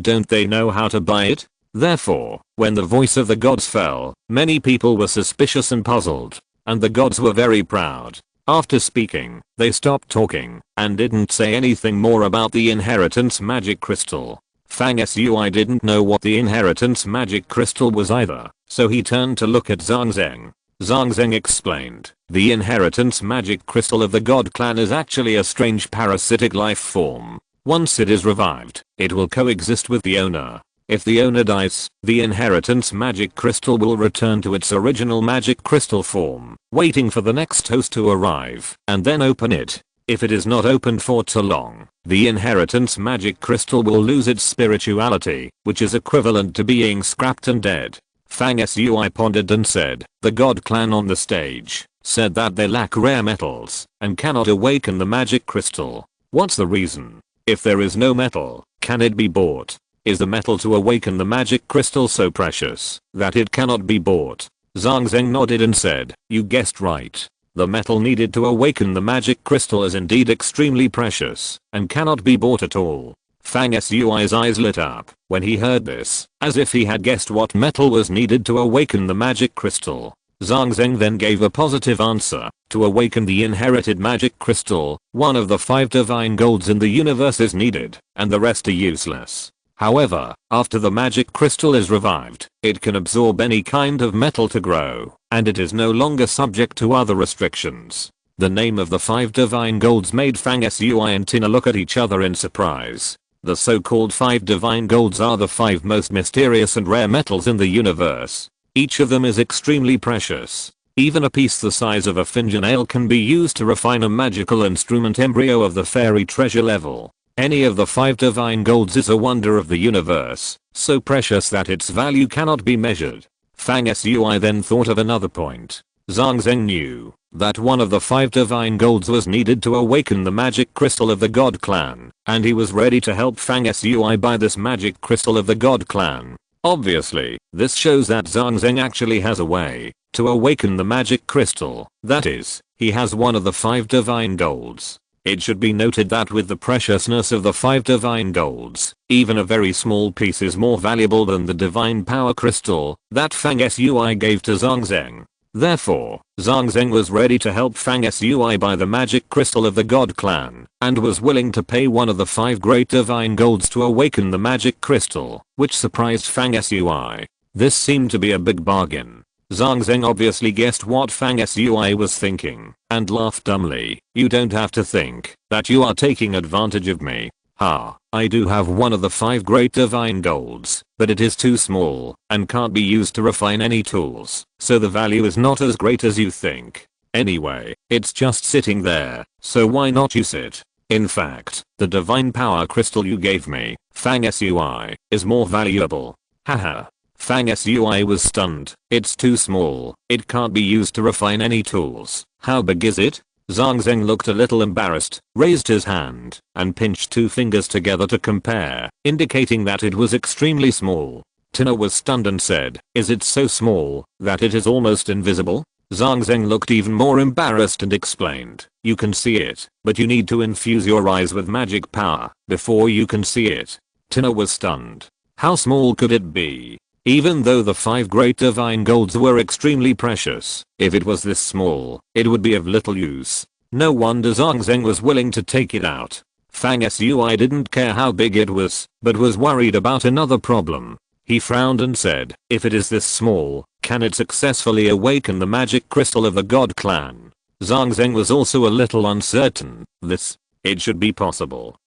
You have to try it to know. At this time, someone on the lower floor also asked the question in his heart. Since rare metals are needed to awaken the magic crystal, even if the God clan doesn't have it, why don't they buy it? The God clan on the stage then explained that, just as Zhang Zheng said, if you want to revive the magic crystal, you need one of the 5 great divine golds for it to absorb. Suddenly, there was a roar from the audience. Someone blurted out, "This Protus is crazy. In order to buy a heritage magic crystal like yours, they have to provide one of the 5 great divine golds for it to absorb.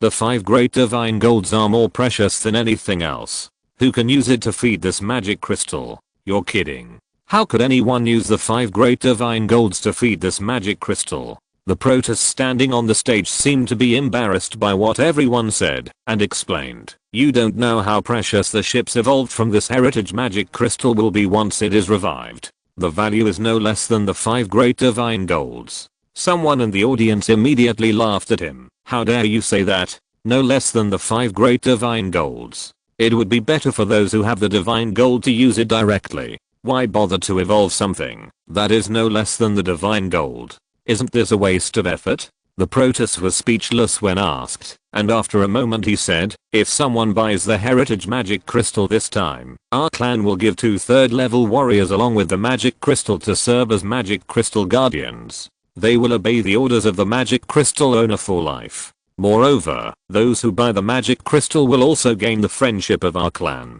After a pause, he continued, "But we also have an additional condition, which is that once the owner of this magic crystal dies, the magic crystal must be returned to our clan." "What? If this magic crystal is sold now, the buyer only has the right to use it, and will have to return it in the future.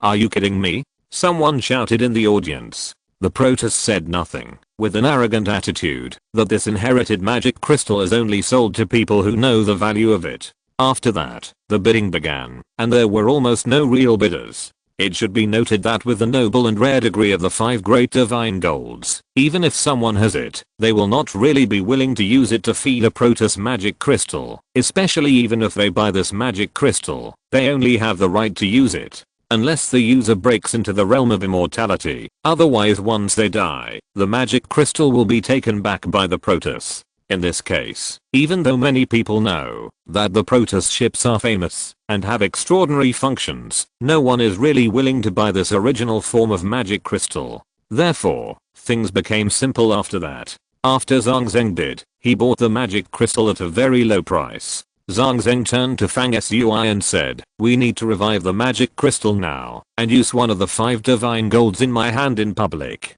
Otherwise, if I buy this magic crystal, it is equivalent to telling others that I have the 5 divine golds. I'm afraid that someone will take the risk and come to snatch the divine gold. Only by showing it in public and everyone seeing that the divine gold I have is very small and of no use, can we save unnecessary trouble." Fang Sui and Tina nodded solemnly. After Zhang Zheng bought the inheritance magic crystal, the god had already carried the magic crystal and walked into the room where Fang Sui and the other 2 were. The god glanced at the 3 people coldly and finally fixed his eyes on Zhang Zheng and asked, "Which of the 5 divine golds do you have?" "Not all of the 5 divine golds can revive this inheritance magic crystal. Votes, votes, votes. Monthly tickets or recommendations are all required. Thank you everyone. Have a nice weekend." If you're listening to this novel on a channel other than Fanfic World, it means they downloaded and uploaded it without effort. We cordially invite you to visit our channel, Mundo Fanfic Novelos. There you'll find the original version of this story and you can explore many other novels of various genres. We're waiting for you to immerse yourself in a world of incredible novels. Chapter 318 4 Options After Recovery. Zhang Zheng had been in a high position for a long time. When facing the question from the God clan, he was calm. He opened and closed his eyes and asked instead of answering, "Don't worry about which of the 5 divine golds I have. Let me ask you, is the growth limit of your inheritance magic crystal divine or demigod?" The face of the God clan being asked was hidden behind the armor, and his expression could not be seen, but his cold eyes flashed with strange light, but he was obviously surprised. "How do you know that the inheritance magic crystal of my clan has the difference between divine and demigod levels?" Zhang Zheng's calm words easily turned the tables and became the active party in the conversation between the two sides. Fang Sui naturally understood the key point at a glance, secretly felt amused, and waited and saw what would happen.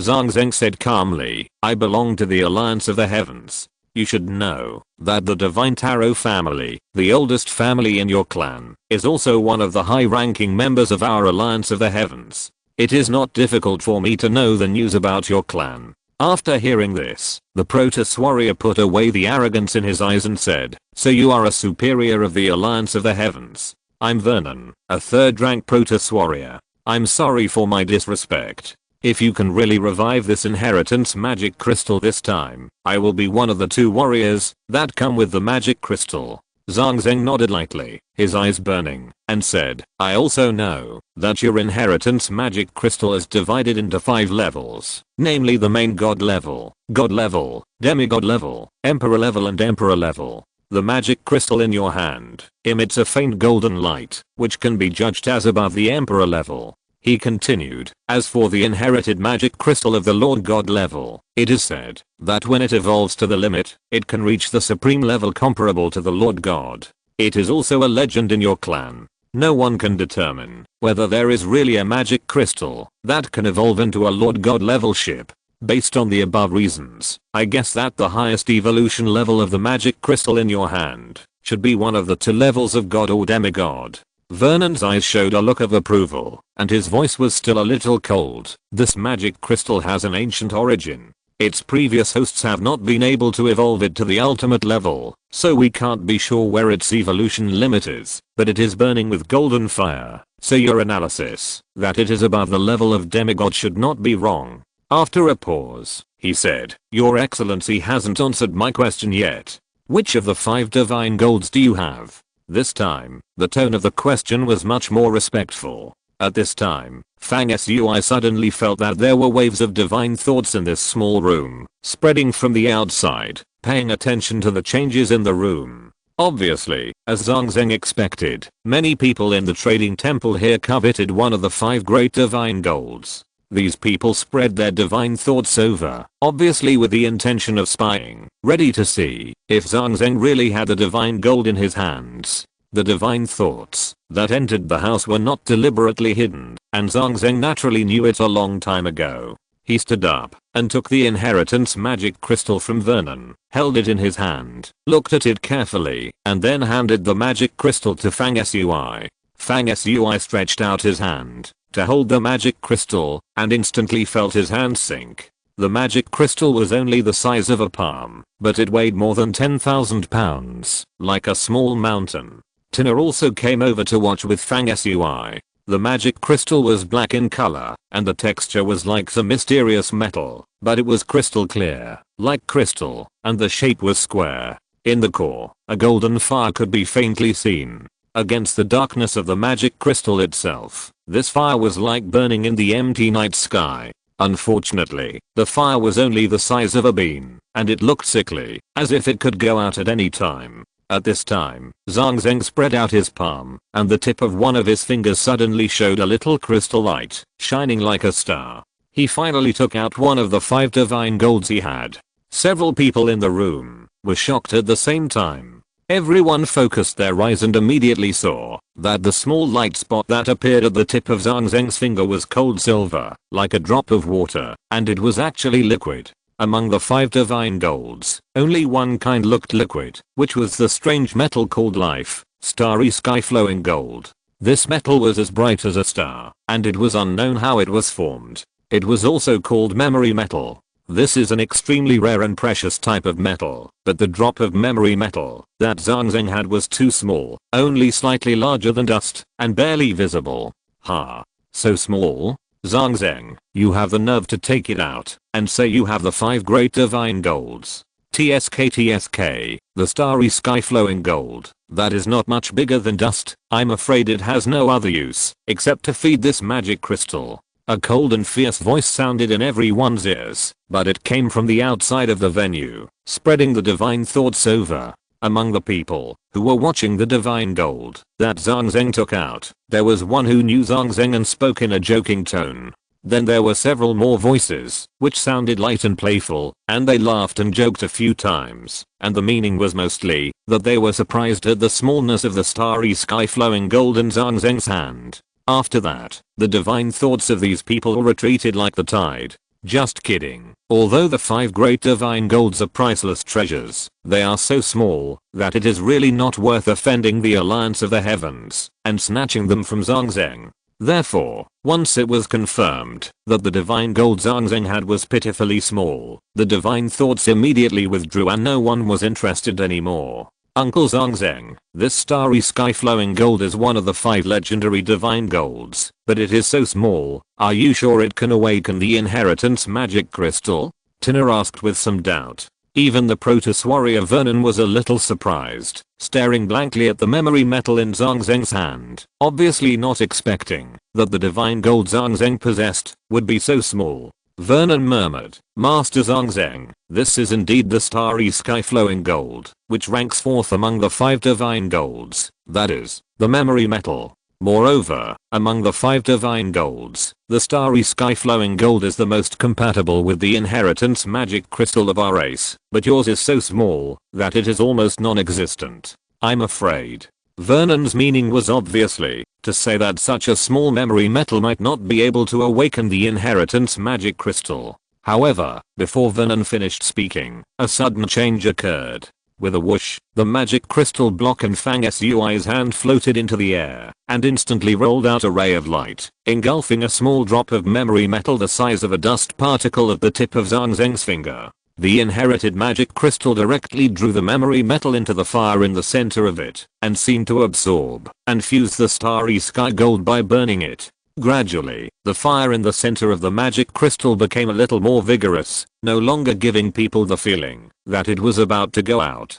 At the same moment, everyone in the room sensed a wave coming from the magic crystal, which was a kind of emotion similar to hunger. Yes, after absorbing the starry sky gold, the magic crystal conveyed a hungry emotion, as if it had life. Vernon, a warrior of the cosmic gods, flashed a light of ecstasy in his cold and shining eyes, and blurted out, this magic crystal really has signs of recovery, but because the starry sky gold is too small, the degree of recovery of the fire in the magic crystal is still very weak. It needs to swallow a large amount of various metals to stabilize the recovery of the fire.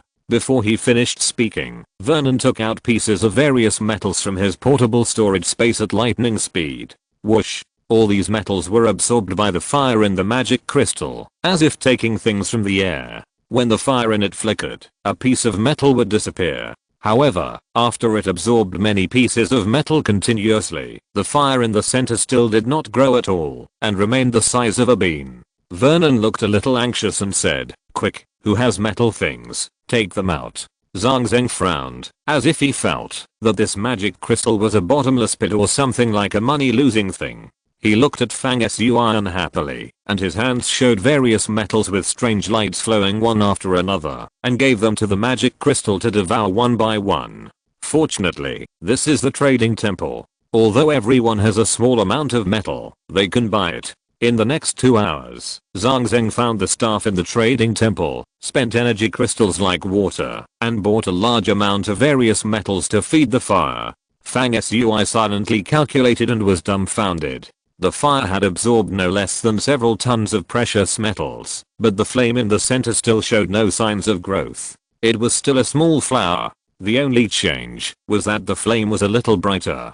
Finally, Vernon, who had been staring at the magic crystal, breathed a sigh of relief and said, it's done. After absorbing these metals, the fire will not be in danger of extinguishing in a short time. It can be regarded as a preliminary recovery success. After speaking, he looked at Zhang Zheng, Fang Sui and Tina and said, "Who of you is ready to become the host of the magic crystal? You can start dripping blood to perform the initial enlightenment steps." Fang Sui stepped forward with a smile, forced a drop of blood from his fingertips, and fell on the magic crystal with a ding sound. Clang. A pleasant sound of metal fusion sounded. The magic crystal absorbed Fang Sui's blood, and its entire appearance changed. It instantly disintegrated into a river of golden light, gurgling and flowing, and actually rushed into Fang Sui's brow. At the same time, a condensed mechanical voice sounded in the depths of Fang Sui's mind. "New host of the magic crystal fire. The primary fusion process is started. Please select the evolution direction of the magic crystal metal flying ship." Fang Sui was surprised. Since entering the 5-directional domain, this was the first time he encountered such a fun thing. It was indeed a metal life form with intelligence, and could communicate with him in the divine mind. Fang Sui would certainly not make a rash choice. He cautiously asked the Protoss warrior Vernon, "After the magic crystal merged with me, it asked about the evolution direction. What should I choose?" Vernon slowly took off the armor on his body, revealing a face that looked very ugly and fierce, with some insect-like features, which was still somewhat similar to the Iron Blood warrior Fang Sui had seen in the movie. Vernon had previously stated that he would become the guardian of the magic crystal. Now that the magic crystal has been successfully revived, he is equivalent to the guard under Fang Sui. At this time, he took off his facial armor in front of Fang Sui, which was a kind of respect and recognition in the God clan. After bowing slightly to Fang Sui, he said, "I need to ask the magic crystal first. What evolution options are there?" Fang Sui then asked in his mind as he said, but in just a moment, the magic crystal that merged with his consciousness replied with 4 evolution options.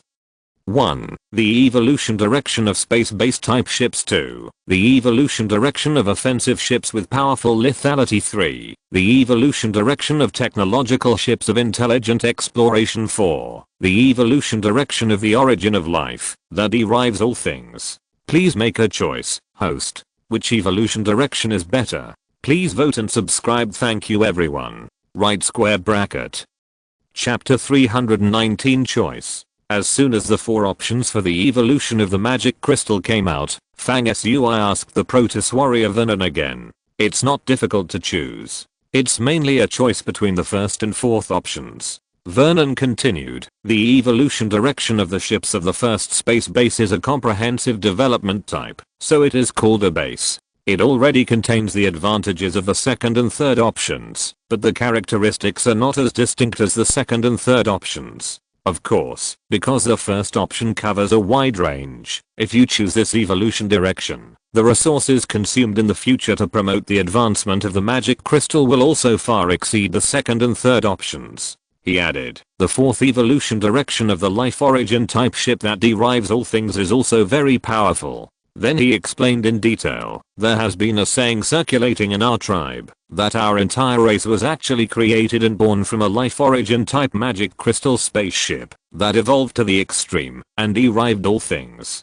From this point, we can see the magic of the fourth type of ship. It is like a creator and can modulate exclusive combat species according to the requirements of the magic crystal host." At this time, Vernon's eyes flashed with a yearning look, and he said, "According to the legend of our race, the magic crystal spaceship that gave birth to our entire race eventually broke through the shackles of this world and universe, went outside the universe, and mysteriously disappeared."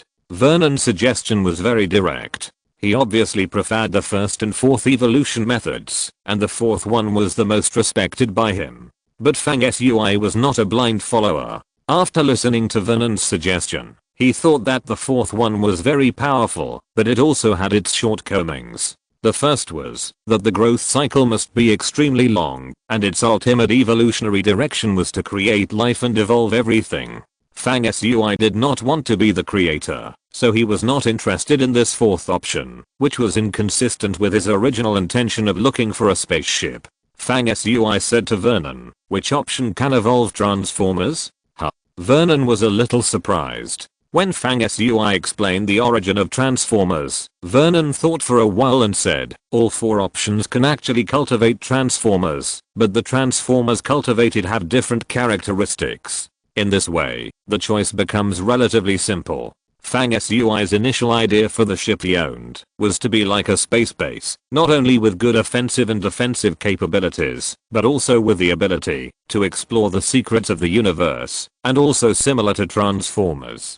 So at this time, among the 4 options, there is only one that can meet all these requirements at the same time. Fang Sui thought about it and issued an order in his mind. Choose the first one, the most compatible space-based type evolution direction. The next moment, the mechanical voice in Fang Sui's mind sounded again. The selection has been completed. Please prepare a large amount of metal for this magic crystal to devour and absorb, and reserve energy so as to formally start the initial evolution. Fang Sui sighed in his heart. This thing is really a bottomless pit, absorbing metal endlessly. Are you picky? Fang Sui asked in his mind. Although the magic crystal has the ability to communicate with Fang Sui, it obviously doesn't understand his modern Earth wording. It remained silent and didn't know how to respond. Fang Sui curled his lips, thinking that the magic crystal's IQ was worrying, and changed the way of asking. Do you eat all kinds of metal? Yes and no. This time the magic crystal understood and responded immediately. It was Fang Sui's turn to be confused. He found that his IQ might not be as high as he thought. He asked, oh, yes and no, so is it or is it? What do you mean? This magic crystal can not only absorb metals, but also other substances, and decompose metals from them. The wave transmitted from the magic crystal replied. Fang Sui was constantly asking and answering questions with the magic crystal in his mind, but his eyes turned to Zhang Zheng, and he said sincerely, after choosing the direction of evolution, this magic crystal said that it would devour a large amount of metal to complete the initial evolution. Deputy Hall Master, what do you say we should do? Zhang Zheng's face changed slightly and said, the magic crystal is not mine. I helped you get it. You should be responsible for the supply in the future. It doesn't make sense for me to keep raising this magic crystal for you. Why are you telling me? Fang Sui shook his head and said, as a matter of course, you originally promised to help me get a flying ship. Now this magic crystal is still far from evolving into a flying ship. It doesn't even have a prototype. You have to make it become a flying ship to fulfill the conditions you promised. He added, you are the Deputy Hall Master. You are not going to cheat, are you? Zhang Zheng said with a helpless smile. It's okay if either of us is cheating. This Hall Master will take a step back. Let's go back to Guo and Star first, and then I'll find metal for your magic crystal to devour. Tina found the 2 people bargaining back and forth interesting, and chuckled beside them. The Protoss warrior Vernon saw the 3 people leaving and said, actually, 2 royals from my tribe have come out in person to escort the magic crystal. The 3 of you should meet them. In addition, the other warrior who needs to protect the magic crystal in the future must be selected by the magic crystal host himself. Vernon's voice fell, and Zhang Zheng, as expected, said to avoid in the house, you 2 have been here for a while. Please come out and meet me. Ha. Zhang Zheng, the 6th level master of the All Heavens Alliance and the Deputy Hall Master of the Rock Universe, is really amazing. We triggered the armor's ability to merge into the void and become invisible, but we were still discovered. A cold response sounded in the void where Zhang Zheng was looking. In an instant, the void was like water, and ripples appeared. 2 figures appeared in front of everyone from the virtual to the real. These 2 people were indeed 2 gods, much taller and stronger than Vernon, and also covered in armor, so it was difficult to see their true appearance. However, their eyes were shining, and their aura was even more powerful, far beyond the level Fang Sui could reach now. These 2 people were naturally the royal family that Vernon mentioned. What happened next was very simple. The 2 royals talked to Zhang Zheng for a long time, but in fact, they were just trying to make friends with each other. The topic mainly revolved around a family called Shentaro, which was not only an ancient royal family of the gods, but also a high-level member of the Alliance of the Heavens. The 2 sides used this as a link to start the topic, and the conversation process was pleasant. In the end, the eyes of the two royals hidden behind the armor looked at Fang Sui at the same time, with burning eyes, and it was obvious that they had some scrutiny of the new host of the magic crystal. Zhang Zheng stood proudly beside him and said calmly, "His name is Fang Sui, one of the outstanding young men under my Zushan alliance. Without saying anything else, I will just mention one thing, and you two will know that he is worthy of being the host of the magic crystal. This boy has frustrated the actions of the shadow creatures 3 times. Oh." The two royals were obviously surprised to hear this, and their eyes fixed on Fang Sui, and their eyes were bright in an instant. Zhang Zheng smiled and continued, "He frustrated the shadow creatures 3 times, which is not a small matter. There is no need to go into details about the process, but I can guarantee that everything during the period is absolutely not something that ordinary people can do. What do you think?" Zhang Zheng said this calmly, and the two royals and Vernon were extremely surprised after hearing it. Defeat the shadow creatures 3 times. This is indeed amazing enough. No matter what the matter is, once can be said to be a coincidence. Twice is enough to attract attention, and if it happens 3 times in succession, it is undoubtedly a thorough strength. Being able to defeat the shadow creatures is something that ordinary people cannot imagine. Many higher level cultivators cannot do it once in their lifetime. You can imagine how difficult it is. Therefore, when Zhang Zheng said this, not only did the 3 gods change their expressions and were shocked, but even Tina looked proud and arrogant. After that, the two royals pondered for a moment, and one of them said, "Since this magic crystal host is so extraordinary, we are naturally relieved. In addition to Vernon, the other warrior who protects the magic crystal, please let the magic crystal host choose it himself." While the royal spoke, he stretched out his hand and pulled, and an image immediately appeared in the void in front of him. The image looked like the interior of a temple, in which more than 10 gods warriors stood side by side. This is the scene in the ship I'm in space outside the 13 stars. Magic crystal host, you can choose one of these warriors to be your guard. The royal family member who unfolded the image then said, including Vernon, these 2 selected warriors of our race will merge their souls with the fire and the magic crystal, and from then on they will completely serve the host who controls the magic crystal, and will never betray, nor will they disclose anything about the host to our race.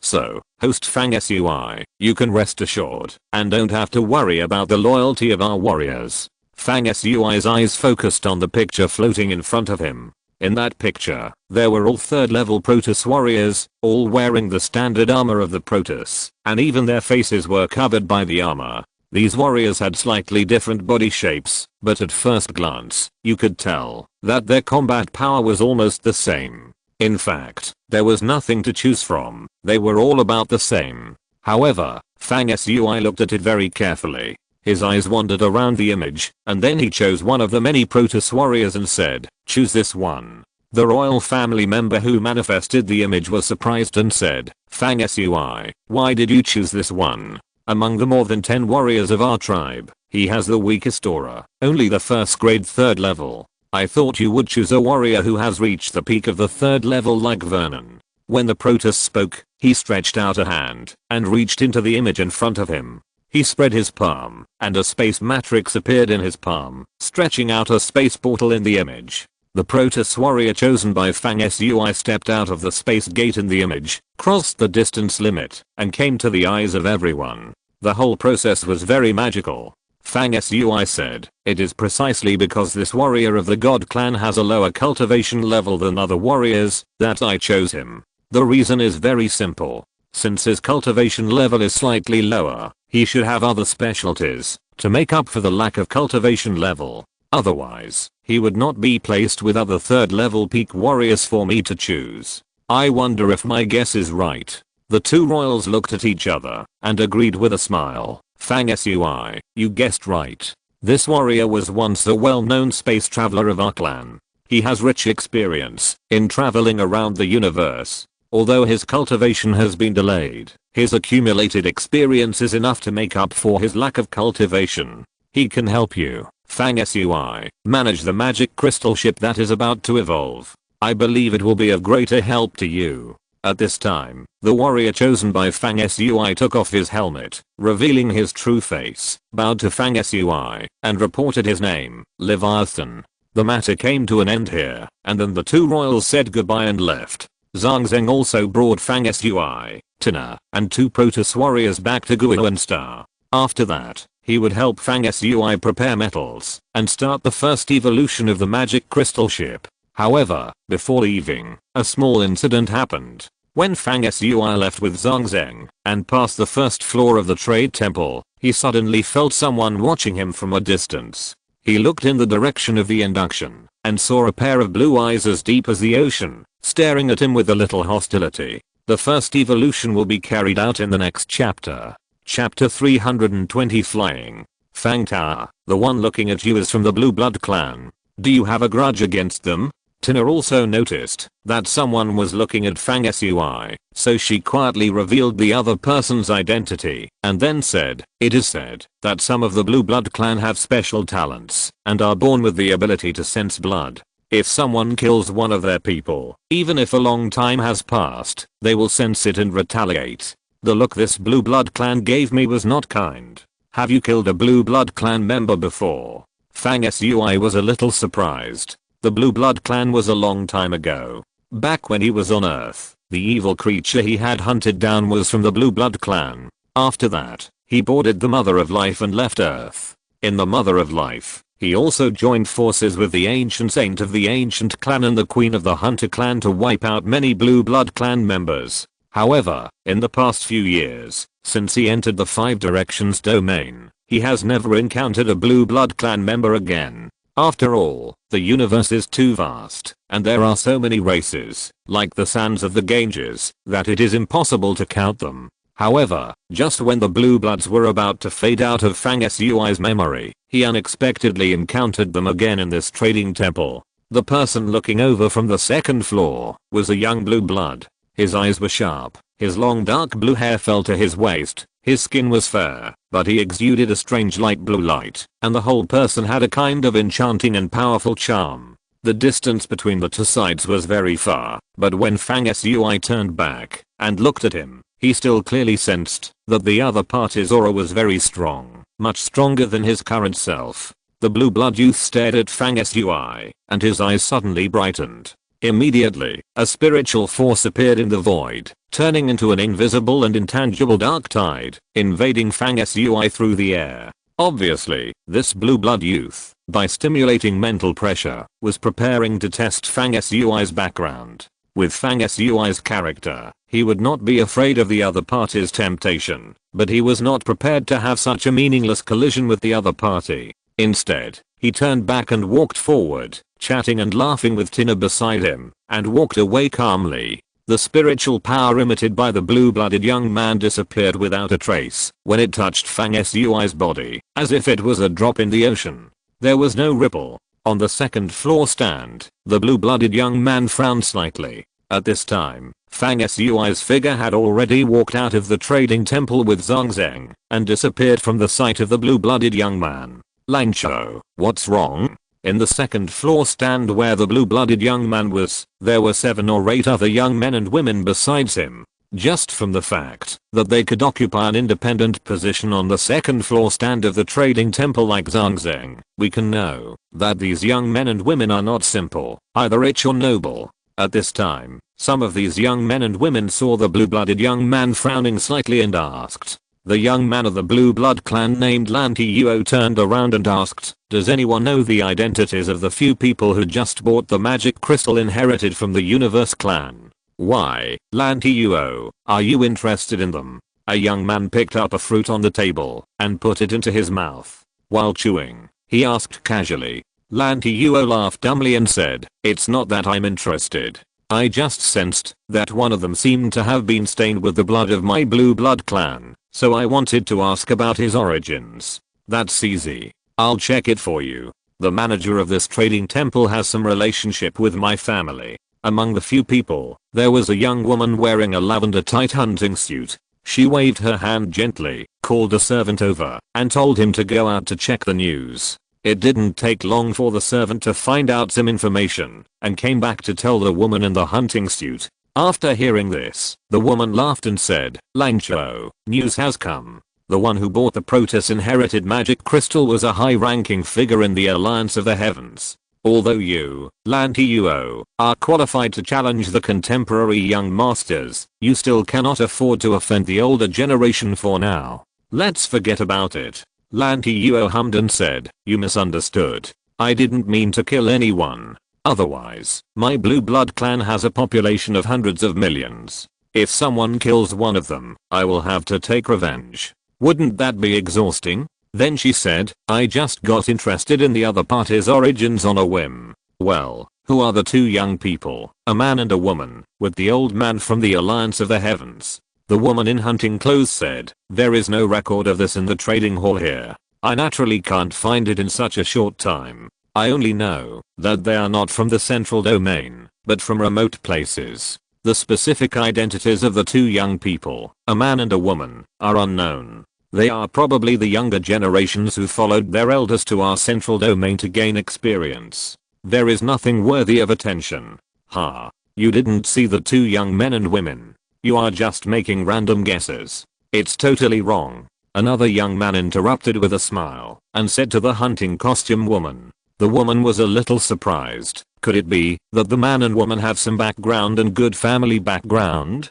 The young man who interrupted said, I don't know the man, but the woman is a direct descendant of the Artemis family among the 12 main gods, and her bloodline is noble. When these words came out, the surrounding men and women were a little surprised. They were obviously surprised by Tina's background. Some people even exclaimed. Lantiuo subconsciously glanced at the direction where Fang Sui left. His eyes narrowed, and a dazzling edge flashed across them. At this time, Fang Sui and his two guards of the God Clan had already left the 13 stars area through teleportation, and embarked on the journey back to the ancient source star. The way was still the same as when they came, and they took the door of the space-time node channel. The previous gaze of the blue-blooded youth could only be regarded as a small episode that could not be any smaller, and was thrown away by Fang Sui in a blink of an eye. The process of the group's return was peaceful. After nearly a whole day, several people walked out of the portal.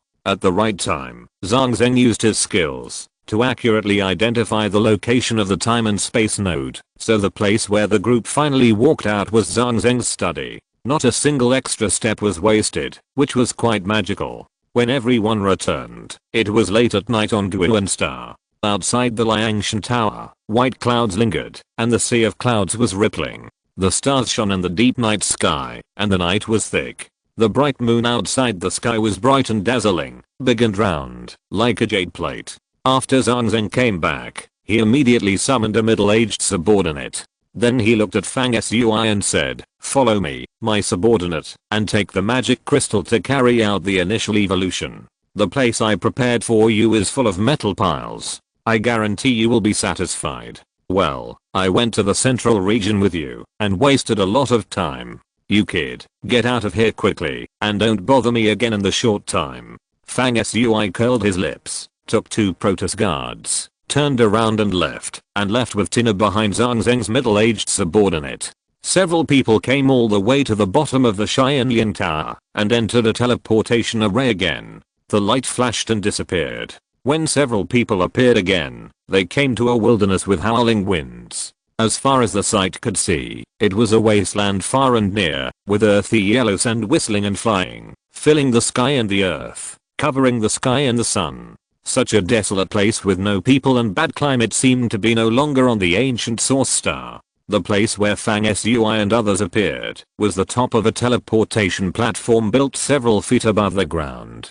The light of the array pattern formed a light wall around it, protecting everyone inside. Outside the light wall, the wind and sand were raging. Sand and stones hit the light wall, making crackling sounds, as if hail was hitting metal products, dense and harsh. Looking through the light wall, one could vaguely see huge objects piled up in disorder on the ground outside the teleportation platform where everyone was standing. Most of the lower halves had been buried in the sand, but the exposed parts still showed the amazing grandeur of these huge objects, towering like mountains, but they were all the wreckage of abandoned steel ships. It turned out that this was a dumping ground for scrapped ships under the command of the Rock Universe. The middle-aged subordinate of Zhang Zheng, who led everyone here, said to Fang Sui, Master Zhang Zheng ordered that this abandoned ship pile star closest to the ancient origin star is given to you. There are countless abandoned ships here. You can do whatever you want with it. Tina, who was standing aside, looked at herself with her beautiful eyes and said with a smile, Deputy Palace Master Zhang Zheng will find a way.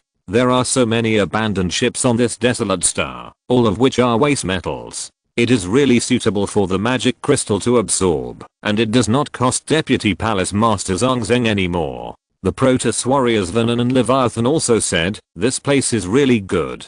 Although most of them are old ship wreckage, there are so many of them that it should be enough for the magic crystal to absorb and refine the metal energy required for the first evolution. At this time, Fang Sui's eyebrows were shining, and a dazzling light of light gold flew out from it. This light condensed and intertwined in front of everyone's eyes, and in an instant, it cast the appearance of a magic crystal. Then the magic crystal flew out of the surrounding array light wall on its own, like a shining meteor, drifting towards a ship wreckage several miles away that was as huge as a mountain and most of it was buried under the sand. Boom. A wonderful scene appeared. When the magic crystal flashed into the wreckage of the ship, in an instant, the center of the huge semicircular ancient ship wreckage, which had been abandoned for who knows how many years, suddenly burst into a layer of crystal brilliance, as if it was ignited, and was infused and washed by a magical power. Gradually, this crystal brilliance was spreading from the center of the hull to the entire hull. Slowly, the surface of the entire ship faded away the mottled old traces, and glowed with a bright silver-white color, as bright as the moonlight. Then, an even more amazing scene began to appear. This slowly rejuvenated ship was actually shaking constantly, as if it was summoned by some inexplicable power, and finally woke up after a long period of silence. Finally, the ship actually tried to lift off the ground, and wanted to take off. In an instant, the surrounding ground cracked, sand and stones flew away, and earth waves rolled. The vibration of the ship continued to intensify. After a while, it really flew off the ground crookedly, floating slightly, like a baby who was learning to walk. This is really an incredible scene.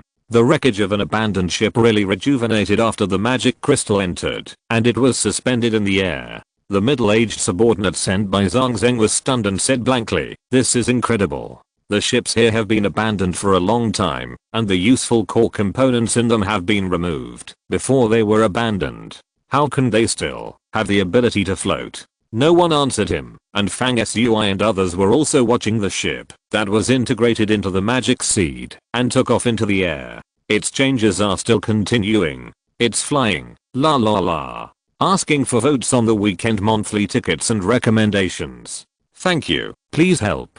Chapter 321. The small plane becomes a big shark. After the ship rose up, it swayed left and right in the void and flew to the next shipwreck. Strange scenes were unfolding one after another. When the magic crystal ship flew over the next shipwreck, it cast a ray of light, shining on the shipwreck below. The light seemed to contain unimaginable heat, and the shipwreck that was illuminated quickly decomposed and melted, and was absorbed into the magic crystal ship in midair. What was surprising was that the decomposed shipwreck was originally as huge as a mountain, but after being decomposed at this moment, only a fist-sized mass of metal solution remained, which looked like the refined metal essence, and was then collected into the ship in midair. The magic crystal ship continued to fly to the next shipwreck. The slight change was that after absorbing a shipwreck, the magic crystal ship seemed to have become slightly stable when it flew again. After that, the moon-wide semicircular magic crystal ship began to decompose, smelt, and absorb the wreckage of the second ship. The middle-aged subordinate sent by Zhang Zheng, with eyes wide open, asked again, "Fang Sui, what on earth was that thing you released earlier? How could there be such a strange power that entered a ship wreckage and seemed to give it vitality and could actually smelt other ships on its own to perfect itself, like a kind of evolution?" Fang Sui looked at the magic crystal ship in the air with a strange light in his eyes and smiled. "You are right. That is a kind of evolution. What I released can be understood as a kind of metal life form." Soon after, the magic crystal ship decomposed and smelted the wreckage of the second spaceship and finally absorbed it. So, it flew more steadily and moved to the wreckage of the third spaceship. Repeatedly, after half a day, it absorbed the wreckage of 5 ships and no longer shook when flying, but the speed was not fast. Its appearance was also gradually changing.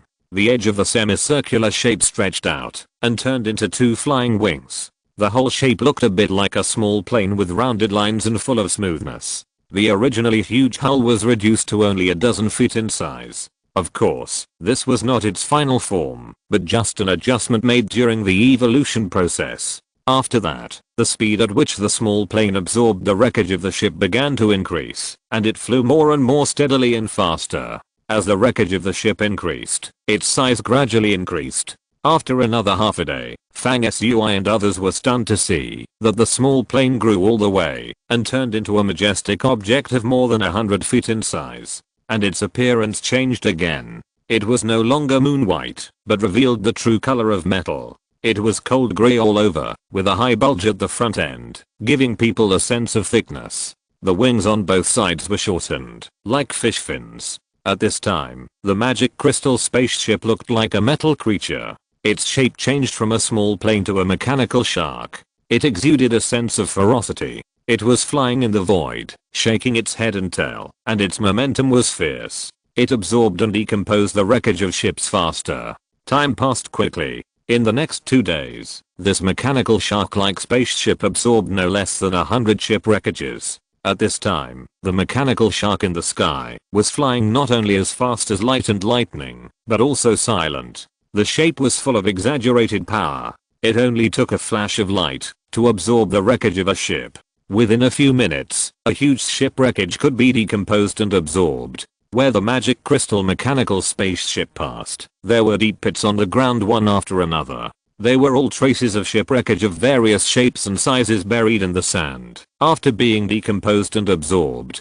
the evolution of the magic crystal spaceship is still continuing, but after the novelty of the crowd passed, it was no longer as shocking as it was at the beginning. The middle-aged subordinate sent by Zhang Zheng had teleported back to Guiyuan Star half a day ago with a feeling of great admiration. On this desolate little star, where the wreckage of the ship was stored, only Fang Sui, Tina, 2 Protoss guards, and Bast, whose eyes were rolling around on Fang Sui's shoulder, were left. The storm on the surface of the star raged from time to time, and stopped from time to time. When it stopped occasionally, countless wreckages of ships could be seen, scattered, and piled up on the surface of the star, bearing the ravages of time. The entire star was as silent as death, as if it were a cemetery for ships. Fang Sui withdrew his gaze from the magic crystal mechanical shark in midair, which was still decomposing more ship wreckage, and suddenly said to Tina in a low voice, "Remember I said that I would carry out an operation soon. Do you need your help?" Tina smiled and said, "Of course. Your description at that time was very interesting. You said that there was a grudge between cultivators, such as killing someone's son. If you wait for the other person's father to come and kill you, it would be too passive. It is better to take the initiative, to kill the other party, right?" Fang Sui laughed and said, "You remember it clearly about that plan. Let's start preparing now." Then he methodically said the preliminary steps of the plan that he had been thinking about for a while. After listening to it, Tina's eyes flashed with excitement. When Fang Sui was talking, she occasionally asked some questions and the two discussed.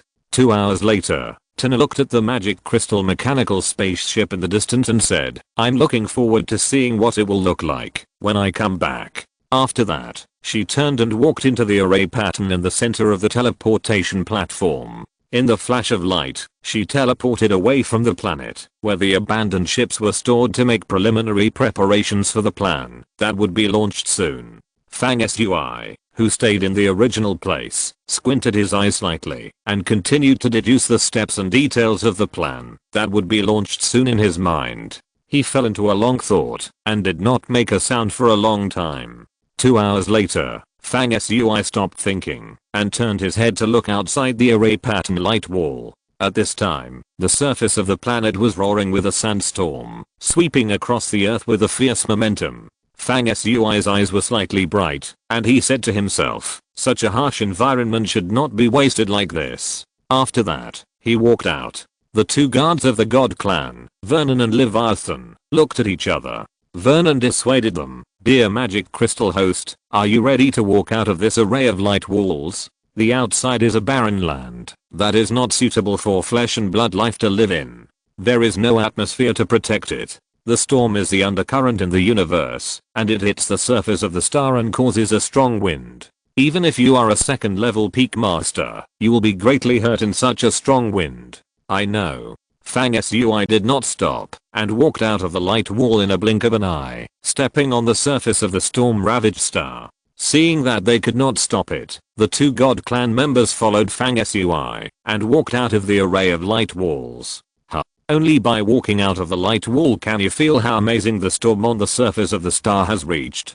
The wind and sand that hit you in the face are mixed with large and small pieces of earth and stone, like thousands of heavy hammers hitting you in the face. Fang Sui circulated the power in his body, and a layer of golden flames lingered around his body, barely blocking the wind and sand outside his body. At this time, the magic crystal spaceship, which was constantly decomposing and absorbing the wreckage of the ship, had long disappeared at the end of the site. This was because the wreckage of the ship in the nearby range had been absorbed, and it could only move to a farther position to absorb more wreckage of the ship. Fang Sui immediately walked towards the direction of the magic crystal spaceship. Bang, bang, bang.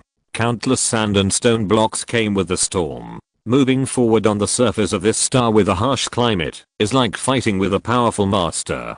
The pressure in the storm is everywhere, and the sand and stone fragments flying with the storm are like a series of attacks. In the site, you can even see tens of thousands of pounds of boulders, blown by the storm, rolling on the ground, and the scene is extremely terrifying. Moreover, there is no air on the surface of this star. If you want to move forward in this situation, you can only rely on the inexhaustible power of the heaven and earth cycle in your body to maintain your vitality. Every step you take is like carrying a heavy mountain and moving forward, which is very difficult. Suddenly, a faint light flashed in Fang Sui's hand, and an ethereal divine spear was born. In an instant, the spear light was like a meteor, piercing the strong wind. There was a huge rock in front of him, which was blown by the strong wind. Fang Sui picked it up with the tip of his spear and smashed it behind him. There was a loud bang, and the sound was deafening, like the shaking of the mountain. Fang Sui smiled, and he didn't think it was hard to move forward in such a harsh environment.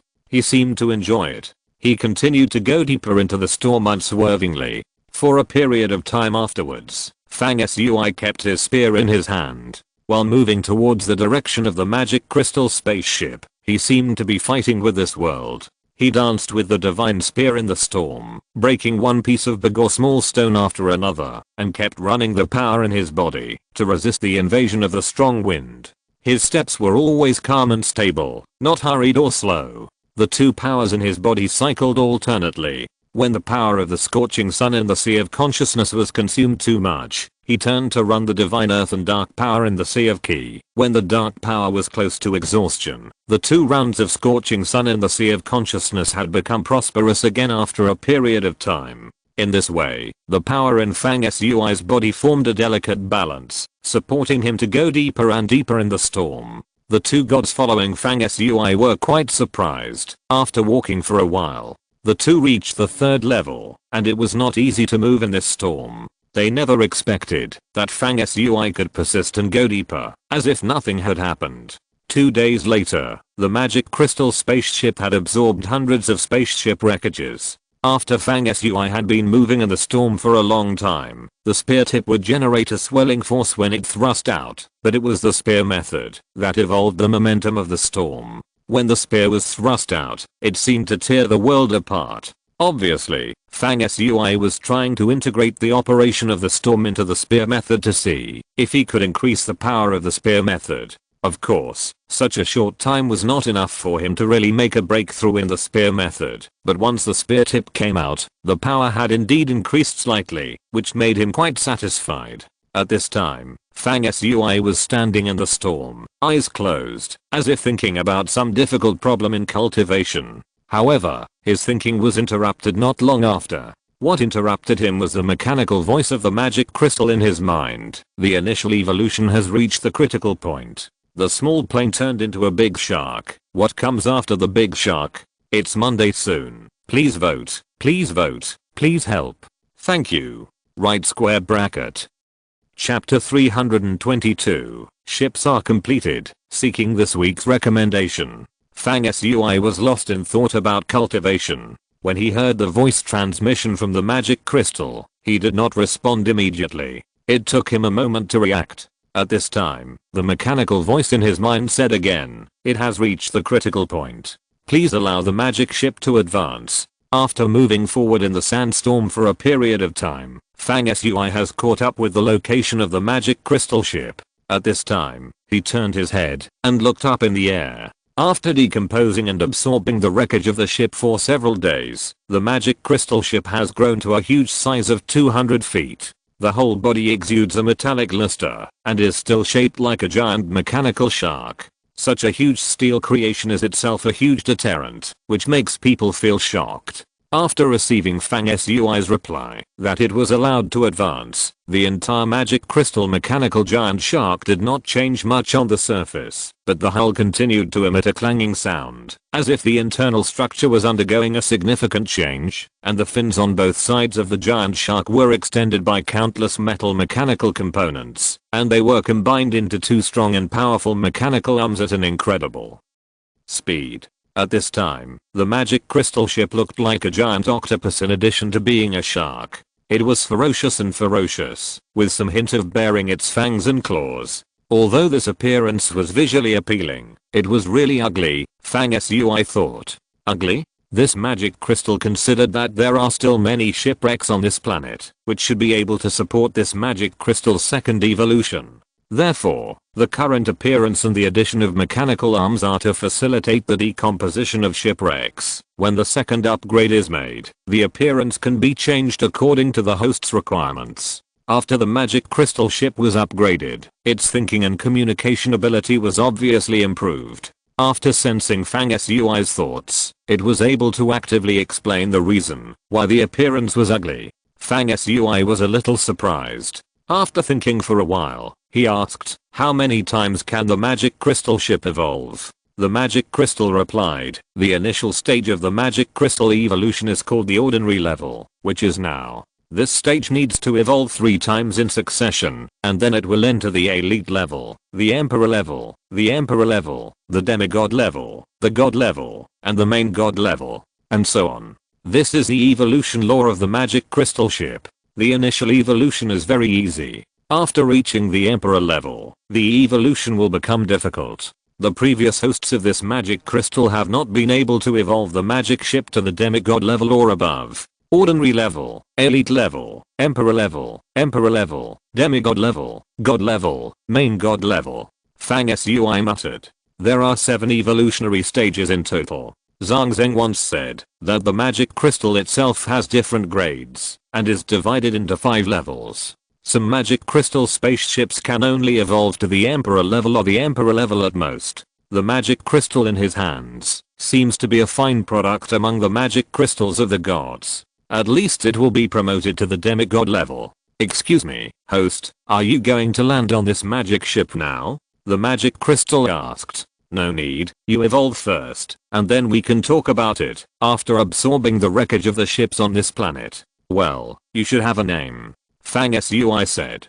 "Please give me a name, host." The cold mechanical voice of the magic crystal responded. Fang Sui had already prepared. "Just call it Cybertron." As for Fang Sui's bad taste, the magic crystal naturally had no idea that he named his ship after the mechanical life planet in the Transformers, and he would not object. He replied, "Thank you for the name. The magic crystal will be called Cybertron from now on." After that, Cybertron continued to absorb the wreckage of the spacecraft on the planet and impacted the second initial stage of evolution, while Fang Sui was on the surface of this planet ravaged by sandstorms, carrying out ascetic practice. This deserted planet actually has day and night changes, and it is not always dark and windy. Just a few hours after Fang Sui moved forward again, a ray of light appeared at the end of the horizon of the planet. It was a ray of morning light from the rising sun. This marked the arrival of the morning on this planet. The violent storm on the surface of the star weakened at this moment, and soon it became quiet near and far, and the flying dust was slowly falling to the ground.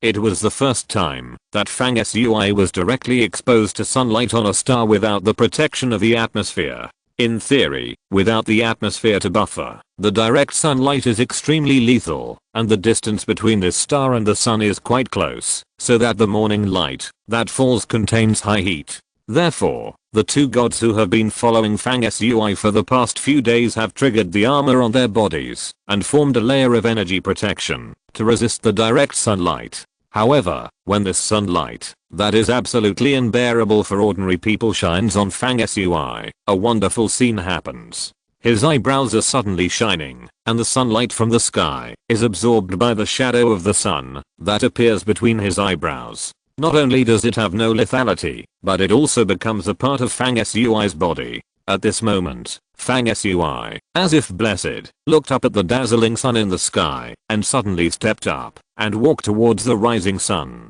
Only when he was thousands of feet above the ground did he stop and open his mouth to swallow and exhale the scorching sun, collecting the vigorous energy contained in the morning sun. Whoosh, whoosh, whoosh. The rays of sunlight seemed to turn into a river of divine light under Fang Sui's swallowing and exhaling, making a deafening sound, and endless light intertwined and whistling into his body. At the same moment, the two scorching suns in Fang Sui's sea of consciousness surged with endless divine fire. In his body, the brilliant solar power instantly flowed through the meridians and acupoints, and finally rolled back into the sea of consciousness, increasing the power of the two scorching suns, one gold and one red. It was not until this morning, facing the morning sun, swallowing and exhaling its light into his body, and slowly pushing the power in his body to grow, that Fang Sui truly reached a critical point in his practice, only half a step away from breaking through to the next stage. The whole hour passed. Fang Sui fell from the sky in high spirits, stepped on the ground again, and trudged forward in the storm that had started again on the surface of this desolate planet. Not long after, he unexpectedly discovered a strange thing. It was a yellow-green grass-like plant, a little underdeveloped, with a listless appearance, only the height of a little finger, but it survived in such a harsh environment. Fang Sui felt very surprised and walked over. It was indeed just an ordinary plant, without any spiritual energy, but with an incredibly strong vitality, and it survived tenaciously in the strong wind, sandstorm, and scorching sun. Fang Sui looked at the small plant for a long time, before leaning over to take it, and the surrounding soil, and put it away. Days passed one by one. In a blink of an eye, Fang Sui had spent more than 10 months on this desolate and ruined planet, both trudging and practicing. Ancient Source Star. UK King was coming out of retreat in the Temple of the Gods. She had successfully broken into the 3rd level. Moreover, because she was once a 3rd level cultivator, this time she practiced again, which was equivalent to being promoted to the 3rd level again. Naturally, her accumulation was much more powerful than that of normal cultivators. Therefore, her breakthrough surpassed the 3rd level primary grade and directly rushed to the 3rd level middle grade. UK King did not end her practice at this point, but chose to continue her practice. After breaking through to the middle grade, she absorbed the divine power crystal. After more than a month, she really came out of retreat. At this time, UK King successfully reached the 3rd level upper grade. Among the young people in the 5 directions, she was considered a rare master. On the other hand, Zhang Zheng, the deputy hall master of the rock universe, also absorbed the divine power crystal given to him by Fang Sui during this period. He had been trapped in the 6th level upper grade for many years, and could not go any further. This time, with the help of the power of the divine crystal, he got what he wanted, and broke into the 7th level first grade in one fell swoop.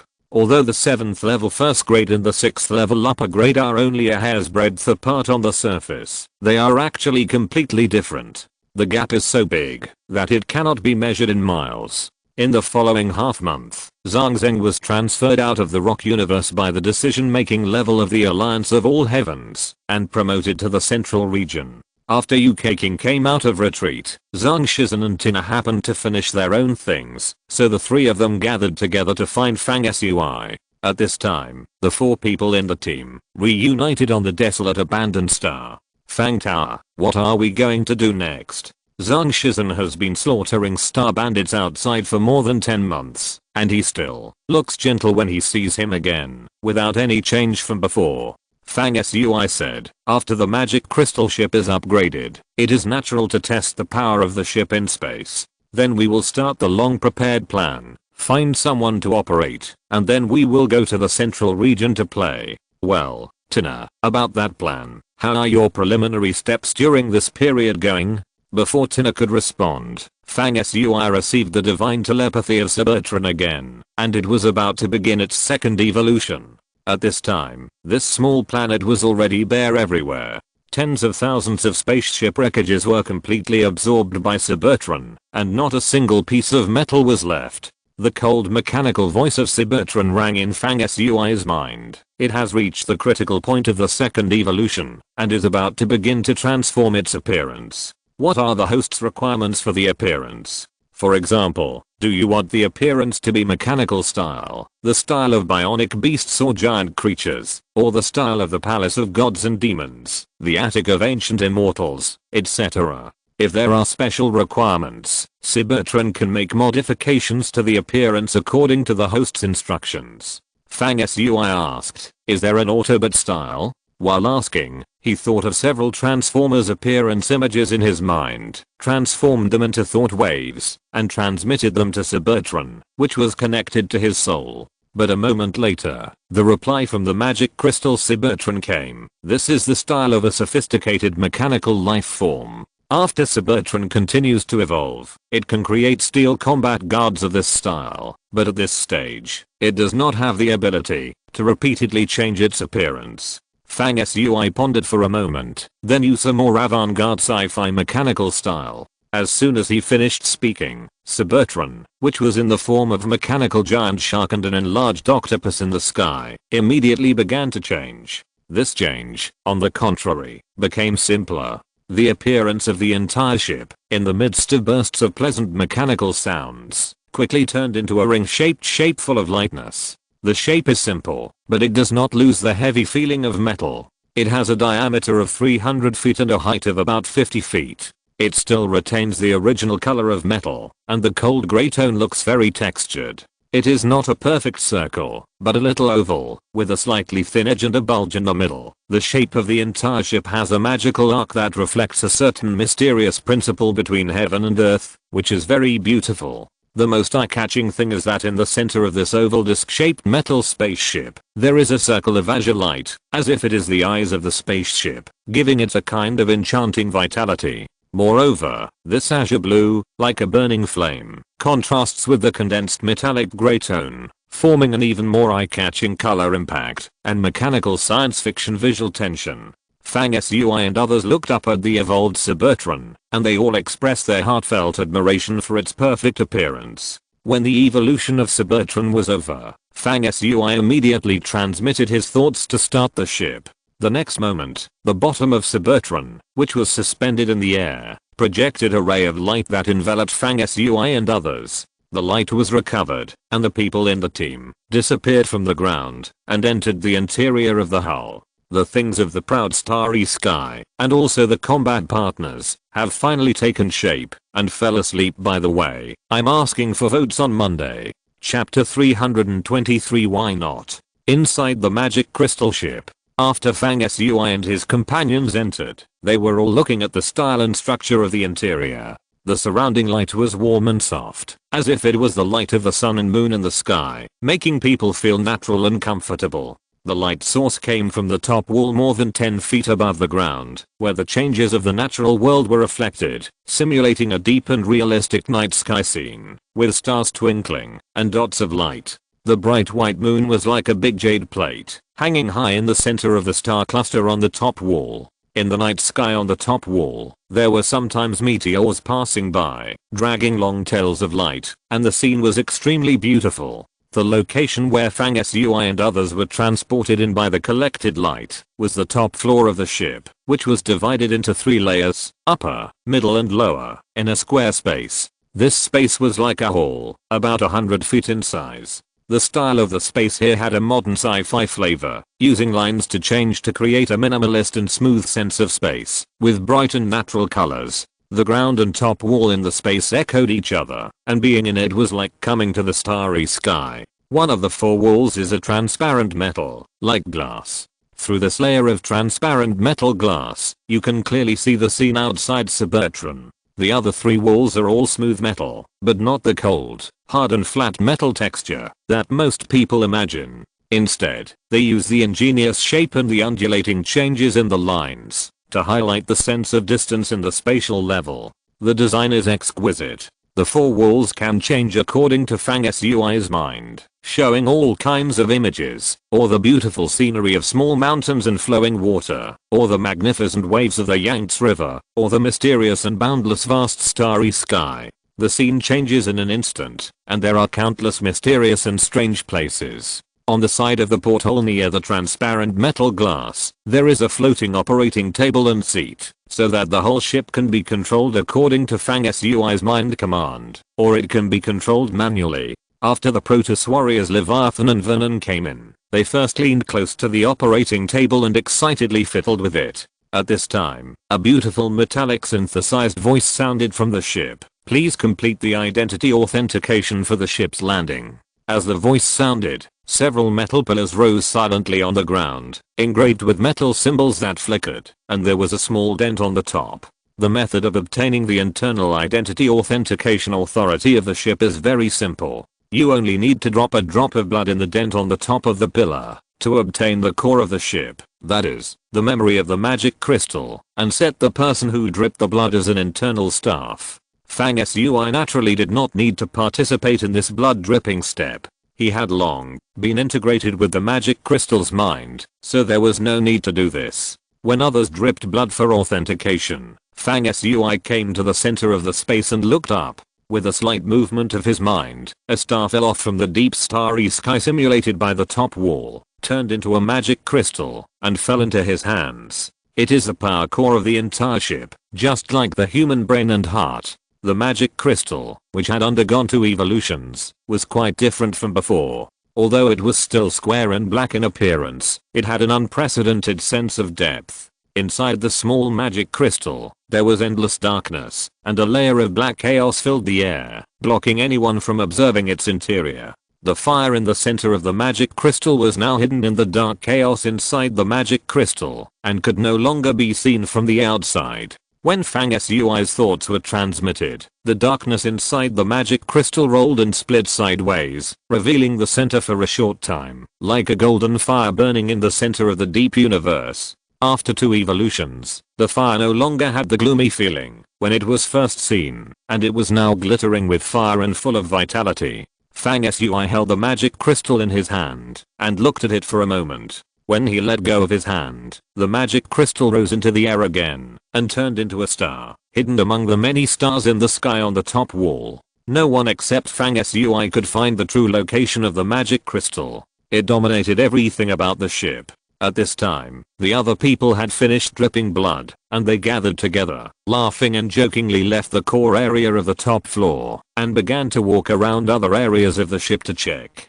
Because Fang Sui chose an avant-garde sci-fi mechanical style for Cybertron, the layout of the entire ship was mostly full of advanced modernity. Most of the facilities were controlled by magic crystals, and were all fully automatic settings, as if they had spirituality. For example, when several people walked out, as soon as they approached the door would automatically recognize the breath of the internal personnel and open. If it was not an internal personnel who entered the hull, it would be difficult to move. All these things made people look quite novel. The entire top floor of the ship was divided into multiple different areas, and everyone had their own independent space and practice room. The only drawback was that the interior and exterior of the ship were all made of magic crystals that absorbed countless metal debris and refined it. Although other substances could be decomposed from the metal debris in the process, the quantity was very small after all. Therefore, the ship obviously lacked vitality and decorations of various materials. Almost all of them were metal creations, which was a bit monotonous. The only green plant on the ship was the small plant with strong vitality that Fang Sui had found when he was advancing on the outer planet. This plant, which looked like a small grass, was planted by Fang Sui in a metal flower pot next to the transparent portal in the core area of Cybertron, so that it could absorb sunlight to grow. There were 3 areas in the middle layer below the top layer, namely the prison area, the actual combat area for practicing spells, and the warehouse, which stored some mechanical creations that were formed along with the ship during the process of magic crystals devouring metal debris. They were used to protect the ship. They were all lifeless combat puppets that relied on energy to support. For example, a mechanical spider with a sharp foot like a knife, close to the height of an ordinary person, can spit out a metal spiderweb to catch prey or strangle opponents. In addition, there are human-shaped machines, and even powerful steel puppets in the shape of Warcraft. The most interesting one is a mechanical hedgehog, which can shoot out its back spines like a porcupine, or roll up into a ball and roll around. Not only is its attack method strange and difficult to defend, but its lethality is also quite large. Unfortunately, the current ships are only of ordinary level, and the metal machines manufactured are not yet at the first level. The number cannot be too large, and they are not of great use at present. The bottom floor of the ship is inaccessible to everyone, which seems very mysterious. Only Fang Sui knows what is inside. There is a passage near the entrance of the bottom floor, which is densely covered with lightning and thunder, and entry and exit are strictly prohibited. The word life is written on the passage, which makes people confused. Fang Sui has obviously not revealed what the bottom floor is about, so everyone did not ask more. After walking around, several people returned to the top floor. According to Fang Sui's meaning, he was originally going to discuss the next stage with everyone. Who would have thought that UK King and Tina inexplicably developed a shopping desire after walking around the ship and prepared to decorate the ship, thus interrupting Fang Sui's original plan. The two women shouted to go out, and then they were teleported back to Guiuan Star through the teleportation array on the star below, and went shopping in the Wanwu store in Huanau City. In the end, they bought all kinds of things and immediately started to arrange the space inside the ship. The layout of Cybertron's interior is also unique. No matter what is bought, it must be swallowed by the magic crystal before it can exist in the ship. For example, if Tina buys a kind of flower or grass, it must first be swallowed by the magic crystal to decompose its components, and then grow an identical plant again. As time passed, the interior of the ship became lively and colorful after some arrangement. In addition, Leviathan and Vernon also went out to buy a lot of items, but they were all giant energy crystals and star map coordinates that were necessary for the ship. After a lot of arrangements, it took most of the day before everyone sat together and started to discuss. At this time, Fang Sui sent Cybertron back to the ancient source star. The ancient source star is not too far away from the abandoned ship wreckage pile star here. At this time, when Cybertron was just formed, it is natural to try its navigation ability. Therefore, Fang Sui chose to return by crossing space. After receiving Fang Sui's order, Cybertron suddenly turned into a streak of light and rose straight up. In a blink of an eye, it left this desolate planet and entered the vast space, heading towards its destination. As Cybertron entered space, in the top core area where everyone gathered, a star map with twinkling stars appeared on the metal wall on one side. Among the countless stars, one was specially marked, which was the destination, Guiuan Star. In the space not far from Guiuan Star, there was a small bright spot moving, which was the current location of Cybertron. It was approaching Guiuan Star, and it was expected to arrive in about 3 days. Fang Tao, didn't you say you wanted to try the power of Cybertron? How about we take the opportunity to eliminate a few pirate groups that are in the nearby space area? I have captured and killed a lot of pirates in the past month, and forced them to reveal the hiding places of several pirate gangs. Zhang Shizhen suggested enthusiastically. Fang Sui nodded and ordered Vernon and Leviathan, who were operating the ship, to adjust the course according to the position given by Zhang Shizhen. At this time, Tina said, regarding the plan for the next stage, according to what you said, Captain Fang, the preliminary preparations have been going smoothly during the month I was away. UK King interrupted, since the plan is about to start, Captain Fang, please tell us who the target is. Zhang Shizhen also said, Fang Tao, you said before that the next stage of preparations will be bigger. Who do you want to target? After a period of thinking, the plan for the next stage has been fully formed in Fang Sui's mind, and it is time to be honest with everyone. He said slowly, I killed Lai Yan a while ago, and his identity is the son of the leader of the Black Warrior Palace. Everyone knows this. In fact, not long ago, Deputy Palace Master Zhang Zheng also reminded me that he had discovered the Black Warrior Palace and was secretly investigating my whereabouts. It was obvious that he wanted to kill me. This kind of hatred cannot be resolved, and I must respond. After hearing this, Zhang Shizhen was stunned and said, Fang Ta, you mean to destroy a long-standing force, right? Fang Sui smiled and said, why not? Happy reading. Right square bracket. Chapter 324. Of course it's a savage thing. Please recommend. Hearing Fang Sui's question, Zhang Shizhen was stunned for a moment, then suddenly became excited again and asked, how confident are you?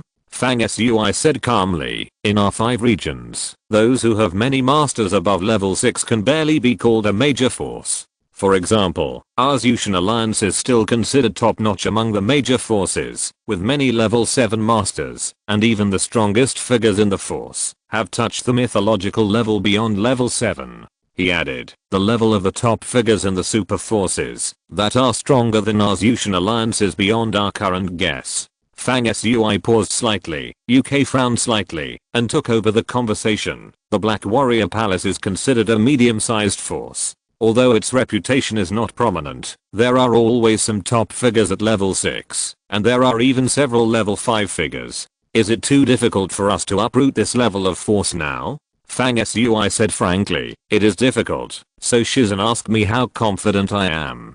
To be honest, the confidence is less than 50%. After a pause, he continued, but there is room for maneuver. Then he said, to deal with a mid-level force like the Black Warrior Palace, that has been operating for a long time, with our current combat power, if we attack by force, it would be overestimating our own strength and tantamount to sending ourselves to death. However, in addition to the attack, there are also strategies that can be used. I have been considering the relevant plan for a while, divided into multiple steps, and gradually deepened. If we find that things are impossible halfway through, we can retreat safely without any problems. Fang Sui's words have the meaning of analyzing the success rate of the action and enhancing the confidence of everyone in the team. Although he has successfully established the authority of the leader in this team, the other 3 people in the team are not blind followers. Fang Sui's wisdom and strategy, especially his super long adaptability, are respected by the 3 people, but it is impossible to make them become yes men. Therefore, before the plan starts, it is still necessary for Fang Sui to explain the relevant matters first, so that the 3 people can understand the plan, such as cooperating with each other after the plan is actually implemented, without doubts in their hearts, thus reducing the possibility of mistakes. Fang Sui then slowly told the plan's preparatory steps. Tina had heard this preparatory step once before, but she was still moved by its feasibility when she heard it again. While thinking about what Fang Sui said, she nodded from time to time.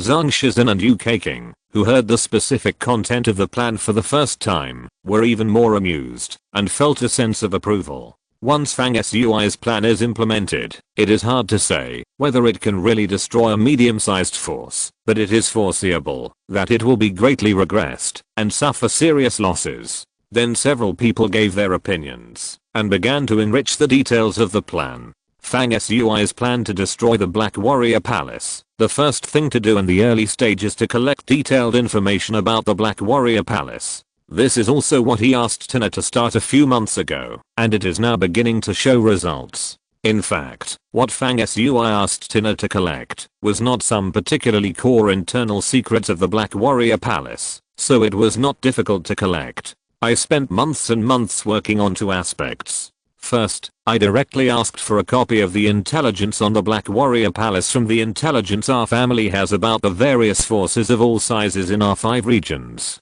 While Tina was speaking, she glanced at Fang Sui and emphasized, let me make it clear first, I'm not lazy, nor am I a spoiled girl who can't do anything when she leaves home. But I feel that the task that Captain Fang gave me should be more cautious. So after asking my family to send me a copy of the information about the Black Warrior Palace, I also did my own investigation. Then I compared what I investigated with the information I got from my family to ensure the accuracy of the information I had. Fang Sui and the other 2 nodded approvingly, obviously very optimistic about Tina's rigorous attitude. Tina then smiled and said, the structure of the Black Warrior Palace from top to bottom is composed of a palace master, who is the father of the son killed by you, Captain Fang. Lin Yan's father is called Lexin Philly, a human of Eastern and Western Starfield hybrid, so his name is also a mixture of Eastern and Western, which sounds a bit weird. The Black Warrior Palace can be on an equal footing with the Palace Master. There is a Black Warrior Elder Council. They have the power to supervise the Palace Master, and the appointment and removal of successive Palace Masters are also decided by their joint vote. There are 7 or 8 of them. This Elder Council plus the Palace Master is the group of people with the highest cultivation in the Black Warrior Palace. Among them, they are all masters of the 5th or 6th level. She continued, the Black Warrior Palace also has 2 deputy Palace Masters and 4 Black Warrior Commanders, who are of the 4th or 5th level. Further down, there are elite teams responsible for carrying out assassinations and other tasks in various places to earn funds for the Black Warrior Palace. There are 1st, 2nd, and 3rd level ones. Tina talked endlessly, including the information of some forces that were close to or had grudges with the Black Warrior Palace, as well as the specific cultivation levels of some strong men in the Black Warrior Palace, and the personalities and preferences of some of them. She obviously put a lot of effort into collecting this information, and she was very detailed. Fang Sui pondered for a long time after listening, then looked up at the 3 people and said, first of all, this action was caused by me. People in our team don't have to participate. If someone wants to quit, I won't have any grudges. Before Fang Sui finished speaking, the other 3 said together, we have no intention of quitting. Team Fang can just tell us what to do. Fang Sui laughed and said, I also know that you won't quit, but as for me, I always have to show my attitude in a hypocritical manner. The other 3 laughed, and Fang Sui said happily, well, you just execute the task, and focus on stability in the early stage, and move forward step by step. We are not in a hurry. Then he repeated the things that needed to be done in the early stage in great detail. After hearing this, the 3 of them thought for a moment. Zhang Shizhen suddenly became curious and asked, Fang Tower, we have all been assigned tasks. Why didn't I hear what role you played in the early operations? Fang Sui smiled and said, I'm only at the 2nd level now, and you are all at the 3rd level. I have become the person with the lowest cultivation in the team, and I have a strong sense of crisis. What I should do most at this time is, of course, to immerse myself in hard work, and strive to catch up with you, as soon as possible. After all, no matter what, improving the level of cultivation is the real kingy way. Zhang Shizhen blinked his eyes. Why does it sound wrong to me? Fang Tower, you came up with an idea, and then let us run errands everywhere, and you find a place to practice and improve your cultivation in peace and stability. Is that what you mean? Fang Sui said shamelessly, you are right. Zhang Shizhen sat there speechless. While they were discussing and talking, Cybertron was moving forward in the vast space at a speed that surpassed that of light and electricity. Cybertron is still at an ordinary level and does not have the ability to break through the space barrier, but its speed in normal space has reached a physical limit. It moves forward like a cold grey and agile lightning flashing through the void, thousands of miles away in a flash. While Fang Sui and others were discussing, Cybertron had already traveled an extremely long distance in the void. Suddenly, Leviathan, the Protoss guard who was controlling the ship, said, Master, host of the magic crystal, we will enter the area where meteorites are scattered ahead. According to the location given by Zhang Shizhen, the location where the first pirate group is hiding is in this meteorite area. Fang Sui and the other 4 were slightly shocked after hearing this, and they all moved their eyes forward. Looking through the transparent metal porthole, you can see countless stellar meteorites scattered in the deep space ahead, gray in color, large or small, dense like rain. The entire meteorite area is huge and the terrain is particularly complex. However, Cybertron's speed did not slow down at all, and it plunged into the meteorite area ahead. Leviathan, the Protoss guard, was indeed an experienced person who had traveled a long time in the universe. He had amazing skills in controlling ships. Under his control, Cybertron frequently performed jaw-dropping, dazzling flying stunts like juggling, and shuttled through the dense meteorites like raindrops. What's more, under the control of the magic crystal, Cybertron turned its appearance into deep black, blending into the vast void, and restrained all fluctuations of the hull, including heat energy, as if invisible, so that the entire hull had no breath for people to detect. At this time, if someone observed from the void, even if they knew where Cybertron was, it would be difficult to see its movement trajectory. The whole ship was like an invisible ghost killer. Nearly 2 hours later, the front of Cybertron suddenly became clear, and the dense meteorite suddenly decreased.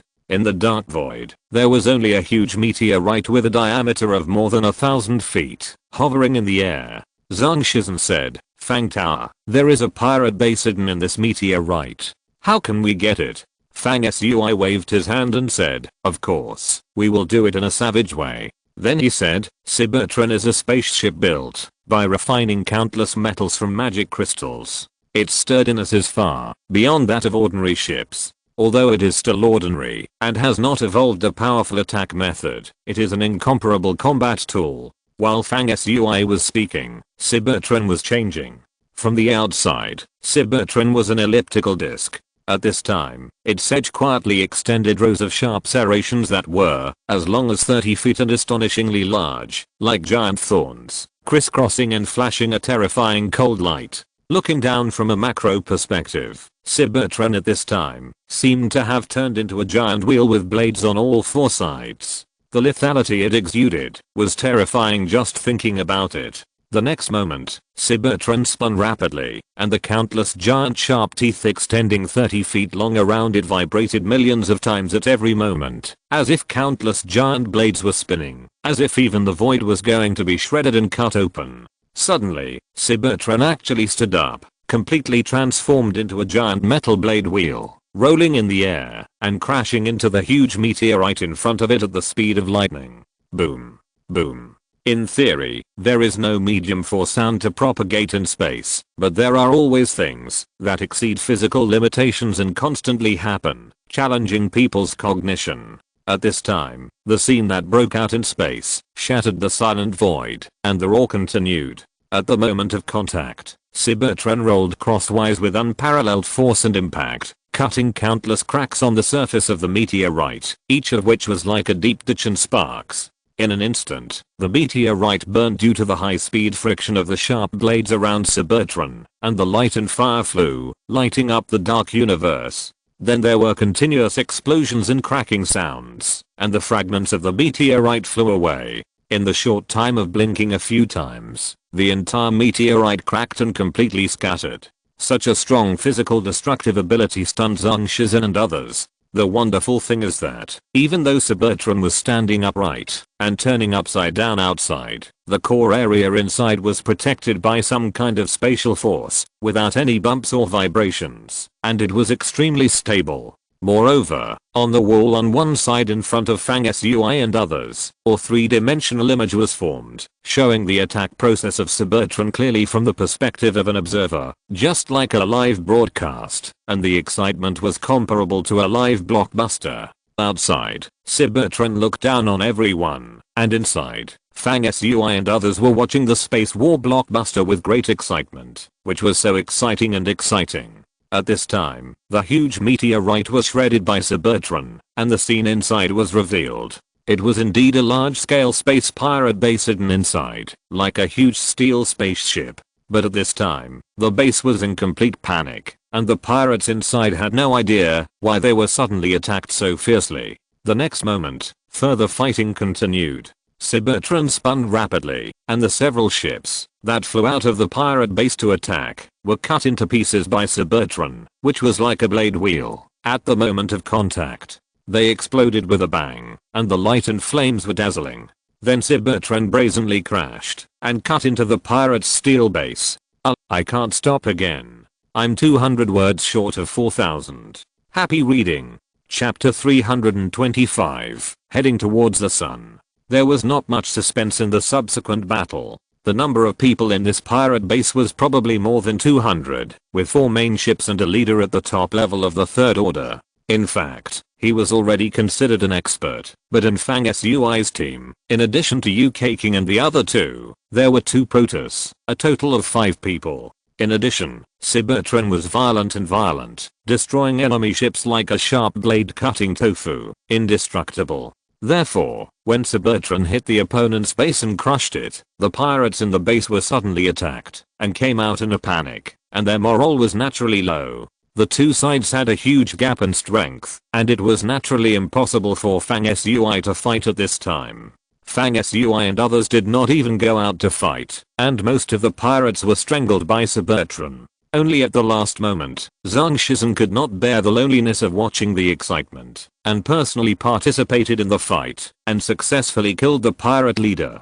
The entire battle took less than an hour from the beginning to the end, and this pirate base, which was not too big or small, was destroyed. After the war, including the shattered base, all the metal products floating in the void became Cybertron's food, and were decomposed and absorbed by it. It should be noted that this is not the scrap metal that Cybertron had previously absorbed from the abandoned planets, which had weathered for a long time and could extract very little metal essence. At this time, these metals are still in use, and the metal components they contain are far more than scrap metal. Therefore, when these metals were absorbed, the inside and outside of Cybertron's hull seemed to be coated with a layer of divine light, and it was obvious that it had gained a lot of benefits. Then it left, and the flying speed was also faster. Fang Sui and others were all amazed at Cybertron's performance in the previous battle. At this time, Tina tilted her head and asked, "Captain Fang, Cybertron's advancement at the current stage does not seem to be too difficult.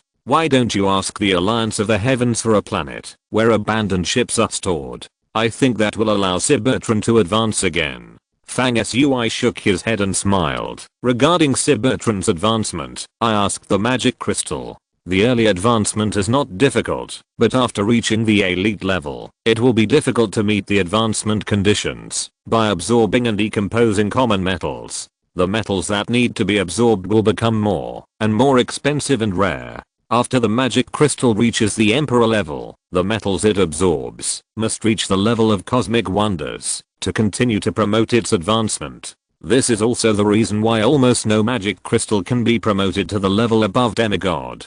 The few people were not surprised that Cybertron's advancement would become increasingly difficult. In this vast universe, everything has a delicate balance, and even if the magic crystal is magical, it is naturally impossible to advance easily all the way. After that, Fang Sui and his companions were not in a hurry to return to Guihuan Star. Instead, they lingered in the surrounding starfields, hunting pirates everywhere. 4 days later, 3 secret bases, where pirates hid in the nearby starfields, were searched out and destroyed. Cybertron then changed direction and officially returned to Guihuan Star. A few days later, in the vast and cold space ahead, a huge star with ancient aura appeared. There was vitality surging on it. The green was the jungle, the blue was the ocean, and the white was the cloud. It was Guihuan Star that had arrived. Cybertron fell from the sky and stopped steadily in a square in the rock universe that was specially used for ships to take off and land.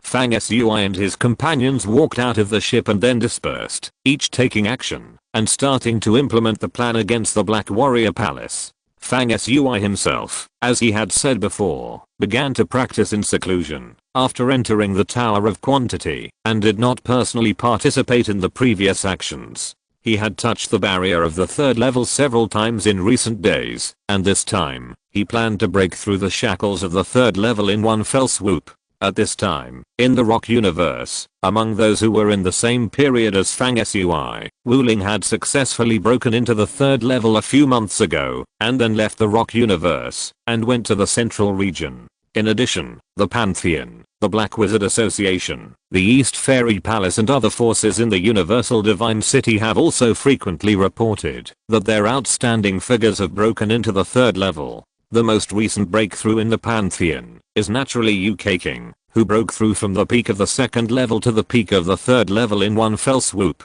This kind of breakthrough in cultivation is indeed amazing, and can be called a genius. Among the people who have broken through recently, UK King and Wu Ling are not the only ones, but there is also Yu Xiangshan from the East Fairy Palace. It is said that on the day of his breakthrough, an ancient space-time road appeared in the sky of the Universal Divine City. The ancient road was deep and boundless, and then the shadows of immortals, demons, gods, and ghosts walked out of it, standing on the top of the sky, covering the sky and the sun. This ancient road of time and space seemed to connect reincarnation. The gods, demons, immortals and ghosts that walked out of it at the same time were eventually sucked into Yu Xiangshen's stomach, as if he was absorbing the power of reincarnation into his body. After that, the power of immortals and demons coexisted in Yu Xiangshen's body, as if the six paths were derived and reincarnated, and the aura around him doubled and grew wildly. An eyewitness said that he was watching from the side at the time and was oppressed by the aura permeating Yu Xiangshen.